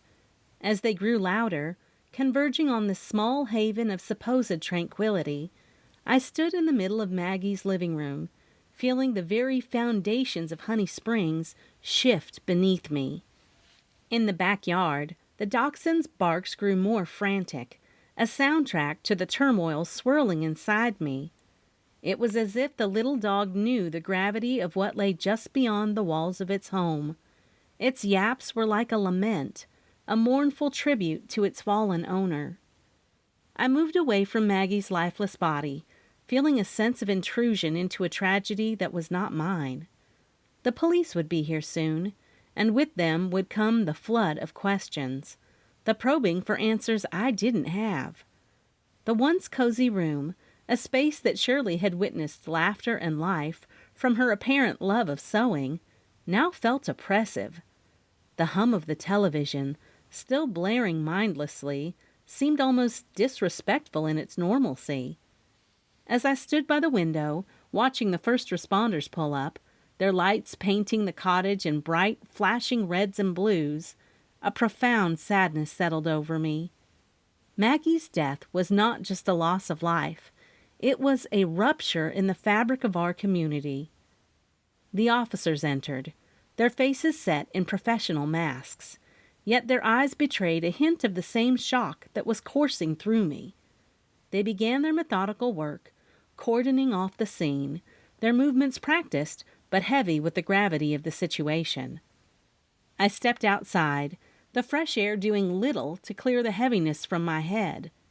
In the bright light of day, the tragedy seemed all the starker, an outlier in the idyllic setting of Honey Springs. As I lingered outside, lost in thought, the familiar figure of Sheriff Spencer Shepard arrived, his expression a mix of duty and the slightest hint of resignation. He stepped out of his cruiser and cast a long shadow in the afternoon sun. "Why am I not surprised to see you here, Roxy?" he said, his tone a mix of professional courtesy and personal exasperation. I mustered a weary smile. "Just my luck, I guess. I came to talk to Maggie about the whole situation with Georgia and Loretta," I confessed.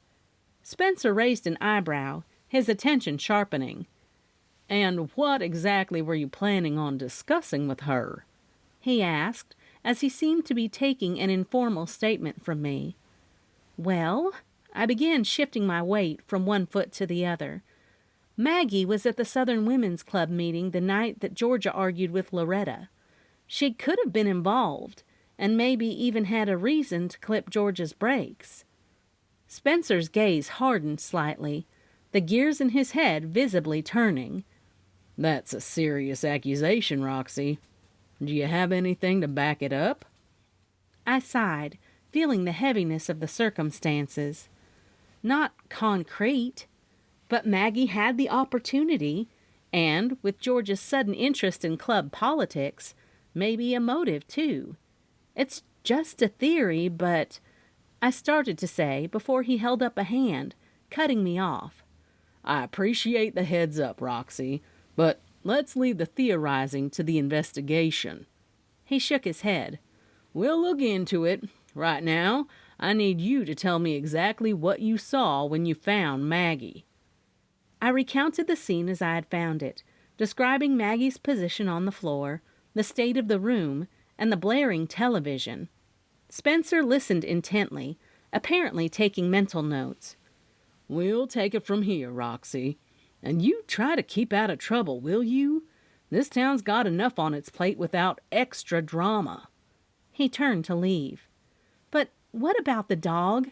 I asked, glancing toward the backyard, where the dachshund's anxious barking had subsided into a low, mournful whine. Spencer turned back around, then followed my gaze, his expression softening slightly. I suppose animal control will have to be called. Out of the corner of my eye, I saw the hearse belonging to Kevin Roberts, the coroner, pull up. I hesitated for a moment, then said, I could take him to the pet palace. They can look after him until whatever needs to be decided is decided. It's better than him going to a shelter. Spencer rubbed his chin, considering. You sure about that, Roxy? You're busy enough, he said, open to the idea. I'm sure. I can't just leave him here. He's scared and alone. I nodded firmly. Spencer sighed, a small smile playing at the corner of his mouth. All right, Roxy. I can't say I'm surprised by your offer. Go ahead, but be careful. We don't know how the little guy will react to a stranger in all this chaos. He acted like he had more knowledge than Louise Carlton, but I let it go. I'd probably pushed him to his limit already. He just had a good poker face. Thank you, Spencer, I said, relief washing over me. I made my way to the backyard, where the dachshund was now quietly sniffing around, his tail wagging tentatively as I approached. Hey there, little guy, I cooed, extending my hand for him to sniff. He approached cautiously, his nose twitching as he inspected my scent. After a moment, he gave a small, approving bark and allowed me to pet him. I gently scooped him up, feeling his small body tremble slightly. You're going to be okay, I whispered, more to reassure myself than him. We'll take care of you. As I held the dachshund close and prepared to leave, a deputy emerged from Maggie's house and whispered something into Spencer's ear. His expression shifted, very subtly, into what I'd call a mixture of surprise and concern. He caught my eye as I approached with the dog, and I knew there was more to the story. Roxy, Spencer called out just as I reached my car. Hold up a second. I turned back, the dog in my arms looking up at me with big, sad eyes. What is it, Spencer? He held out a piece of paper. It really does look like Loretta is off the hook. I'm only telling you this as her lawyer. His tone indicated that he was using the term lawyer loosely. We found this inside, he began, his voice measured. Zigzag sewing scissors, the kind used for dressmaking, on top of this note. Same pattern we saw on the brake caliper. Did you say note? I asked, realizing they'd found what they'd believed to be the cutting tool used on George's brake line. And this note. He sighed and handed me the plastic evidence bag with the note neatly placed inside, making it easy for me to read. I took the note and unfolded it carefully. The words were typewritten, impersonal and cold against the backdrop of the tragedy that had unfolded. Maggie's confession was stark with remorse. She wrote of losing her mind over George's ambitions, of the unbearable thought of more strangers flooding the small-town sanctuary. The guilt of her actions, the weight of what she had done, was too much for her to bear. "I can't believe she left a note," I murmured, the paper trembling slightly in my hands. Spencer nodded solemnly. "It seems she couldn't face the consequences of her actions. We'll still need to wait for the autopsy, but it looks like Maggie took her own life, filled with regret for what she'd done." His face became stern. "It looks like this is over." I handed the note back to him, my mind reeling. Maggie's actions, driven by a fear of change, had set off a chain of events that had irrevocably altered the fabric of Honey Springs. A community that prided itself on tranquility and closeness had been shaken to its core by someone who found a motive to kill. Chapter 12.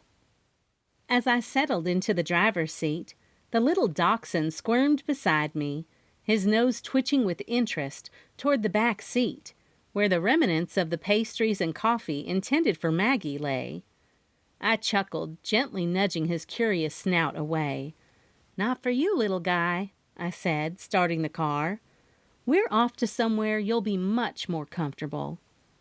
As I drove, the dachshund's antics continued. He wasn't quite the seasoned car rider like Pepper. This dog fidgeted and sniffed around, occasionally letting out soft whimpers. "It's okay, buddy," I reassured him, reaching over and giving him a gentle pat. "We'll be there soon." The drive to the pet palace consisted of soothing the anxious pup and navigating the quiet streets of Honey Springs. The afternoon sun cast a warm glow over the town, in contrast to the turbulent emotions still churning within me. Soon enough, the familiar sight of the pet palace came into view, perched atop its hill, the property sprawling and inviting. The building, newer than its predecessor, stood proudly against the landscape. The sign at the entrance, "All creatures welcomed and loved," brought a smile to my face, a gentle reminder of the kindness and care that awaited inside. I parked the car and carefully scooped up the dachshund. He seemed to sense we were at our destination, his ears perking up as he took in the surroundings. The lively barks and playful yelps from the dog runs greeted us, a chorus of canine joy that momentarily lifted my spirits. I also grabbed the treats intended for Maggie. They would now go to Louise and her staff. The inside of the pet palace was as warm and welcoming as I remembered. The gas fireplace in the center of the room, surrounded by cozy couches, created a homey atmosphere. The L-shaped gray laminate countertop formed the reception area, manned by a couple of volunteers busy at their computers. As I walked toward the kennel area, the sound of little paws on concrete and the sight of hopeful eyes peering through the chain-link gates tugged at my heart. Each kennel was a small haven with fluffy beds, stuffed toys, and ample food and water. Louise and her team clearly provided more than just shelter. They offered love and care in abundance. Louise emerged from the back, her face lighting up as she saw us. "Roxy, and who do we have here?" she asked. "This little guy needs a place to stay for a bit," I explained, handing the little dachshund to her. "Found him at well, it's a long story." I put the bag of quiches on top of the counter. "And these are for y'all." I sighed. She cradled the dachshund, cooing at him. "Don't you worry. We'll take good care of him. What's his name?" I shrugged. "I'm not sure he has one yet. He's been through a lot today." I tugged my lips in. "He belongs to Maggie Thorne." "And she doesn't want him?" She looked at me, her eyes big and full of curiosity. "Not exactly," I said, and reached out to give him a little scratch on his head. I took a deep breath, feeling the heaviness of the story I was about to share. "Maggie, she's passed away. I found her this afternoon in her home." Louise's expression shifted from curiosity to shock, her mouth falling open slightly. "Oh my goodness, Roxy, that's terrible." I nodded solemnly, and my gaze dropped to the little dachshund, who seemed blissfully unaware of the gravity of the circumstances. "Yeah, it is. And now this little guy doesn't have a home." Her eyes narrowed thoughtfully as she processed that information. "This wouldn't have anything to do with Georgia Patterson's situation, would it? I'd heard it's been declared a homicide. And, well, Georgia and Maggie were always so close, especially with their involvement in the Southern Women's Club." Louise was a major part of Honey Springs, and like Aunt Maxie, she knew everyone. I hesitated, not wanting to jump to conclusions or spread rumors. "There's a lot going on, Louise," I admitted. "I can't say for sure how or if they're connected, but it's a strange coincidence, isn't it? 2 members of the club, both gone so suddenly." She nodded, a pensive look crossing her face. "It's all very unsettling. This kind of thing just doesn't happen in Honey Springs. First Georgia, and now Maggie. It's like something out of a mystery novel, not real life." "Yeah, it feels surreal," I said, feeling unease settle over me.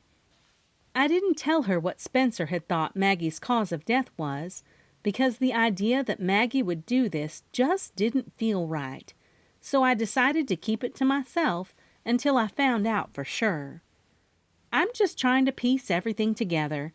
The sheriff's department is handling the investigation, but you know how it is in small towns. Everyone's got a theory." Louise's brow furrowed with concern. "Is Loretta still a suspect in Georgia's case?" she asked, her voice tinged with worry.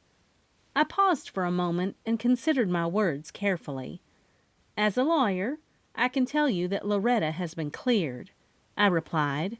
"The evidence didn't point to her, and the investigation has moved in a different direction."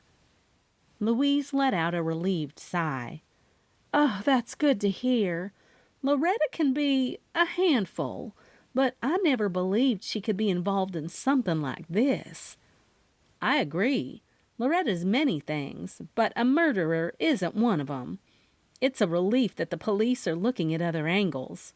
"Indeed." She nodded, still holding the dachshund close. "It's all so tragic. Georgia, Maggie, and now this poor little guy caught in the middle of it all." I gave the dog a final pat on the head. "He's in good hands now.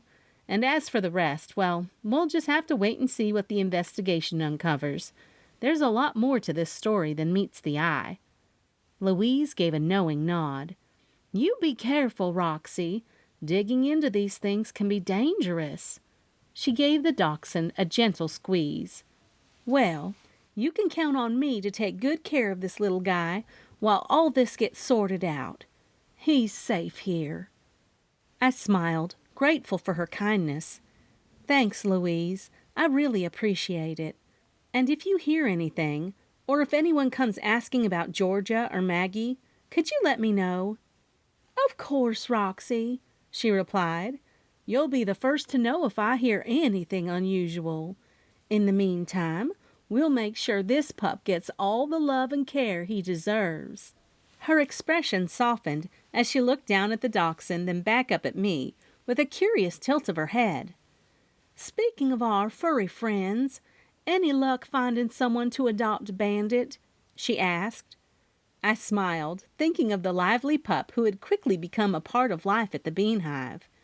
"Actually, yes. He's been a hit with the customers. I think there might be a couple of people interested in adopting him.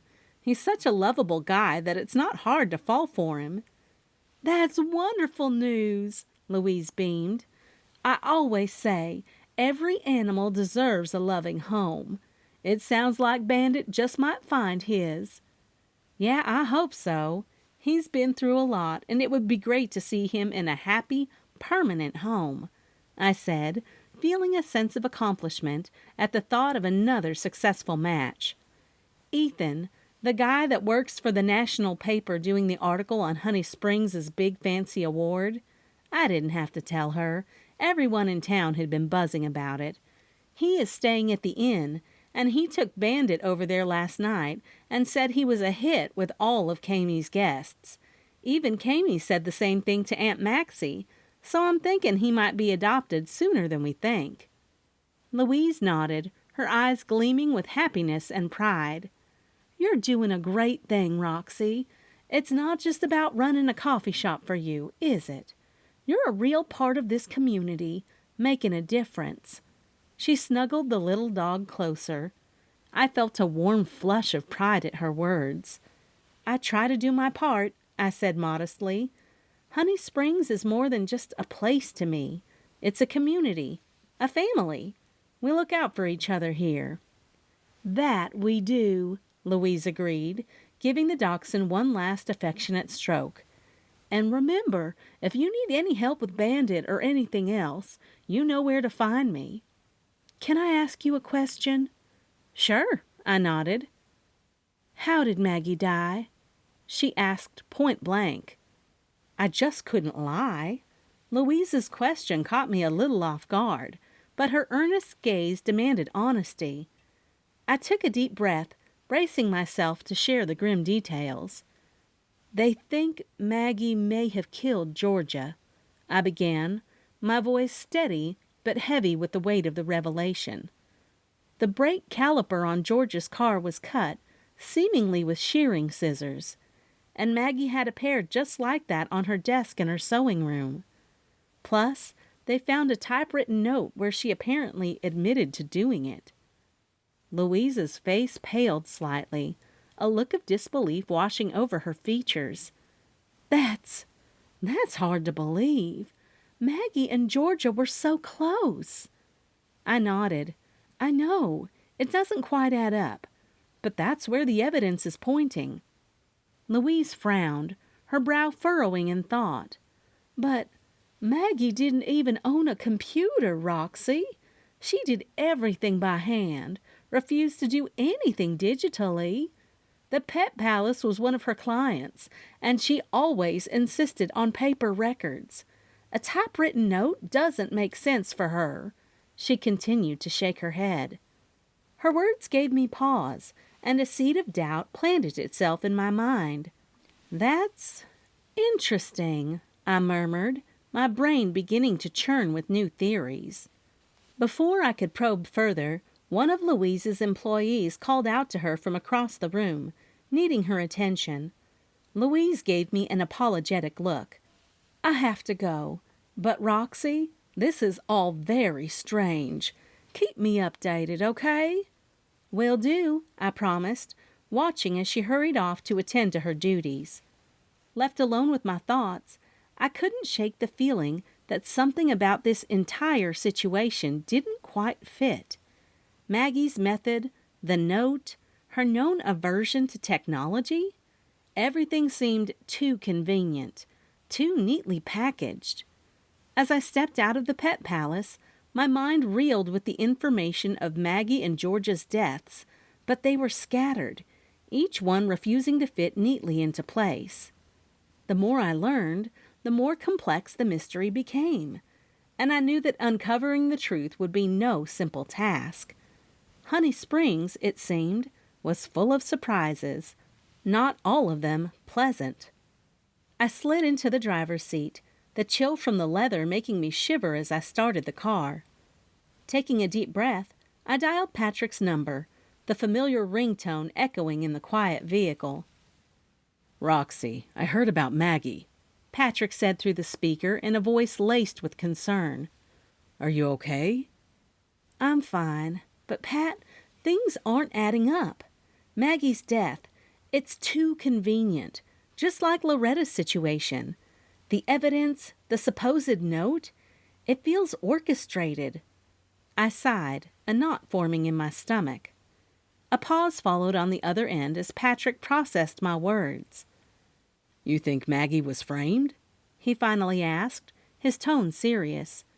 It's starting to look that way, I admitted, gripping the steering wheel tightly. Whoever is doing this knows what they're doing. They're staying one step ahead of us, laying down a trail that's too easy to follow. Patrick was silent for a moment. Then his voice came back, steady and reassuring. "We'll figure this out, Roxy. You're not alone in this. Just come home safe, okay?" You know me. I will be safe. With a tugging at my heart, I continued. I have a house full of folks to come home to. I never took for granted the love that surrounded me, and that only made me believe Georgia and Maggie didn't either, which fueled my fire to get these murders solved. The only way to do that would be to stop by Coroner Kevin's office and see him. Maybe he could clarify if Maggie's body confirmed what Spencer had thought. Only thing? Morgues made me a bit jumpy. Chapter 13. I took a deep breath to steady my nerves. Morgues had never been my favorite places. Despite my lawyer's instincts and the odd situations I found myself in, the sterile chill of a coroner's office always set my stomach on edge. But there was no way around it.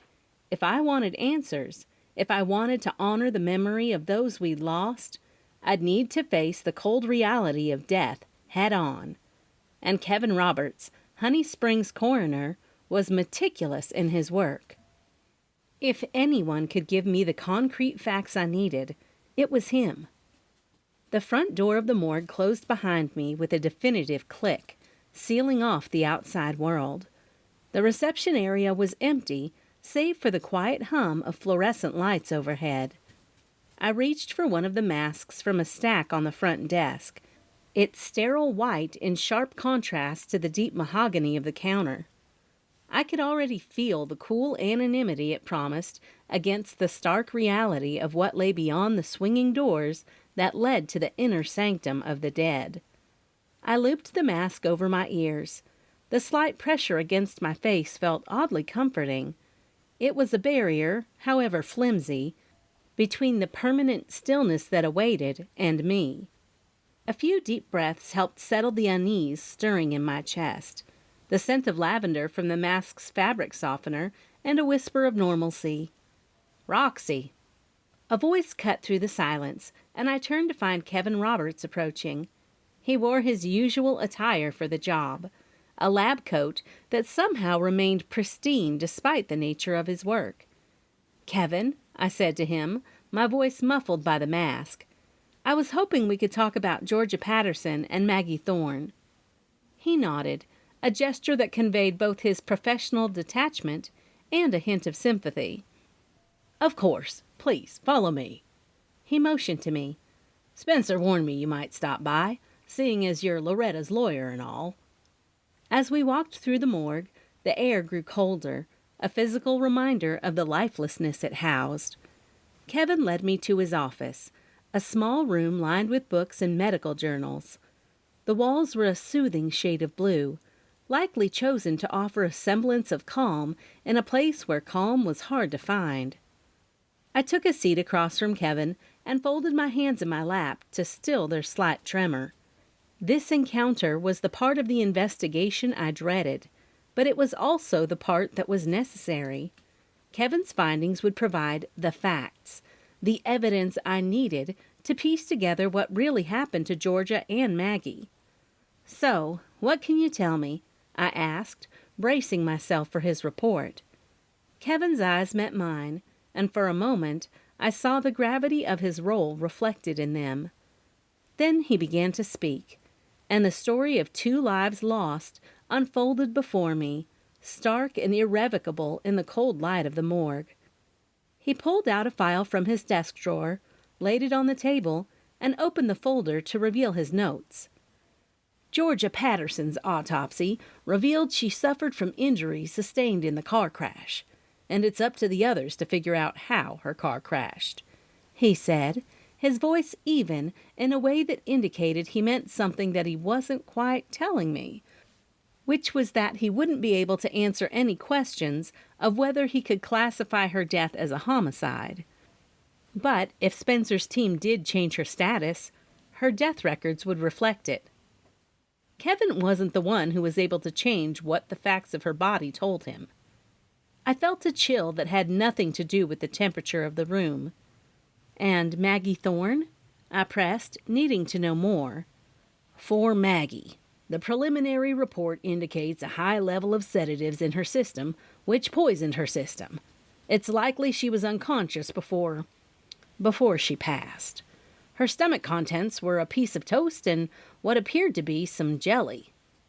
Kevin's voice trailed off, and he cleared his throat before continuing. The typewritten note you mentioned was found in her sewing room, but they've never been able to locate a typewriter or any device that would make a note in her home. Which means Spencer is off chasing leads that have to do with the GPS coordinates on Maggie's phone and bank records, to see where she was last if she used her credit card, I noted, as a way to see if she possibly stopped by the library to use their typewriters. The Honey Springs Library still offered many ways to work in their little cubby area, and computers and typewriters were two of those ways. That meant I could stop by there and just nose around to see if Maggie Thorne had checked in to use one.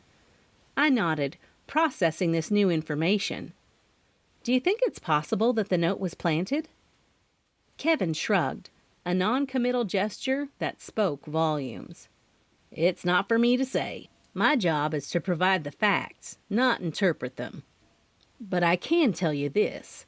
The circumstances are unusual. The pieces of the puzzle were coming together slowly, but with each new revelation, the picture they formed grew more complex and disturbing. I stood up, thanked Kevin for his time, and left his office, the weight of the secrets I carried now heavier than ever. Exiting the morgue, I removed the mask and took a deep breath of fresh air, trying to shake off the feeling of dread that clung to me. Spencer had warned Kevin I might come. It meant he was watching, waiting to see what my next move would be, because deep down, Spencer knew just as well as I did that Maggie Thorne didn't take her life. It was clearer now than ever that I needed to tread carefully.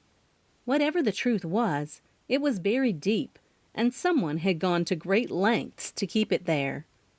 But I was Roxy Bloom, and if there was one thing I was good at, it was finding the truth, no matter how deep I had to dig. Chapter 14. The air was crisp, and a thin layer of frost had begun to form over the boardwalk, glittering under the streetlights. I pulled my coat tighter around me, the day's exhaustion weighing on my shoulders. The frozen lake lay still, a mirror reflecting the tranquil night sky. As I made my way along the boardwalk, my muffled footsteps were the only sounds, in a complete change from the day's earlier cacophony. Each breath hung in the air, a visible testament to the dropping temperature. The honeycomb salon's lights spilled out onto the frosty path. Inside, I could see Chrissy, her motions methodical as she swept the floors, tidying up after a long day. Curiosity piqued, I pushed open the door, a small bell above announcing my entrance. The warmth enveloped me, and I was hit with the familiar scent of hair products and the faint aroma of herbal tea. "Evening, Chrissy," I called out, stepping inside. The salon had a few customers. Unlike the busy day, a sign the day was winding down. "Well, I'll be," she exclaimed, in a voice as colorful as her appearance, "if it isn't Roxanne Bloom herself, in the flesh and bones." Her sun-kissed blonde hair, a vivid departure from her natural red, framed her face in a halo of rebellion against her roots. Those unmistakable red freckles dusted her nose, her charm as unmissable as the exaggerated lift of her chest. She fluttered her artificially long lashes at me, the light above catching the sparkle from the extravagant stone on her finger. "I heard the whispers," she said, her words trailing off into a chuckle that seemed to fill the room. "Hear about you being all caught up in the buzz." Her playful, piercing gaze danced over me. I was a bit speechless, though I shouldn't have been. I knew so much gossip was being told here that I should have come to this place first to get in on some information. "Well, ain't you going to say something?" She prodded with a hand that cut through the air, her ring catching the light and sending tiny rainbows scattering across the walls. I found my voice, as if dredging it up from a well. "I reckon I didn't think you'd hear first." She tossed her head back, and her laughter mingled with the chime of the salon's door as another customer exited. "Roxanne Bloom, you always did have a way with words," she teased, her eyes still sparkling with the zest for life she carried like an aura. "And don't you worry about all this commotion. I've got my ear to the ground." Chrissy leaned in closer, the scent of her floral perfume mingling with the lingering aroma of hairspray and nail polish. Her voice dropped to a conspiratorial whisper, as if the walls themselves might be listening. With the deft touch of a maestro in her own right, she steered me toward one of the salon chairs before I could protest. "Honey, you look like you've been through the wringer," she clucked sympathetically, her fingers already working on the clasp of my coat. I'd never heard such a pleasant insult in my life. I was about to argue, to tell her I had so many things to do, but Chrissy Lane was a force of nature, and before I knew it, I was draped in a salon cape and sitting back as she began to apply a cool, refreshing mask to my face. "Now, you just sit tight and let Chrissy take care of you," she chirped, her movements quick and confident. "You can't go solving mysteries if you're all frazzled and frumpy, now can you? Plus, you got that hunky husband of yours. He sure is a catch. Many tears were shed by all the single women in town when you scooped him up." The coolness of the mask was surprisingly calm, and despite my initial reluctance, I found myself relaxing under Chrissy's care. Her salon was a little oasis of pampering amidst the chaos of the outside world, and I begrudgingly admitted to myself that maybe, just maybe, I needed this. "Now, don't go spreading this around, but Maggie and Jean were sitting right there." Chrissy didn't miss a beat. Her chattering never ceased. Even as she worked, she gestured to the salon chairs, now empty. She continued, "Having their nails done up all pretty like, and they got to talking about Loretta." She drew out Loretta's name with a sly curl of her lips. "You know, the way those two could go on about her, you'd think she was the Queen of Sheba or something." I felt a prickle of intrigue at the back of my neck. "Heated, you say?" I asked. "As a July afternoon," she confirmed, nodding vigorously. "And that Maggie, she sure could talk a blue streak when it came to Loretta. But she was good people, you know. Had a heart the size of Texas, that one." "What about their conversation?" I asked, my eyelids growing heavy as the scent of the mask mingled with the familiar smells of the salon. Chrissy had a talent for making her clients feel like the most important people in the world, and right now I was grateful for her attention. "Jean was all riled up, saying how Loretta had gotten too big for her britches since that award came through. And Maggie, well, she was just fanning the flames, talking about some big changes she was pushing for." "So what's this about changes Maggie was pushing for?" I managed to ask through the mask, my voice sounding distant even to my own ears. Chrissy leaned in, her voice dropping to a murmur. "Oh, she had plans, big plans. Something about shaking things up, making Honey Springs the next big thing. But you didn't hear that from me." She continued to slather my neck in something. "They didn't seem to see eye to eye with Loretta on the future of Honey Springs?" Though I'd heard Jean's side of the story, Chrissy sure did have a front row seat to Maggie's, especially since I wasn't able to talk to her now. "Not one bit," Chrissy said, shaking her head. said she was turning our little slice of heaven into a circus show. And Maggie mentioned something about needing to cut through the nonsense. I thought it was just talk, you know. But now—" She trailed off, a shadow crossing her bright expression as the reality of Maggie's death settled in. Her face softened for a moment, the gravity of the situation drawing the curtains on her vibrant display. "Bless her soul," she murmured instinctively, clasping her hands together. "That woman could straighten out a perm with her ways." I was intrigued by Chrissy's last comment. "Straighten out a perm, huh? How so?" I inquired, genuinely curious about Maggie's influence. Chrissy's hands fluttered like a bird's in a gentle dance as she spoke. "Maggie, she just had a way of smoothing over even the roughest patches. Like silk on a thorn bush, that one," she said, a wistful note threading through her voice. "She didn't take any guff, but she did it with such grace, you know." I nodded, absorbing every word. Maggie had seemed like a force, even in the brief moments I had known her. "And you said they'd settled their differences?" I asked, fishing for more details. "Oh, yes," Chrissy affirmed with a brisk nod. "By the time they left, they were as cozy as kittens. Jean even pulled out a jar of her homemade jam and handed it over to Maggie. Just popped it right out of her purse like a peace offering." My mind raced at this new piece of information. Jean's jam was famous around these parts, and it was not something she gave out lightly. She gave Maggie a jar of her jam? Just like that? I asked. From her purse. I found it very odd that Jean would be doling out jars of her jam from her purse, since she took great pride in selling it at Hill's Orchard and the farmer's market. "Mm-hmm," Chrissy hummed, her eyes crinkling with the memory.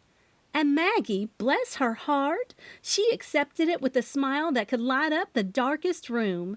She said it was a taste of the sweet life." The term sweet life resonated with me, taking on a new meaning in the wake of recent events.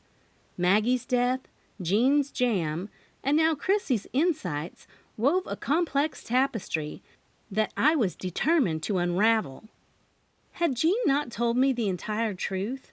Or did I like her so much I didn't see through that for a deeper meaning? And Kevin told me the last things in Maggie's stomach were toast and jelly, or jam. I filed away every word, knowing that each one could be a vital clue. As Chrissy finished up, she gave my shoulder a reassuring pat. "There now, don't you worry about a thing. Chrissy's got your back. And speaking of backs, you just relax and let that mask do its magic. You'll be back on your sleuthin' feet in no time." With that, she whirled away to attend to another customer, leaving me to my thoughts and the gentle hum of the salon. I might have come for information, but I was leaving with a little bit of unexpected self-care and information that expanded upon some possible clues, courtesy of Chrissy Lane. When Chrissy came back to me, I couldn't help but raise an eyebrow, finally addressing the elephant in the room as she began to wipe the last of the mask off my face with a steaming cloth. "So, Chrissy, why exactly are you here at the Honeycomb and not over at your spa across Lake Honey Springs?" Chrissy paused, her hands in midair, the warmth from the cloth still radiating against my face. She gave me a look that mingled mischief with a hint of exasperation. "I was wondering how long it'd take you to get around to asking that," she said, a smirk playing on her lips. She tossed the used cloth into a bin and leaned against the counter, her posture relaxed, but her eyes sharp and knowing. "You know, I loved the idea of the spa, loved getting it up and running, but those guests, they could be a mite too highfalutin for my taste," she confided with a roll of her eyes. "I reckon I'm good at starting things up, but I miss the hustle and bustle of the salon. I miss the chatter, the familiar faces. Missed feeling like I was among my own, you know?" She gestured around the salon with a flourish, her face lighting up at the sight of the busy chairs and the sound of the constant flow of town gossip. "And Kirk?" I prodded, curious about how her silent partner and my ex-husband felt about her change of heart. Chrissy released a snort that filled the room, her disdain for the situation as clear as the ringing of her laughter. "Oh, he has to be okay with it," she said with a definitive nod. "After all, he's the money, but I'm the heart of the operation.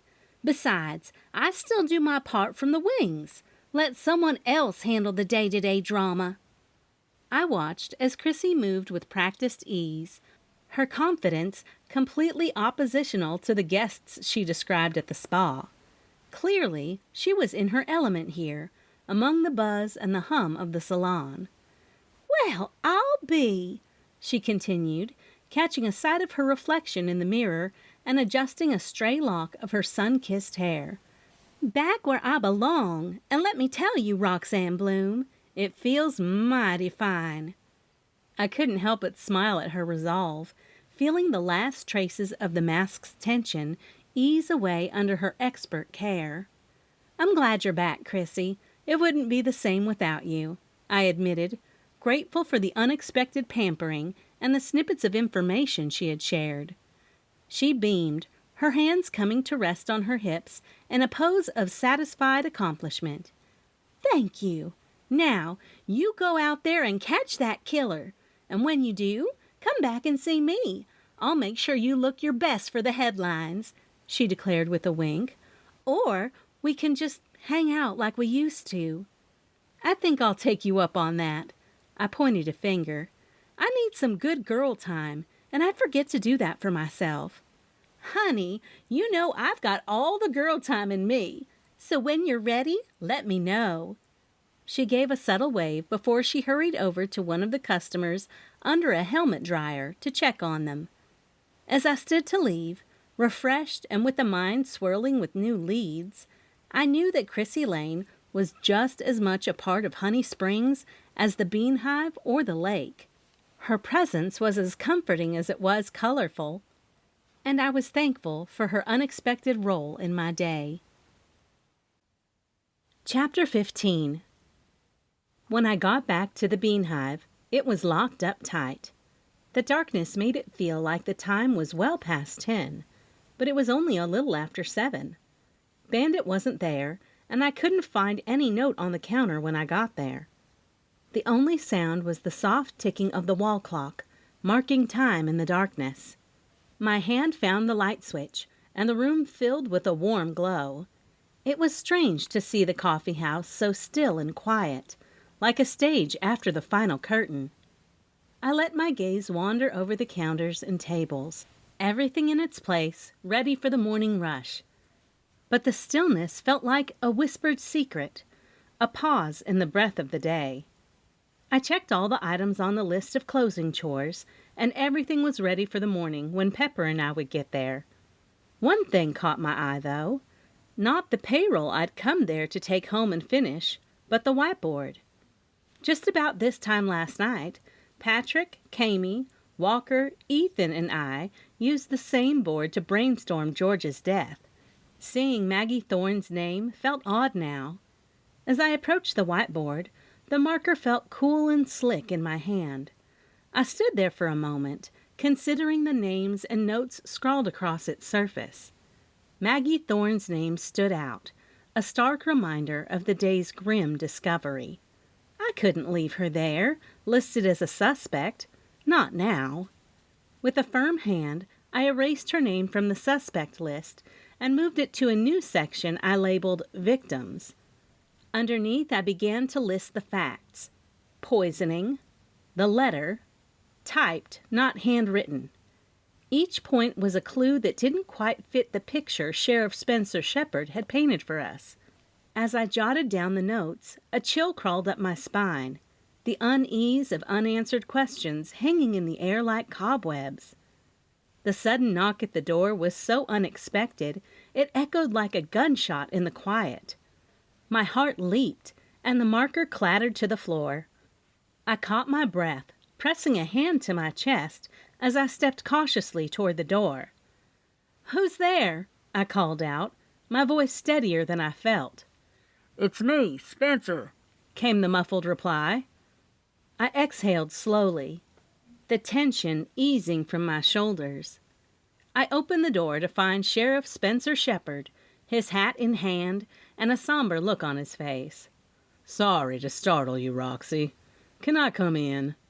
"Of course," I replied, stepping aside to let him pass. "What brings you here so late?" Spencer hesitated, looking over my shoulder at the whiteboard. "I thought you should know. We've had a breakthrough in the case. It might change everything." Sheriff Shepherd stepped into the bean hive, the bell above the door jingling softly behind him. A sound so familiar, yet so out of place in the quiet of the night. My mind raced as I closed the door behind him. The bean hive enveloped us in its quietude, waiting for the sheriff's news to shatter the stillness of the night. He surveyed the cozy coffee shop for a moment, his gaze inevitably drawn to the whiteboard that now served as the silent witness to the day's ponderings and revelations. "So, you're playing detective again, huh?" he said, with a half-smile, nodding toward the board. I followed his gaze, instinctively smoothing down the front of my shirt with my hand. "I just want to make sure Loretta's name is cleared," I replied, meeting his eyes. "And, well, you know I can't resist trying to piece together a good mystery." Spencer chuckled, a low, warm sound that filled the quiet space. "I do know that about you, Roxy. That's actually why I'm here," he confessed, his expression growing serious. I tilted my head, curious. "Oh?" "Yeah," he said, taking a step closer to the board. "I see you've listed Maggie as a victim. I assume you've been talking to Kevin?"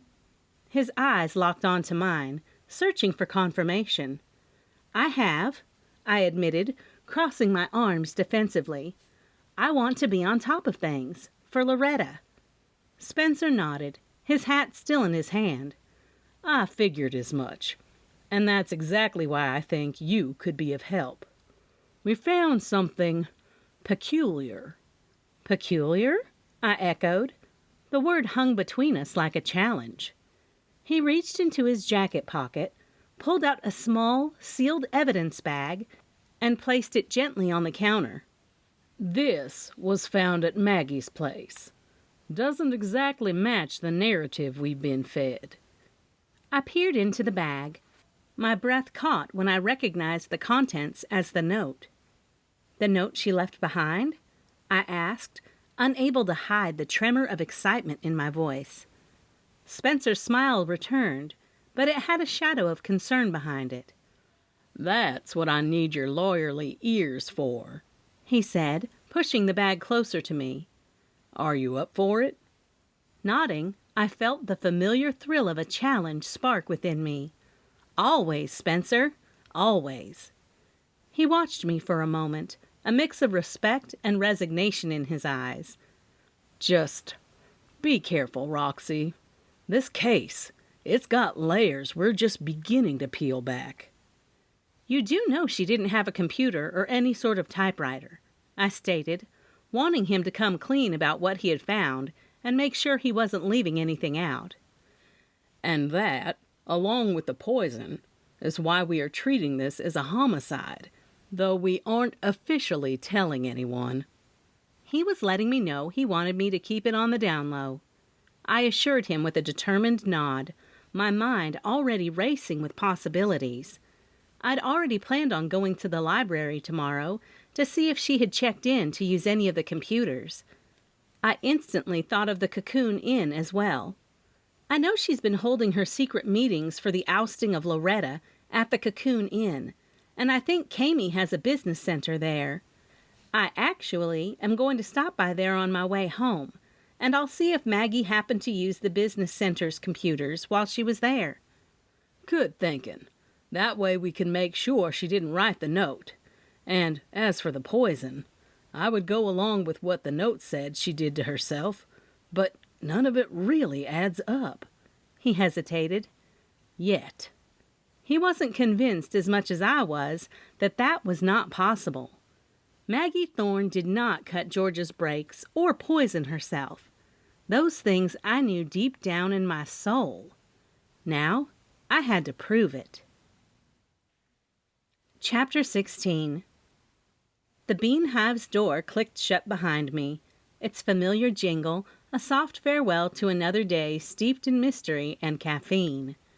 I stepped out onto the boardwalk, the planks underfoot releasing the faintest creaks, like whispers of the day's end.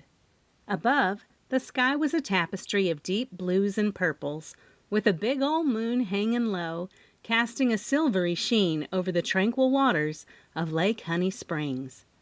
The lake, a mirror to the heavens, reflected the twinkling lights from the distant homes and shops that dotted its edge, creating a serene, star-like illusion on its surface. Naked trees lined the walkway, their branches reaching skyward like the intricate veins of the earth, promising the lush verdancy of leaves in the coming spring.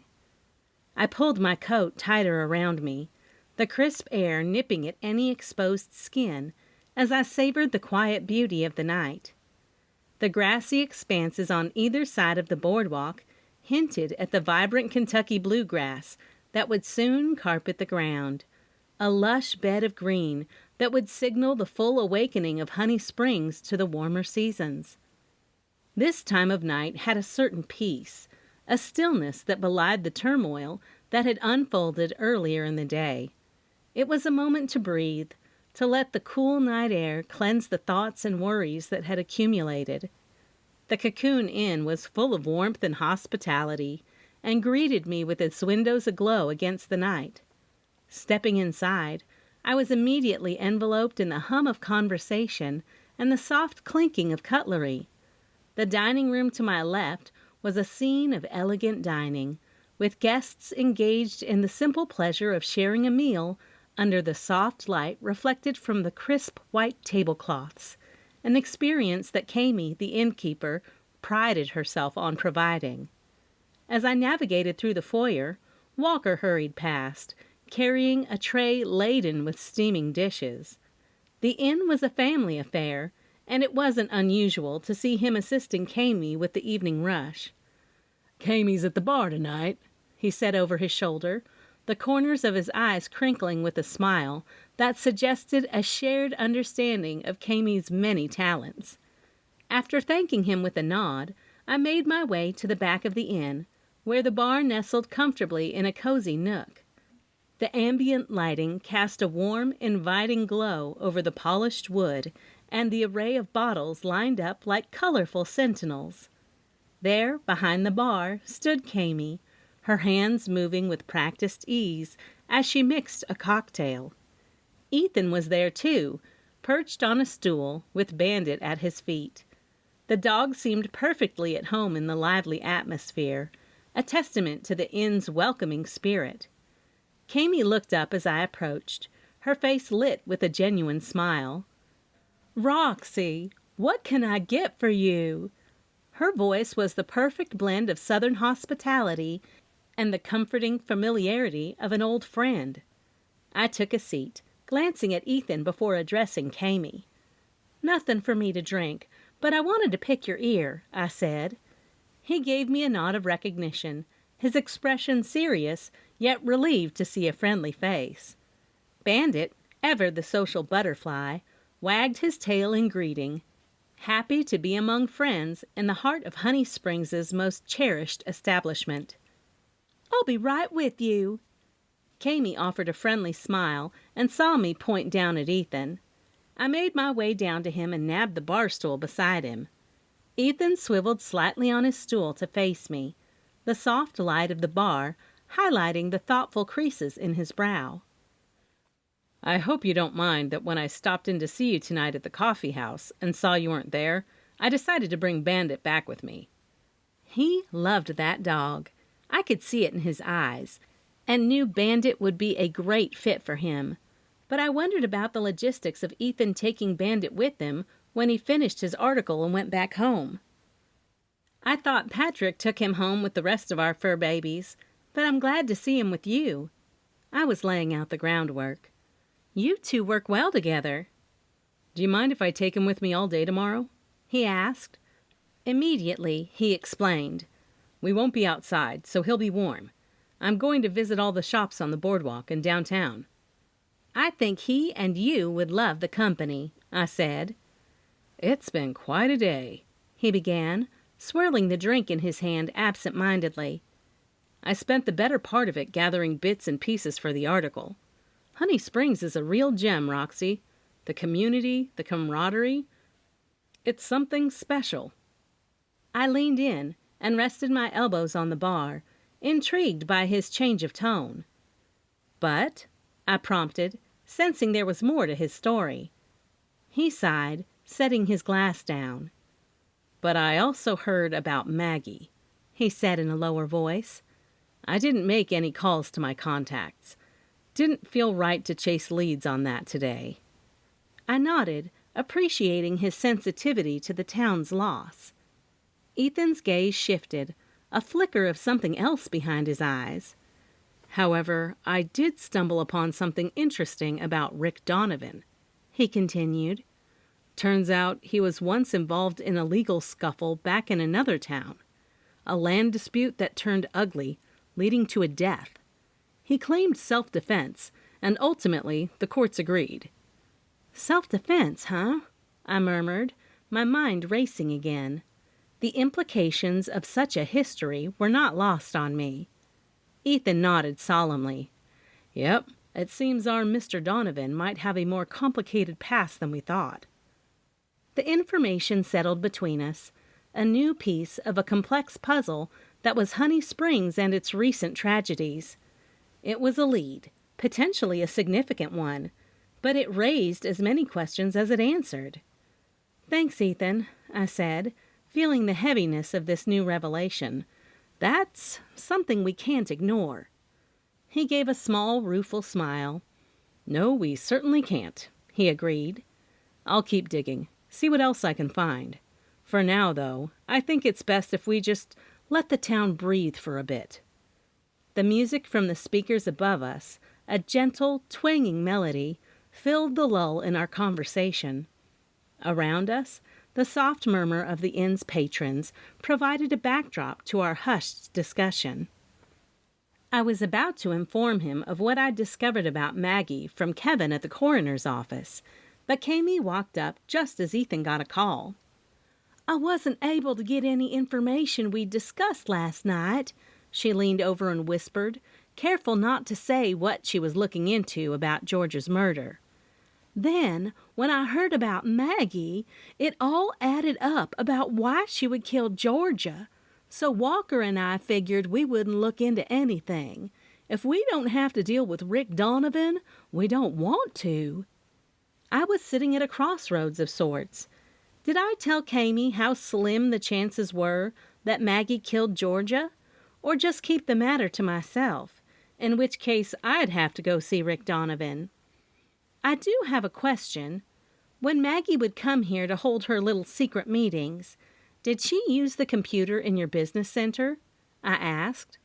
No one is using those computers. They are all outdated and slow. She snorted, using the towel to wipe off the bar top. Walker took them out, and we thought we didn't need a business center, so we took it out too. No business center meant Maggie had no place to type any letter. So maybe she went to the library. If there was a scrap of a chance she did kill Georgia. Okay. I drummed my fingers on the counter and decided it was just time to go home. I was tired and out of leads, and I really just wanted to spend a nice, relaxing night in front of the fire with Patrick and my fur babies.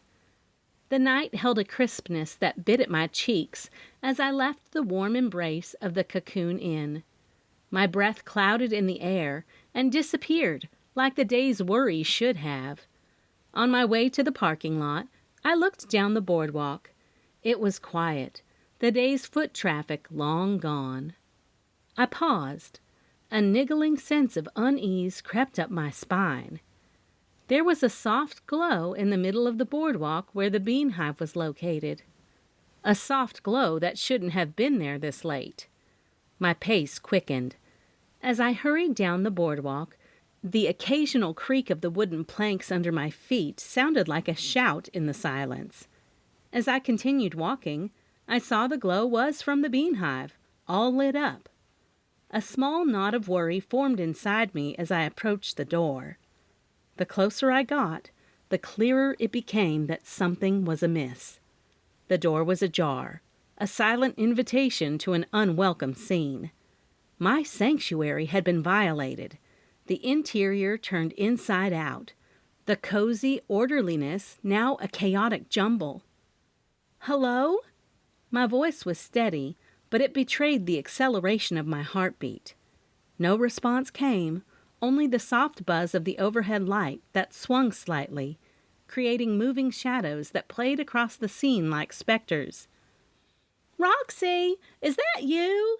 Chrissy's voice echoed a few shops down as she turned the key that locked the door of the honeycomb salon. "What's wrong?" She must have seen my hesitation. While I kept my eyes on the door of the coffee house, I could hear her heels hitting the planks at a rapid speed. "Oh, my goodness gracious! What has happened?" she asked. I could feel her presence behind me. "I think someone is sending me a pretty clear message." I glanced over my shoulder and looked back. She already had her phone in her hand and up against her ear. "This is Chrissy Lane. There's been a break-in at the Bean Hive Coffeehouse. Send someone right away," she said as I stepped inside. The familiar smells of coffee grounds and baked goods were now tainted with the sharp tang of fear. The counter where I'd served countless cups of solace was cluttered with spilled beans and broken mugs. The pastry case, which usually held the tempting treats, lay shattered, its contents strewn across the floor. My hands trembled as they swept over the mess, my mind racing. This wasn't just a break-in, it was a message. The chaos spoke of a hurried search, a desperate hunt for something hidden amongst the mundane. And then, amidst the disarray, my eyes caught a glint of metal. Atop a pile of coffee filters lay a pair of shearing scissors, their blades open like a mocking smile. It was too much of a coincidence, too close to the murder weapon that had cut George's life short. A chill ran down my spine as I realized the implications. Whoever had done this was looking for something, or worse, leaving a warning. The Bean Hive was no longer just the backdrop for local gossip and friendly banter. It had become a crime scene, a pivotal clue in a game I didn't fully understand. "What's going on?" Ethan's familiar voice came from outside, where Chrissy still stood. "Someone broke into the Bean Hive, and I think it might be the killer," she whispered, as though she didn't want me to hear. "Hold him," I heard Ethan tell her. I glanced out to see he'd given her Bandit's leash. "Roxy, are you okay?" he asked. I stood in the middle of the shop, the tables overturned and the chairs thrown all over, some of which appeared to be broken. The pillows on the couch had been slashed, and the stuffing was strewn all around. The ceramic mugs behind the counter had been thrown on the floor and smashed. The Bean Hive was more than a mere coffee shop. It was part of my soul. Now it stood before me as a tragic tableau of my life's work disrupted, each broken piece a shard of my heart. The coffee grinder, once the heartbeat of the shop, lay on its side, its pulse stilled. The comforting aroma of ground coffee, which normally enveloped me like a warm blanket, now felt like an oppressive cloud, heavy with the scent of destruction. The cash register drawer was open, its contents flung across the counter, as if the thief had searched for more than just money. Receipts, change, the odd note I'd scribbled reminders on, fluttered to the floor in a sorrowful cascade. The sight struck a chord of panic within me. Had the intruder found what they were looking for? Everywhere I looked, the chaos mocked me. The community board, formerly a vibrant tapestry of local events and flyers, was now a tattered mess, its colorful papers littering the floor like fallen leaves in an autumn storm. The shelves that lined the walls, which I had meticulously arranged with local crafts and coffee beans, were bare, their contents thrown to the floor in a violent upheaval. "Roxy, the police are on their way," Ethan called out, his voice a lifeline in the turmoil. My gaze fell to the floor, where the remnants of our Mystery Book Club selections lay strewn about, their pages crumpled and covers bent. It was as if the perpetrator wanted to erase every trace of the joy and camaraderie those books had brought us. Tears welled up in my eyes, and I couldn't help but wonder if I'd crossed the line this time with my snooping. I bent down to pick up a particularly beloved cow creamer, or what was left of one, and felt a sting behind my eyes. This wasn't just vandalism. This was personal. Whoever did this knew exactly how to hurt me, how to unravel the fabric of the sanctuary I had built for my community. The silence was suddenly pierced by the distant sound of sirens growing louder, a reminder that the outside world was rushing in to witness the aftermath of this cruelty. I stood up, bracing myself for the questions, the investigations, the pitying looks. I found my way back to the kitchen, where not a single thing had been touched. The scene was a stark contrast to what lay past the swinging door. Immediately, I busied myself in making a pot of coffee. Everyone will want something to drink, I said to myself, to keep my mind and hands occupied. The clatter of my coffee beans echoed strangely in the sterile silence of the untouched kitchen. The roastery, with its lingering aroma of roasting coffee, stood pristine, completely unlike the chaos just beyond the doors. The swinging door opened. I reached for the spatula and pulled it over my head like I was about to use it to flip whoever was there like a cookie. "It's me." Spencer walked in, his hands in front of him. "Please don't hit me with the spatula." His voice held a smidgen of teasing, but he frowned as he hurried over to me and took me into his arms. "I can't believe this." I finally let myself cry on someone I considered to be a friend I needed at this time. "I'm sorry, Roxy. You've obviously sent a clear message to the killer. Now that we have identified Georgia and Maggie's deaths as homicides..." He let me know that the investigation had shifted away from considering Maggie a suspect. This does nothing but motivate me more. I pulled away from him, wiped my tears, and headed back to the coffee pot. Spencer leaned against the stainless steel counter, his features drawn tight with concern and professional curiosity. "Roxy, you need to stop and sit down," he suggested, but I couldn't. The methodical process of brewing the coffee was a lifeline in the swirling sea of my thoughts. "The kitchen. It's untouched," I murmured, my hands automatically measuring out the beans, while the grinder's familiar whir provided a comforting soundtrack to my frayed nerves. They wanted to make a statement, Spencer. They wanted to stop the gatherings, the community, but not destroy my livelihood.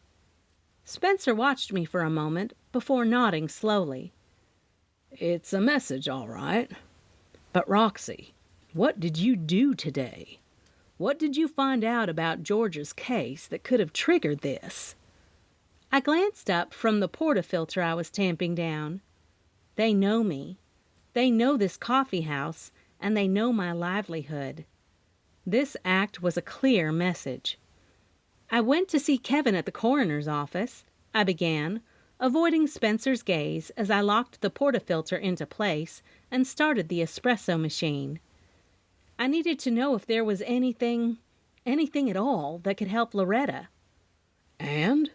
Spencer's voice was a low rumble of contained urgency. I sighed as the dark, rich espresso dripped into the cup. "It's Maggie, Spencer. Maggie Thorne. You know that she's been framed and murdered." My voice trembled, betraying the fear I felt. The killer is someone else, someone who's trying to pin their crimes on innocent people. Spencer crossed his arms, the badge on his chest glinting under the fluorescent lights. What evidence do you have? I recounted every detail of my day, from Jean's homemade jam to Chrissy's recounting of overhearing Maggie and Jean. As I spoke, Spencer's expression shifted from skepticism to something resembling realization. And Maggie didn't have a computer. I even asked Kami if she still had the business center in the inn, because Maggie had gone there with Georgia when Georgia had the coup against Loretta going on. I gulped. You think the killer knew you were closing in on them, and this break-in was to scare you off? His theory hung in the air between us. The idea sounded cold and plausible as he reiterated what he'd just said. But this time, it did sink in. Maybe the shock was wearing off. Nodding, I passed him the steaming cup of coffee. I've been too public with my snooping, too obvious. They're watching me, Spencer. Watching me. I put both hands around my mug to steady them, not show them shaking. Then you've got to be careful, Roxy. We can't have you being the next target. His hard, sharp eyes locked on mine. The weight of his words, heavy as the evening's shadows that crept through the kitchen windows, settled on my shoulders. The warmth of the cup seeped into my skin, contrasting with the chill that Spencer's statement had sent down my spine. I will be, I promised, though the tremor in my voice suggested otherwise. But I can't stop, Spencer. I have to find out who's doing this. For Georgia, for Maggie, for Loretta, for Honey Springs.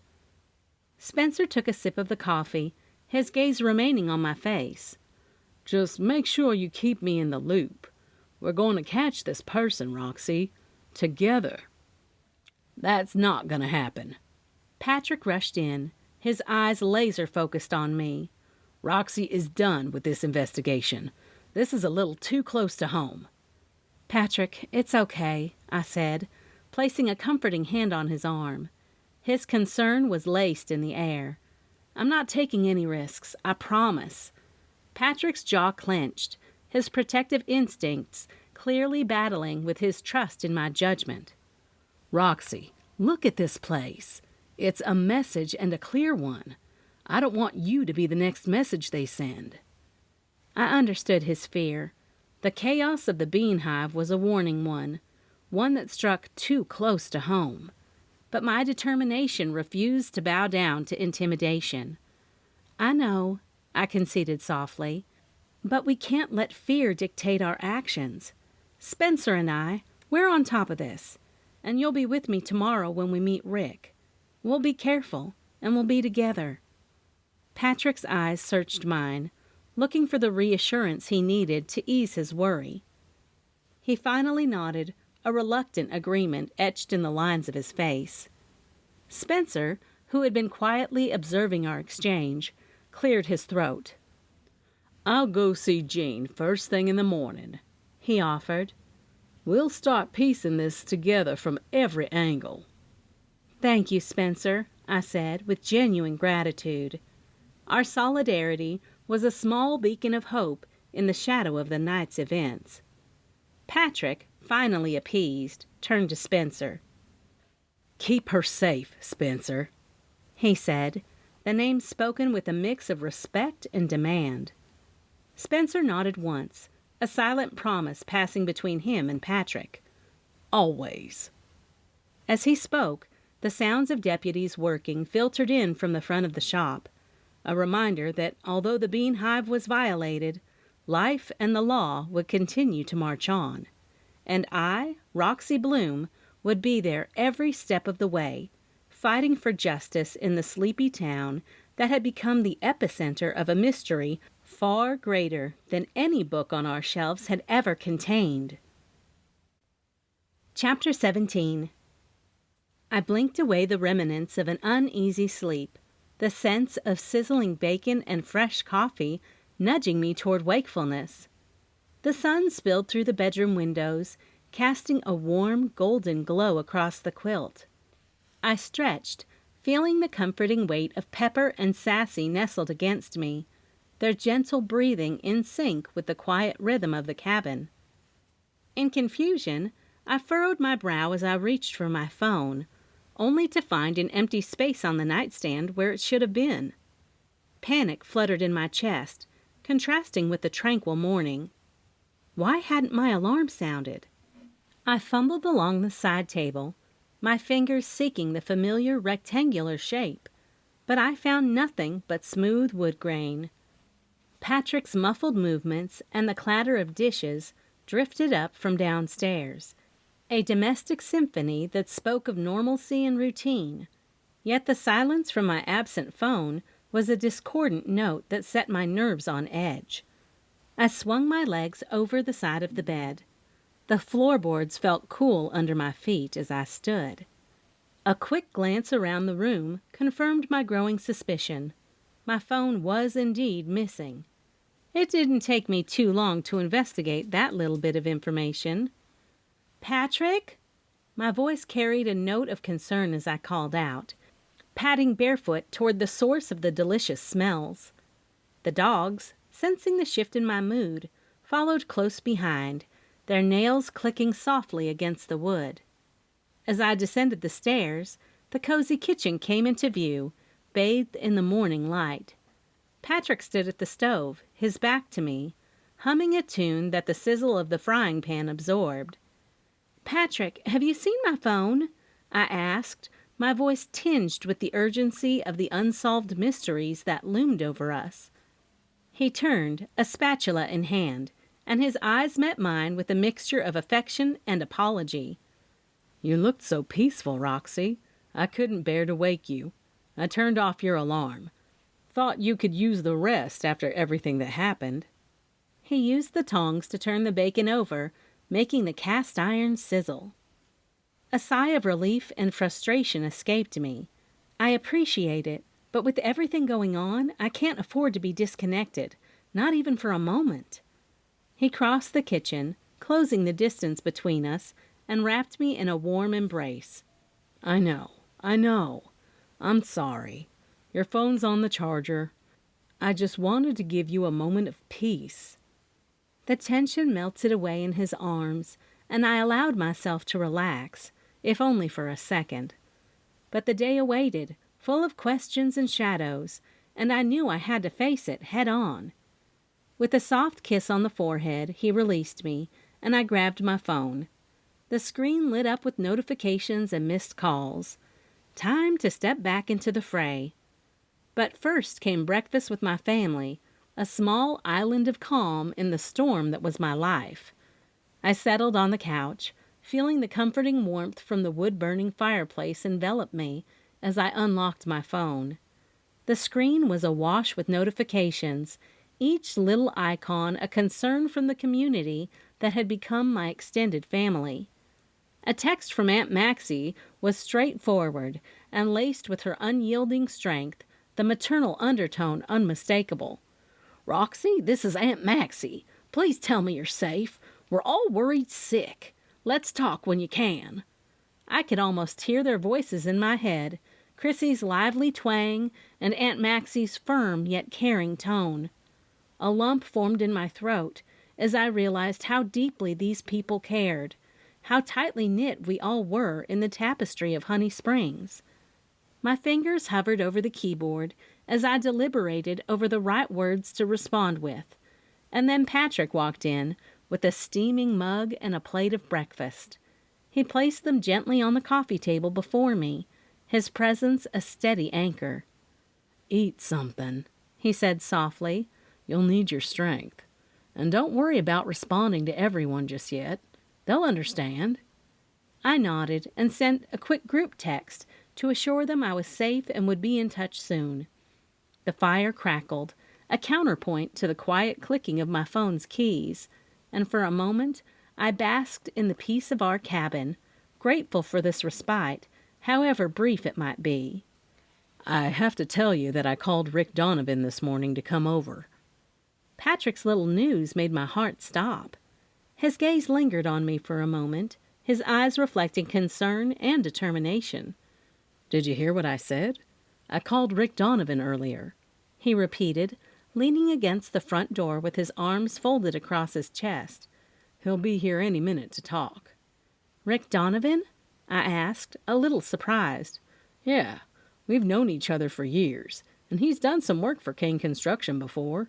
Patrick nodded. I figured if he's next on your list, then we can talk to him here at our home.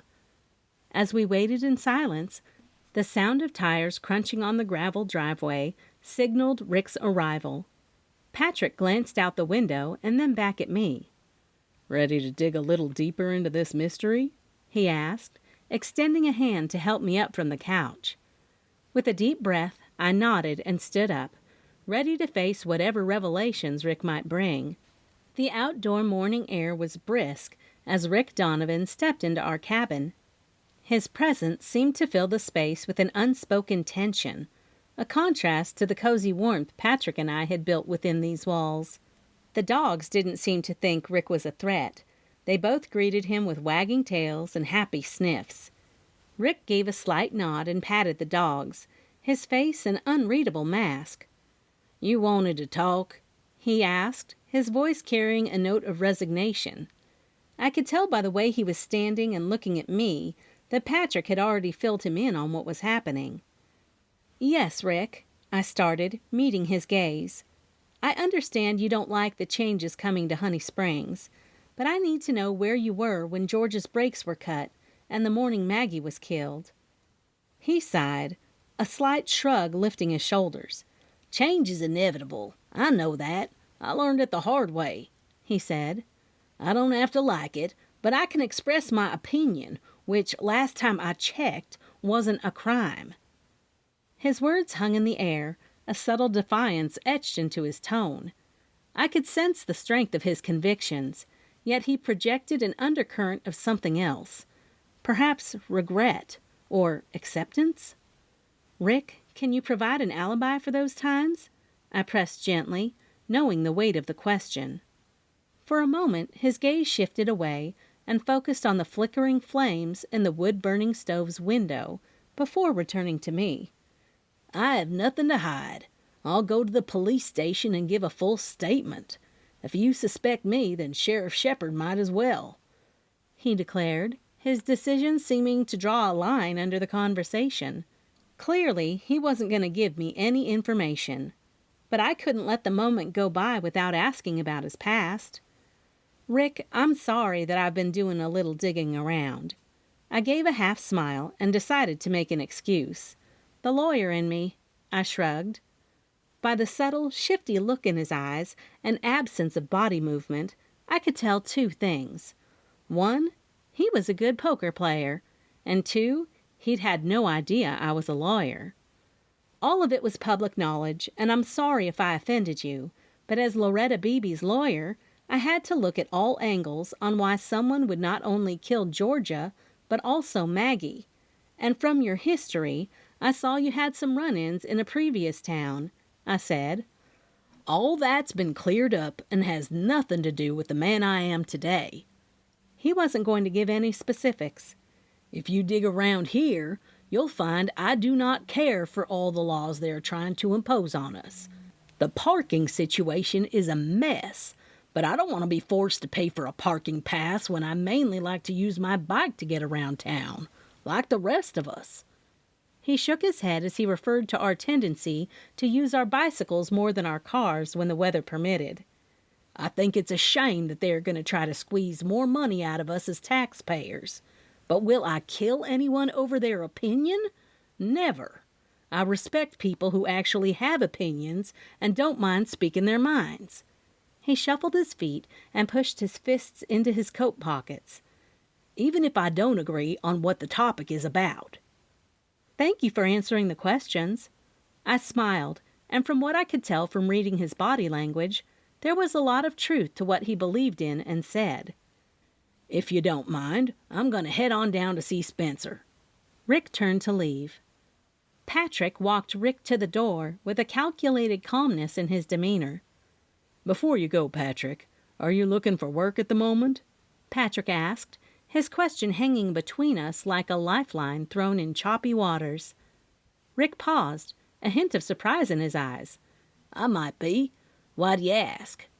We could use someone with your experience at Kane Construction.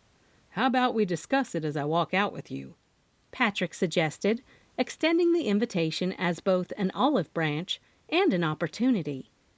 As they proceeded to the door, I watched the exchange with a mixture of admiration and affection. Patrick had a way of steering situations toward the positive, his good-hearted nature often bringing out the best in others. That's why I married him, I thought, a smile playing on my lips, despite the chaos of the last few days. His enduring qualities, his generosity, his optimism, and his belief in second chances were the anchors that steadied us through any storm. What? He asked when he came back into the house. You're a good man, Patrick Kane. I snuggled into his arms. But I need to get ready. I have a shop to clean up. I pulled back and gave him a kiss. Patrick smiled, the worry lines on his forehead softening. We'll get to the bottom of this, Roxy, one way or another. His confidence was as comforting as the blanket wrapped around my shoulders. I already have some of my crew cleaning up the coffee house, so don't go by there this morning. Let them get it cleaned up, and we can go in this afternoon. I'm going to get ready, I told him, giving him one more kiss before I headed up the steps to our bathroom. A good hot shower was something I felt I needed. I closed the bathroom door behind me and leaned back against it for just a moment as I exhaled deeply. I turned the hot nozzle on and watched as the warm steam began to fill the room, fogging up the mirror and promising the kind of comfort only a hot shower could provide after a long, draining day. I turned the faucets to just the right temperature before I stepped into the shower. The water cascaded down, each droplet helping to wash away my tension and stress. As the bathroom filled with steam, I let my thoughts drift back to the typed note, the key piece of evidence that had been nagging at me. Turning my face up to the shower head, I let the water stream over me and tried to focus on the warmth and the sound of the shower. But my mind wouldn't stay quiet. If Maggie didn't have a computer, if she didn't type, then who did? The library's public computers and typewriters suddenly seemed like the next logical parts of this investigation. I needed to follow that lead and let Spencer tend to Jean if he thought her jam was poisoned. I knew Jean Hill, and even in a time of despair, she wouldn't hurt a blade of grass. Maybe the library had a list of people who used their computer and typewriter equipment around the time of George's murder. It was a long shot, but it was the only shot I had right now. After a few more minutes under the steady flow of hot water, I shut off the taps, reached for a towel, and wrapped it around myself. My resolve hardened with each pat of the soft fabric against my skin. I would go to the library, I decided. I would follow this thread and see where it led, even if it meant unraveling more of Honey Springs' secrets. Drawing off and getting dressed, I made a mental checklist of what I needed to do. I dressed methodically, choosing layers that would keep me warm but wouldn't hinder movement. This case was no longer about just being a good lawyer or even a good citizen. It was about justice for Georgia, for Maggie, and for the Bean Hive Coffeehouse. Chapter 18. The crisp morning air bit at my cheeks as I locked the cabin's front door behind me. The usually vibrant and bustling Honey Springs had taken on the quiet hush of winter. The lake across the street, once lively with boats and laughter, lay silent under a blanket of ice, bordered by the sleeping boardwalk. I slid into the driver's seat of my car. The engine came to life with a comforting purr. Patrick and the dogs, Pepper included, were already off to work, and the cabin felt too empty, too silent without their presence. I needed daily life around me. I was determined to go to the library, which would give me the needed space that would keep me from going to the Bean Hive. At the library, I would do what Patrick asked, stay away this morning. The drive into town was meditative.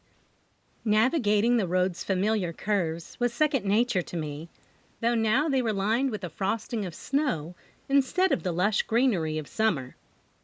The town park, typically alive with the colors of wildflowers and the laughter of children, was now a serene portrait of winter calm.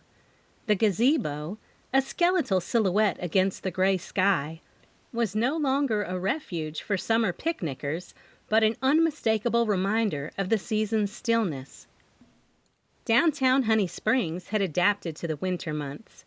The flags that once showcased summer scenes were replaced with winter motifs.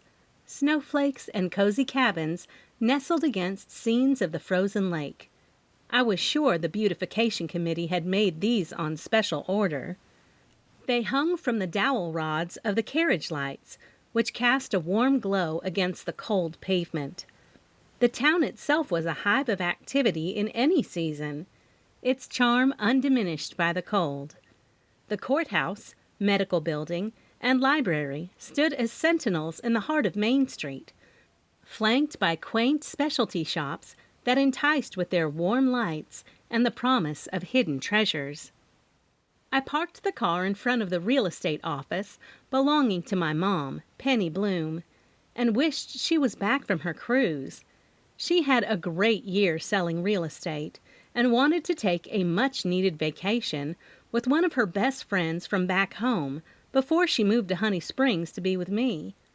The last little bit of what was left of the snow crunched under my boots, but the sound was quickly overridden by the voice in my head and the library in sight. I imagined Joanne Stone, with her youthful face and constellation of freckles, would be there, her braided red hair a splash of color in the monochrome world. She was the guardian of stories, a keeper of the town's literary heart.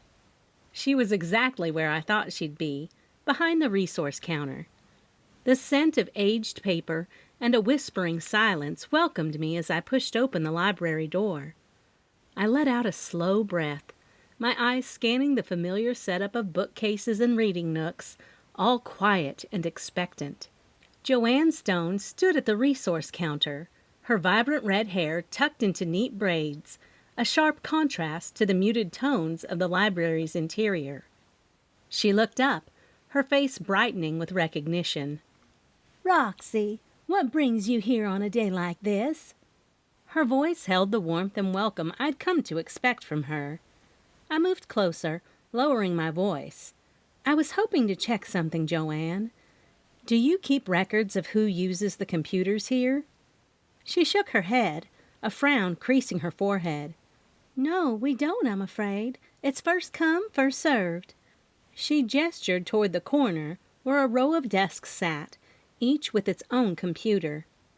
I thanked her and turned toward the desks, my gaze inadvertently catching on a familiar figure seated at the far end. It was Ethan, with Bandit laying quietly at his feet. He was hunched over, his fingers moving with purpose over one of the keyboards. He didn't notice my approach, his focus entirely absorbed by the document in front of him. I neared quietly, watching over his shoulder. The clacking of the keys was rhythmic, almost hypnotic. My phone buzzed and caused Ethan to jump around. I plunged my hand down into my bag. "Hey," he told me with a smile.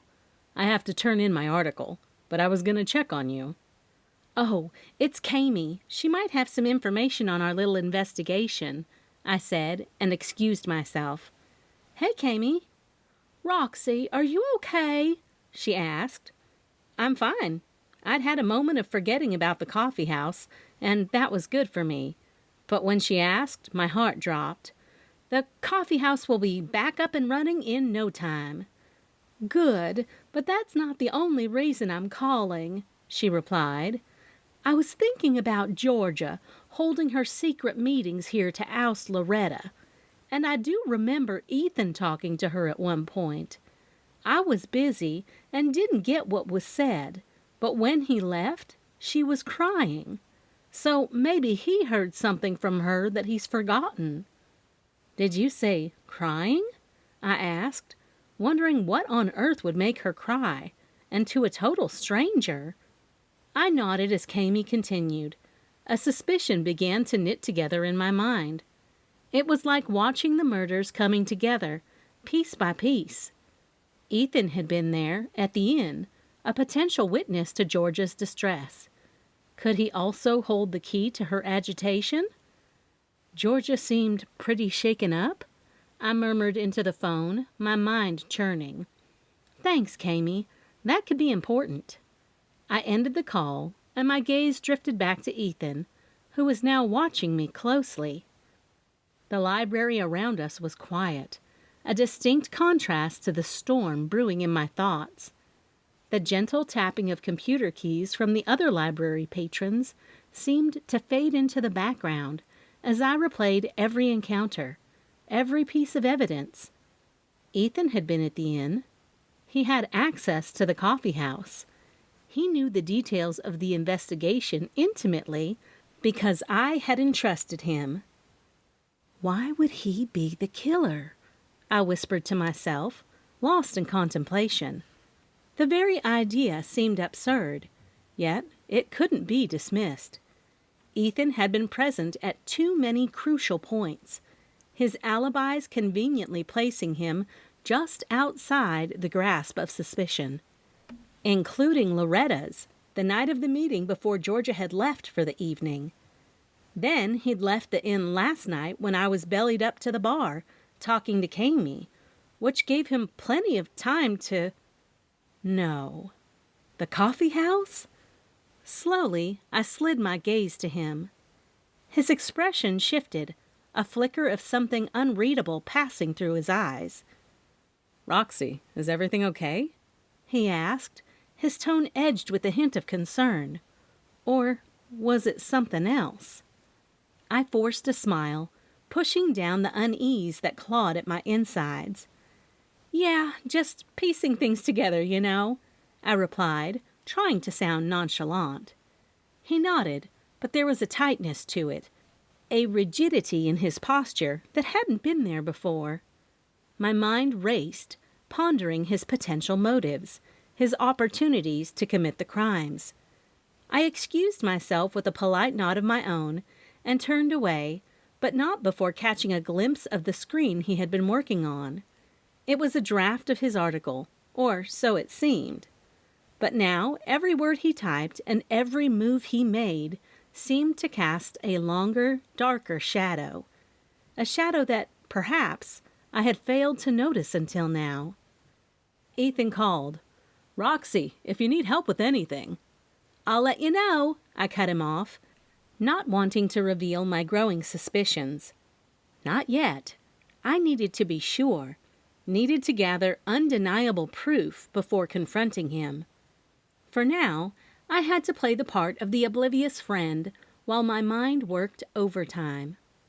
I walked briskly, my boots clicking against the library's marble floor, my heart hammering with the kind of adrenaline that screamed, "Run, but don't show fear."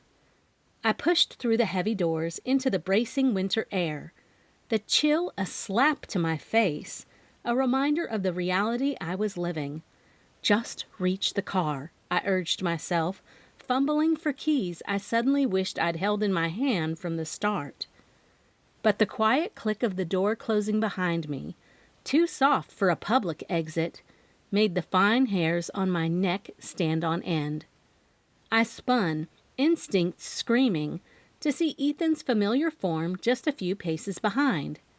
No bandit, no friendly smile, just a cold, calculated gaze and a hand firmly gripping something behind his back. Before a word could tumble from my lips, I felt the pointed pressure of a stark, real, and terrifyingly sharp scissor against my spine. "Don't make a sound, Roxy. Get in the car." Ethan's voice was low, a dangerous whisper that carried with it the weight of everything I'd pieced together too late. Panic surged, icy and paralyzing, yet a survival instinct deep within spurred me into movement. My hands, once shaking, steadied as I opened the car door, the mundane action a surreal prelude to a nightmare unfolding in a quiet street of Honey Springs. I slid into the driver's seat, the leather cool against my skin, Ethan's presence looming, oppressive, and heavy. As the door shut, sealing me in with my once trusted confidant turned captor, the reality of my situation settled like a shroud. I was being taken hostage, the truth of Ethan's guilt a blade at my back and a shadow over my heart. Chapter 19. The drive to the boardwalk was a blur. My focus narrowed to the road ahead and the chilling presence beside me. The Bean Hive, once a haven of warmth and chatter, now loomed in my mind as what Ethan wanted to be our final destination. He directed me with a calm that belied the situation, his every word measured and deliberate. "Turn here," he instructed, his voice void of the friendly tone I was accustomed to. "How do you know all the shortcuts?" I asked, as he directed me to the back of the boardwalk, where we could go through the back door that I used for receiving deliveries. "I used to live here." He gave me a connection he had with Honey Springs. "Get out of the car and don't mutter a word." Ethan continued to stay close, and the tip of the scissors was closer. The Bean Hive was desolate, a grim reminder of the terror that had transpired within its walls. The destruction awaited, a twisted stage for whatever Ethan had planned. His grip on the scissors never wavered as he guided me toward the delivery door, the sharp metal a constant threat at my back. The door creaked open, protesting the intrusion, as we stepped over the threshold into the remnants of my shattered sanctuary. The kitchen. The untouched kitchen. I hesitated. "Inside," he said, a command that echoed in the hollow space. The Bean Hive, once filled with the aroma of coffee and the sound of laughter, now hosted a sinister silence. Here, in the heart of Honey Springs, I confronted the betrayal of a friend and the cold reality of his true nature. The back door of the Bean Hive shut with a finality that seemed to seal my fate. Ethan's confession poured out, a torrent of past grievances and resentment that had simmered for years. "I never forgot," he hissed, the cool metal of the scissors pressing insistently against my back. "My mother was ostracized here, and it was all because of Georgia. We had to leave, and my life, it turned into a nightmare." He paced now, a predator in the kitchen that still smelled faintly of yesterday's pastries and coffee, an immense contrast to the dark tale he wove. "When I got the chance to come back, to write about Honey Springs, it was perfect. I could finally confront her, make her face what she did to my family." His face looked as though he'd returned to the hurt he'd felt so many years ago. His words chilled me more than the cold steel at my back. The friendliness and charm I had known were gone, replaced by the bitterness of old wounds. "So you killed her?" My voice was steady, but inside I was reeling from the revelation. Ethan paused, his silhouette framed by the dim light filtering in through the kitchen windows. "I had to," he said, his voice holding both defiance and pain. "She had to pay for ruining my childhood, for stealing my happiness. And Maggie, she got a little too close." The Bean Hive's kitchen, where I had crafted so many creations to bring joy to others, had become a confessional for a man broken by his past. A man who had let his vengeance guide him back to Honey Springs with deadly intent. Ethan's eyes burned with a desperate, haunted look, the kind that spoke of plans unraveling and a mind consumed by its own dark logic. "I couldn't let you get any closer, Roxy. You and your sleuthing. You were ruining everything," he growled. I kept my eye on him. "It was supposed to be a warning, a deterrent. But you just wouldn't stop." He spoke of the chaos at the Bean Hive, his voice laced with frustration.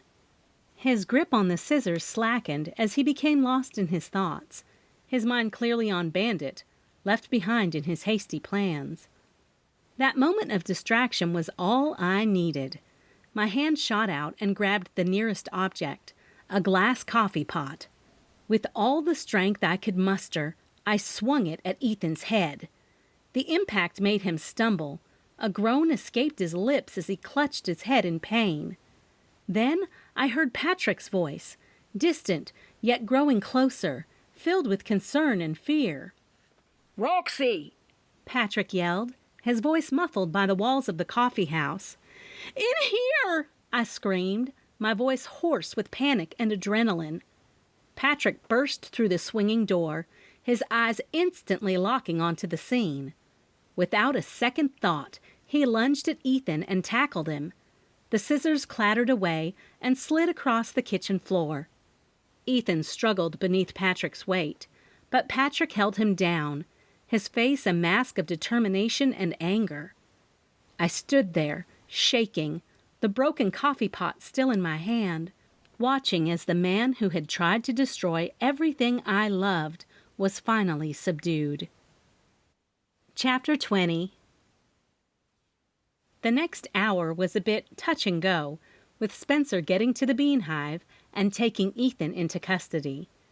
But as soon as Spencer carted Ethan down the boardwalk in cuffs, the community rallied around the coffee house and me. Just a moment ago, the Bean Hive was a lot of chaos. Now the place hummed with comforting sounds and familiar scents. The air was dominated by the robust smell of dark roast coffee that wove seamlessly with the sweet undertones of cinnamon pastries baking in the oven. Each scent was a note in the melody of recovery and resilience that filled the space. Bunny had appeared and taken control of baking, while Aunt Maxie made the coffee. Patrick helped calm my nerves until Beverly and Dan Teagarden arrived, with a cardboard box filled with mugs to replace the ones that were destroyed. Their eyes lit up with the joy of giving as the Teagardens presented their collection of vintage cups. Each piece was a delicate dance of pastel colors and intricate patterns, symbols of renewal and the continuity of tradition. As they placed the cups on the shelf, the light caught the faded gold, casting reflections that danced like memories across the walls. Loretta entered with Bertie in tow, her movements a graceful ballet of Southern charm. Loretta's bright eyes scanned the room, and I felt a pang of nostalgia, a reminder of the unspoken bonds that wove through the heart of Honey Springs. Her grateful smile to me for getting her off the suspect list was an unspoken thanks between us. Aunt Maxie, ever the matriarch, came over and sat beside me, her hand a comforting weight on mine. "This place is like a phoenix," she murmured, her voice a soft whisper amid the bustle. Kami, Chrissy, and Walker were all walking around, making sure everything was in place so I could officially reopen the coffee house tomorrow. They had erased any and all traces of what had happened last night. Ethan's destruction. The bell over the door dinged. Joanna, with Bandit at her side, walked in, her arrival a gentle crescendo in the room's rhythm. She looked around, confused about what was happening. It was funny how, in my world, I thought everyone in Honey Springs knew, but Joanna was a breath of fresh air. "Bandit was left behind by that reporter." She looked around as though she were trying to spot Ethan. "But this dog found his way to my heart," she said, her voice lilting like a soothing melody. "I think I'll adopt him if that's all right." The room erupted in light laughter, a sound that cascaded through the space, weaving among us and undoing the knots of our recent turmoil. Ethan's betrayal, though a shadow of the past, had brought us closer, knitting us together in a tapestry of shared experience and collective healing. I looked around at the faces I knew so well, each a part of this crazy story. The Bean Hive, with its new cups and old friends, was more than just a coffee house. It was a testament to the enduring spirit of Honey Springs, a place where, Even in the darkest times, the warmth of community and the aroma of coffee could make everything seem just a little bit brighter. And Honey Springs sure did deserve to be named one of the best small towns in America. The end. If you enjoyed reading this book as much as I enjoyed writing it, then be sure to return to the Amazon page and leave a review. Go to TonyaCappas.com for a full reading order of my novels, and while there, join my newsletter. You can also find links to Facebook, Instagram, and Goodreads. Continue your visit in Honey Springs, Kentucky. Iced Coffee Corruption is now available for pre-order. Recipes from the Bean Hive: cinnamon vanilla latte, honey almond milk mocha, cheesy pumpkin dog biscuits. Cinnamon vanilla latte. Ingredients: 2 shots of espresso, or half cup strong brewed coffee, 1 cup of milk, any variety will do, 2 tablespoons of vanilla syrup, 1/4 teaspoon of ground cinnamon, plus extra for garnish. Whipped cream, optional. Instructions. Number 1. Brew the espresso or coffee and pour it into a large mug. Number 2. In a saucepan, combine the milk, vanilla syrup, and ground cinnamon. Heat over medium heat while stirring constantly until the milk is hot and frothy, but not boiling. Number 3. Pour the hot milk mixture over the espresso in the mug. Number 4. Top with whipped cream and a sprinkle of cinnamon if desired. Number 5. Serve immediately and enjoy. Honey almond milk mocha. Ingredients: 2 shots of espresso, or half cup strong brewed coffee, 1 cup of almond milk, 1 tablespoon of cocoa powder, 2 tablespoons of honey, dark chocolate shavings for garnish. Instructions. Number 1. Brew the espresso or coffee and pour it into a large mug. Number 2. In a separate saucepan, heat the almond milk over medium heat until hot but not boiling. Number 3. Whisk in the cocoa powder and honey until well combined and the mixture is frothy. Number 4. Pour the hot chocolate almond milk mixture over the espresso. Number 5. Garnish with dark chocolate shavings. Number 6. Serve immediately and enjoy the nutty twist on a classic mocha. Cheesy pumpkin dog biscuits. Ingredients: 2½ cups whole wheat flour. Can substitute with oat or rice flour for gluten sensitivities. 2 large eggs. Half cup canned pumpkin puree. Make sure it's pure pumpkin, not pie filling.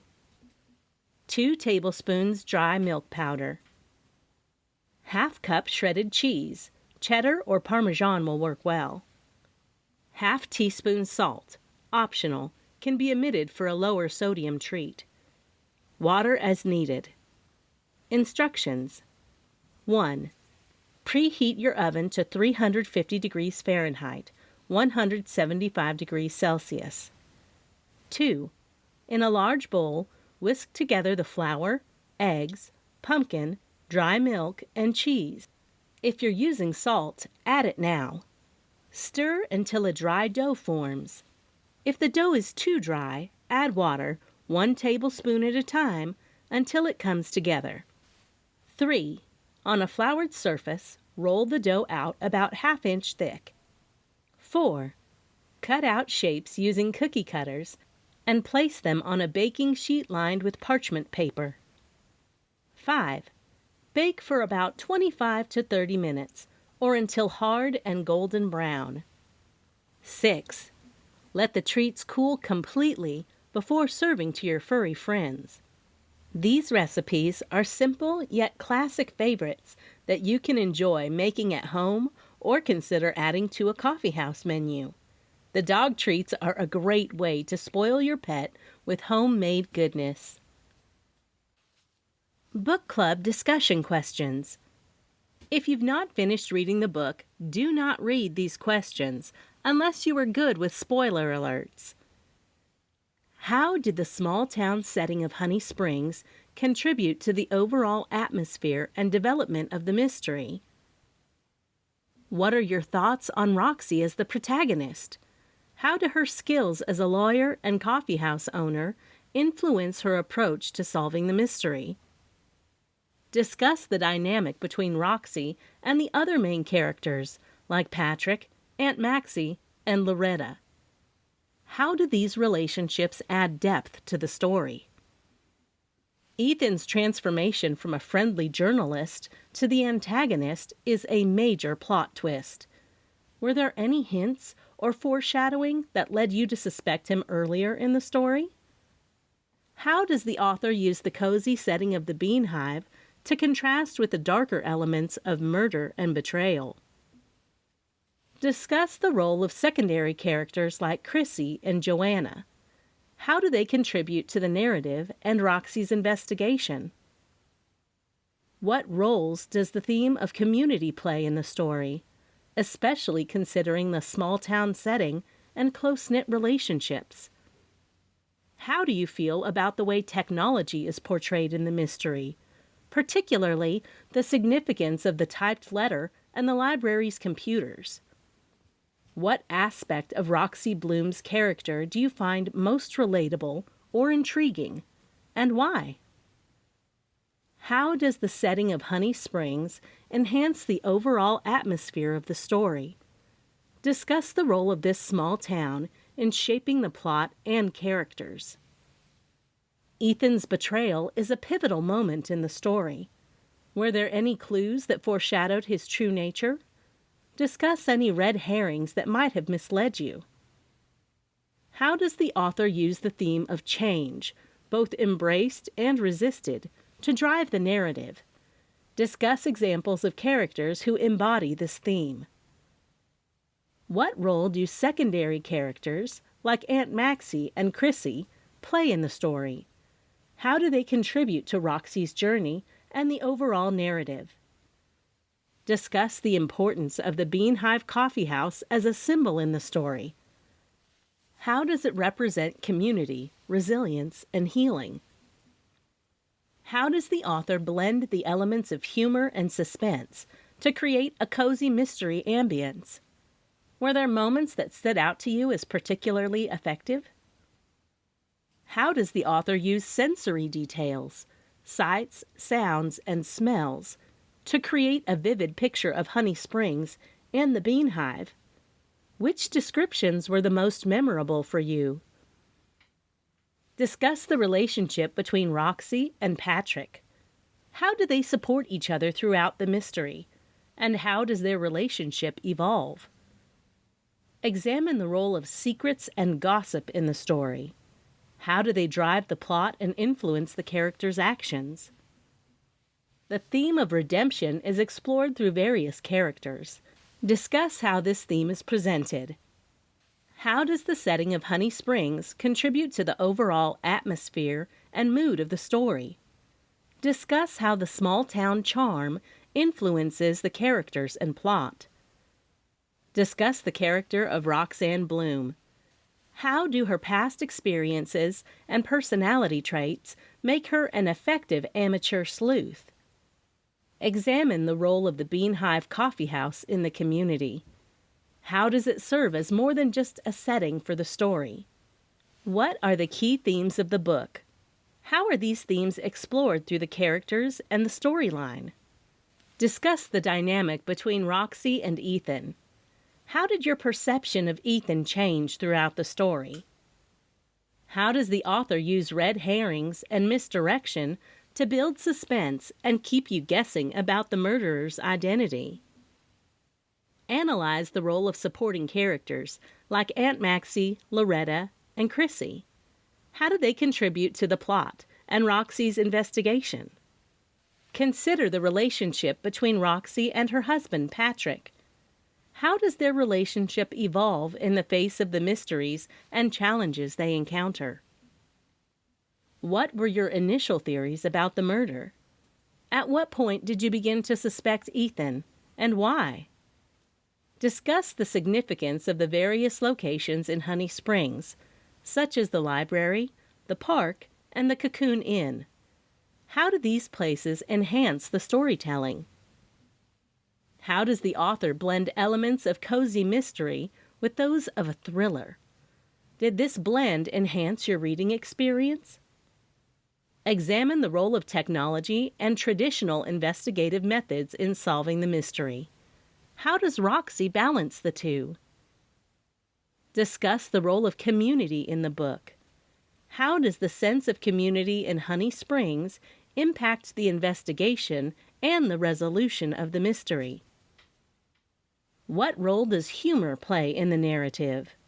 How does it balance the more suspenseful and dramatic elements of the story? Books by Tonya. Southern Hospitality with a Smidgen of Homicide. Camper and Criminals Cozy Mystery Series. All is good in the camperhood until a dead body shows up in the woods. Beaches, Bungalows, and Burglaries. Deserts, Driving, and Derelicts. Forests, Fishing, and Forgery. Christmas, Criminals, and Campers. Motorhomes, Maps, and Murder. Canyons, Caravans, and Cadavers. Hitches, Hideouts, and Homicides. Assailants, Asphalt, and Alibis. Valleys, Vehicles, and Victims. Sunsets, Sabbatical, and Scandal. Tents, Trails, and Turmoil. Kickbacks, Kayaks, and Kidnapping. Gear, Grills, and Guns. Eggnog, Extortion, and Evergreen. Ropes, Riddles, and Robberies. Paddlers, Promises, and Poison. Insects, Ivy, and Investigations. Outdoors, Oars, and Oath. Wildlife, Warrants, and Weapons. Blossoms, Barbecue, and Blackmail. Lanterns, Lakes, and Larceny. Jackets, Jack-o'-lantern, and Justice. Santa, Sunrises, and Suspicions. Vistas, Vices, and Valentines. Adventure, Abduction, and Arrest. Rangers, RVs, and Revenge. Campfires, Courage, and Convicts. Trapping, Turkey, and Thanksgiving. Gifts, Glamping, and Glocks. Zoning, Zealots, and Ziplines. Hammocks, Handguns, and Hearsay. Questions, Quarrels, and Quandary. Witness, Woods, and Wedding. Elves, Evergreens, and Evidence. Moonlight, Marshmallows, and Manslaughter. Bonfire, Backpacks, and Brawls. Killer Coffee Cozy Mystery Series. Welcome to the Bean Hive Coffee Shop, where the gossip is just as hot as the coffee. Scene of the Grind. Mocha and Murder. Freshly Ground Murder. Cold-Blooded Brew. Decaffeinated Scandal. A Killer Latte. Holiday Roast Mortem. Dead to the Last Drop. A Charming Blend Novella. Crossover with Magical Cures Mystery. Frothy Foul Play. Spoonful of Murder. Barista Bump Off. Cappuccino Criminal. Macchiato Murder. Holiday Cozy Mystery Series. Celebrate Good Crimes. Four-Leaf Felony. Mother's Day Murder. A Halloween Homicide. New Year Nuisance. Chocolate Bunny Betrayal. 4th of July Forgery. Santa Claus Surprise. April Fool's Alibi. Kenny Lowry Mystery Series. Mysteries so delicious it'll make your mouth water and leave you hankering for more. Fixin' to Die. Southern Fried. Axe to Grind. 6 Feet Under. Dead as a Doornail. Tangled Up in Tinsel.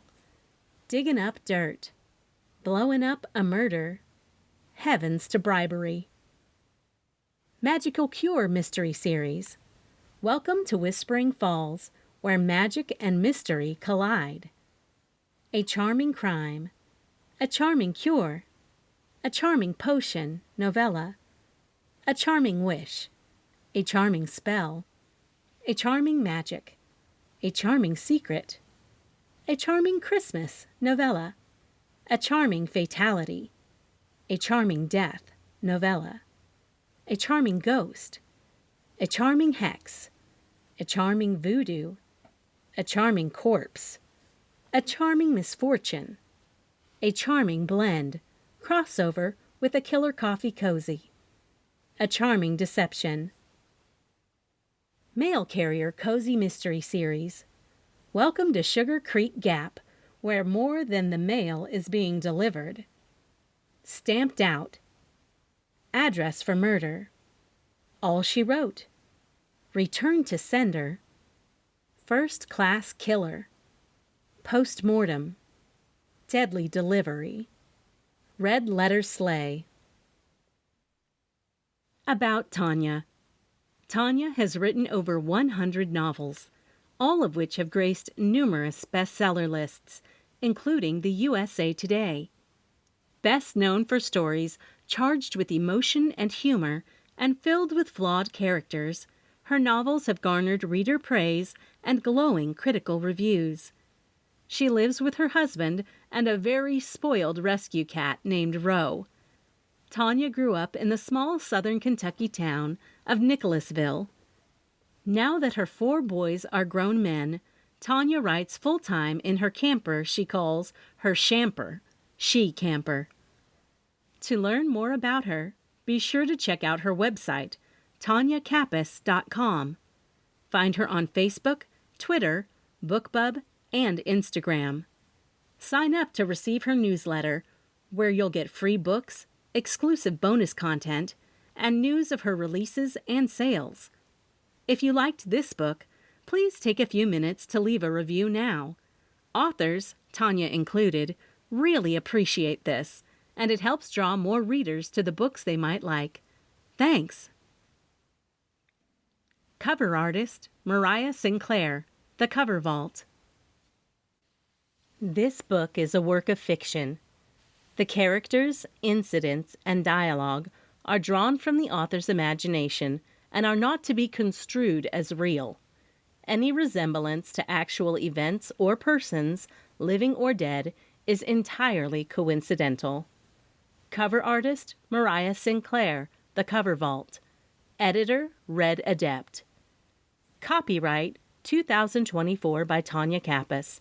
All rights reserved. Printed in the United States of America. No part of this book may be used or reproduced in any manner whatsoever without written permission, except in the case of brief quotations embodied in critical articles and reviews. For information, email Tonya Kappas at tonyakappas.com. This has been Pour Over Predicament, Killer Coffee Mysteries, Book 14. Written by Tonya Kappas. Narrated by Christina Sagnameni. Copyright 2024 by Tonya Kappas. Production copyright by Tonya Kappas.